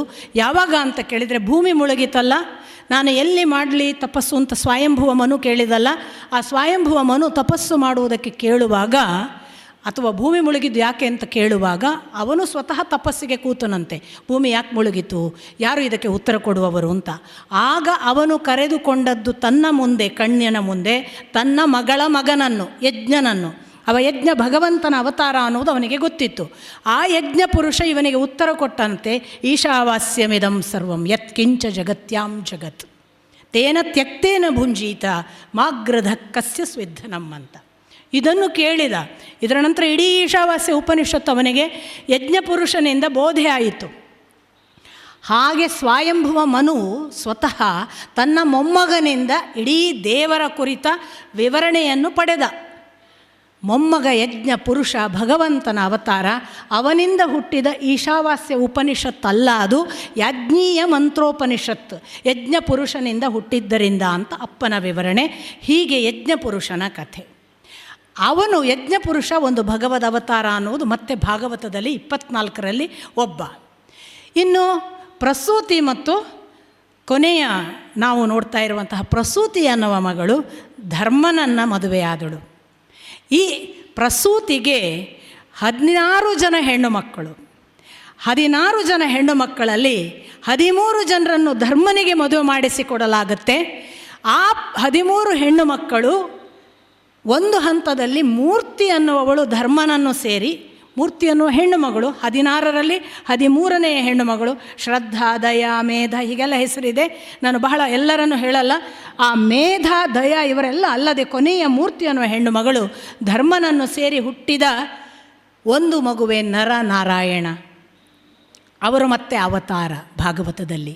ಈ ನರನಾರಾಯಣರೇ ಮುಂದಿನ ಅವತಾರದಲ್ಲಿ ಕೃಷ್ಣ, ಅರ್ಜುನ. ಈ ನರನಾರಾಯಣರ ಅವತಾರವನ್ನು ಅಲ್ಲದೆ ಇನ್ನೂ ಹೆಣ್ಣು ಮಕ್ಕಳಿದ್ರಲ್ಲ, ಆ ಹೆಣ್ಣು ಮಕ್ಕಳು 14ನೆಯವಳು 14, 15, 16 ಇನ್ನು 3 ಜನ ಹೆಣ್ಣು ಮಕ್ಕಳಿದ್ದಾರೆ. ಸ್ವಧಾ ಮತ್ತು ಸ್ವಾಹ, ಕೊನೆಯವಳು ಸತಿ. ಈ ಸ್ವಾಹ ಅನ್ನುವವಳನ್ನು ಅಗ್ನಿಗೆ ಮದುವೆ ಮಾಡಿಕೊಡಲಾಯಿತು. ಅಗ್ನಿಗೆ ಪವಮಾನ, ಶುಚಿ ಮತ್ತು ಪಾವಕ ಅಂತ 3 ಮಕ್ಕಳು. ಅವರು 3 ಮಕ್ಕಳು ಪ್ಲಸ್ ಅಗ್ನಿ ಸೇರಿ 4 ಅಗ್ನಿ. ಅವರಿಗೆ 44 ಪುನಃ ಅಗ್ನಿ ಪುತ್ರರು. ಆ 44 ಪ್ಲಸ್ ಇವರು 5 ಜನ ಸೇರಿ 49 ಅಂತ ಇವರ ಬಗ್ಗೆ ವಿವರಣೆ. ಈ ಅಗ್ನಿಯನ್ನಲ್ಲದೆ ಸ್ವಾಹ ಒಂದು ಮದುವೆ ಆದಂಥ ಅಗ್ನಿದೇವನ ನಂತರ ಇರುವ ತಂಗಿ ಸ್ವಧಾ, ಅವಳು ಪಿತೃದೇವತೆಗಳನ್ನು ಮದುವೆ ಆಗ್ತಾಳೆ. ಅವಳು ಪಿತೃದೇವತೆಗಳ ಮೂಲಕ ಮತ್ತೆ 2 ಹೆಣ್ಣು ಮಕ್ಕಳನ್ನು ಹಿಡಿತಾಳೆ. ಕೊನೆಯವಳು ಸತಿ. ಸತಿ ಮಹಾದೇವನನ್ನು ಮದುವೆ ಮಾಡಿಕೊಂಡಳು. ಆ ಸತಿ ಮದುವೆಯಾದ ಮೇಲೆ ಅವಳಿಗೆ ಮಕ್ಕಳಾಗಲಿಲ್ಲ. ಯಾಕೆಂದರೆ ಸತಿಗೆ ಮಹಾದೇವನ ಮೇಲೆ ದಕ್ಷ ಪ್ರಜಾಪತಿ ಉಂಟು ಮಾಡಿದ ಒಂದು ಅವಮಾನಕ್ಕೆ ಪ್ರತಿಕ್ರಿಯೆಯಾಗಿ ಅವಳು ಆತ್ಮಾಹುತಿ ಮಾಡಿಕೊಂಡಳು. ಹಾಗಾಗಿ ಪ್ರಸೂತಿಯ ಗಂಡ ದಕ್ಷ ಪ್ರಜಾಪತಿಯ ಮಗಳಾದ ಸತಿ ದಕ್ಷ ಪ್ರಜಾಪತಿಯ ಅವಮಾನವನ್ನು ಸಹಿಸಿಕೊಳ್ಳಲಾಗದೆ ದೇಹಾಹುತಿ ಮಾಡಿಕೊಂಡಳು ಅನ್ನುವುದನ್ನು ಮೈತ್ರೇಯಿಗಳು ಹೇಳಿದಾಗ ವಿದುರ ಕೇಳ್ತಾನೆ, ಯಾಕೆ ಮಕ್ಕಳಾಗಲಿಲ್ಲ, ಯಾಕೆ ಅವಳು ಆತ್ಮಾಹುತಿ ಮಾಡಿಕೊಂಡಳು? ಸಮಯ ಇದ್ದರೆ ಹೇಳ್ತೇನೆ, ಇಲ್ಲ ನಾಳೆ ಪ್ರಾರಂಭ ಅಲ್ಲ, ಸಮಯ ಆದರೆ ನಿಲ್ಲಿಸ್ತೇನೆ. ಊಟದ ತಯಾರಿ ನಿಮ್ಮದು ಹೇಳಬೇಕು, ತೊಂದರೆ ಪ್ರಶ್ನೆ ಅಲ್ಲ. 8 ಆದರೆ ನಿಲ್ಲಿಸ್ತೇನೆ ಅಲ್ವಾ? ನನಗೆ ಗೊತ್ತಾಗ್ತದೆ 8 ಆಯಿತು ಅಂತ, ಅದಕ್ಕೆ ಕೇಳಿದ್ದು. ಹಾಗಾಗಿ ನಾಳೆಯ ದಿನ ದಕ್ಷ ಪ್ರಜಾಪತಿ ಮಹಾದೇವನಿಗೆ ಏನು ಅನ್ಯಾಯ ಮಾಡಿದ, ಯಾವ ಅವಮಾನ, ಸತಿ ಯಾಕೆ ಆತ್ಮಾಹುತಿ ಮಾಡಿಕೊಂಡಳು, ಅದನ್ನು ನಾಳೆಯ ದಿನ ನೋಡೋಣ. ಅದನ್ನು ಮಾಡಿದರೂ ನಾನು ಚತುರ್ಥ ಸ್ಕಂಧ ಮುಗಿಸೋದಿಲ್ಲ, ಇನ್ನೂ ದೀರ್ಘ ಇದೆ. ನೋಡೋಣ, ಭಗವಂತ ನಡೆಸಲಿ. ನಿಮ್ಮ ಈ ಪ್ರೀತಿ, ಈ ತಾಳ್ಮೆ, ಈ ಮೌನ, ಇದೆಲ್ಲ ಭಗವಂತನ ಅನುಸಂಧಾನ. ನಿಮ್ಮ ಈ ಮೌನ ಅನುಸಂಧಾನ ನನಗೆ ಬಹಳ ಪ್ರಿಯವಾಗಿದೆ. ಯಾಕೆಂದರೆ ಭಗವಂತ ತುಂಬ ಕೇಳುವುದರಿಂದ ಪ್ರವೇಶ ಮಾಡ್ತಾನೆ ಒಳಗೆ ಅನ್ನುವ ಅವನದೇ ಮಾತನ್ನು ನಾನು ಮತ್ತೆ ನಿಮಗೆ ನೆನಪಿಸ್ತಾ, ಇಂಥದ್ದೊಂದು ನಿಮ್ಮ ಮೌನ ಕೇಳಿಕೆ, ತಾಳ್ಮೆ, ಪಾಲ್ಗೊಳ್ಳುವಿಕೆ, ತನ್ಮಯತೆ ಎಲ್ಲಕ್ಕೂ ನಮಿಸಿ ಮತ್ತೆ ನಾಳೆ ಸಿಗೋಣ. ನಮಸ್ಕಾರ. ನನ್ನ 1000 ದಿನಗಳು ಅದರ ಇಂಗ್ಲೀಷ್ ವರ್ಷನ್ ಕೂಡ ಲೋಕ ಅಂತ ಮೈ ಟೈಮ್ಲೆಸ್ ಮೊಮೆಂಟ್ಸ್ ವಿತ್ ಸತ್ಯಕಾಮ ಅಂತ ಕಲ್ಲಹಳ್ಳಿ ಸತ್ಯಕಾಮರ ಬಗ್ಗೆ ಬನ್ನಂಜ ಉವಾಚ ಅಲ್ಲಮೋಪ ಸರಿ ಅಲ್ಲ ಸರ್ ಲಮೋಪನಿಷತ್ತು, ಪರಮಾರ್ಥ ಯಾತ್ರೆ, ಅರ್ಥಯಾತ್ರೆ, ಹೀಗೆ 11 ಪುಸ್ತಕಗಳು ನಮಗೆ ಇವತ್ತು ನಾಳೆಗಳಲ್ಲಿ ಸಿಗ್ತವೆ. ಆಸಕ್ತರು ಅದನ್ನು ಬೇಕಾದರೆ ಪಡೀಬಹುದು ಅಂತ ಹೇಳುವ ಮತ್ತೊಮ್ಮೆ ಚೌಕಟ್ಟನ್ನು ಇಟ್ಟುಕೊಂಡು ಬಂದಿರುವ ಎಲ್ಲ ಬಂಧುಗಳನ್ನು ಕೂಡ ಅತ್ಯಂತ ಪ್ರೀತಿಯಿಂದ ಗೌರವದಿಂದ ಅಭಿನಂದಿಸ್ತಾ, ಇವತ್ತು 3 ಹಂತಗಳನ್ನು ದಾಟಿದ್ದೇವೆ. 4, 5, 6, 7 ಮೆಟ್ಟಲುಗಳನ್ನು ಹತ್ತಲಿಕ್ಕಿದೆ. ಹಾಗಾಗಿ ಅಲ್ಲಿವರೆಗೆ ಮಾನಸಿಕ ಸಿದ್ಧತೆಗಳನ್ನು ಮಾಡಿಕೊಳ್ಳುವ ಅಂತ ಹೇಳ್ತಾ, ಇಲ್ಲೇ ಕೈ ತೊಳೆಯುವುದಕ್ಕೆ ನೀರಿದೆ, ಇದರ ಹಿಂಭಾಗದಲ್ಲಿ ವಾಶ್ರೂಮ್ ಇದೆ, ಕುಡಿಲಿಕ್ಕೆ ನೀರಿದೆ, ತಿನ್ನಲಿಕ್ಕೆ ಆಹಾರ ಇದೆ. ನಾವೆಲ್ಲರೂ ಕೂಡ ಫಲಾಹಾರ ಮಾಡಿ ನಮ್ಮ ಮನೆಗೆ ತೆರಳುವ, ನಾಳೆ ಮತ್ತೆ ಪ್ರೀತಿಯಿಂದ ಬರುವ. ಇವತ್ತೊಂದು 5 ನಿಮಿಷ ಹೊಂದಾಣಿಕೆಗಳನ್ನು ಮಾಡಿಕೊಂಡಿದ್ದೇವೆ. ನಾಳೆ ಮತ್ತೆ ಇನ್ ಟೈಮ್ ಬರ್ತೇವೆ ಅಂತ ಹೇಳುವ ವಿಶ್ವಾಸದ ಮೂಲಕ ನಿಮ್ಮೆಲ್ಲರಿಗೂ ಶುಭರಾತ್ರಿಗಳು. ನಮಸ್ಕಾರ.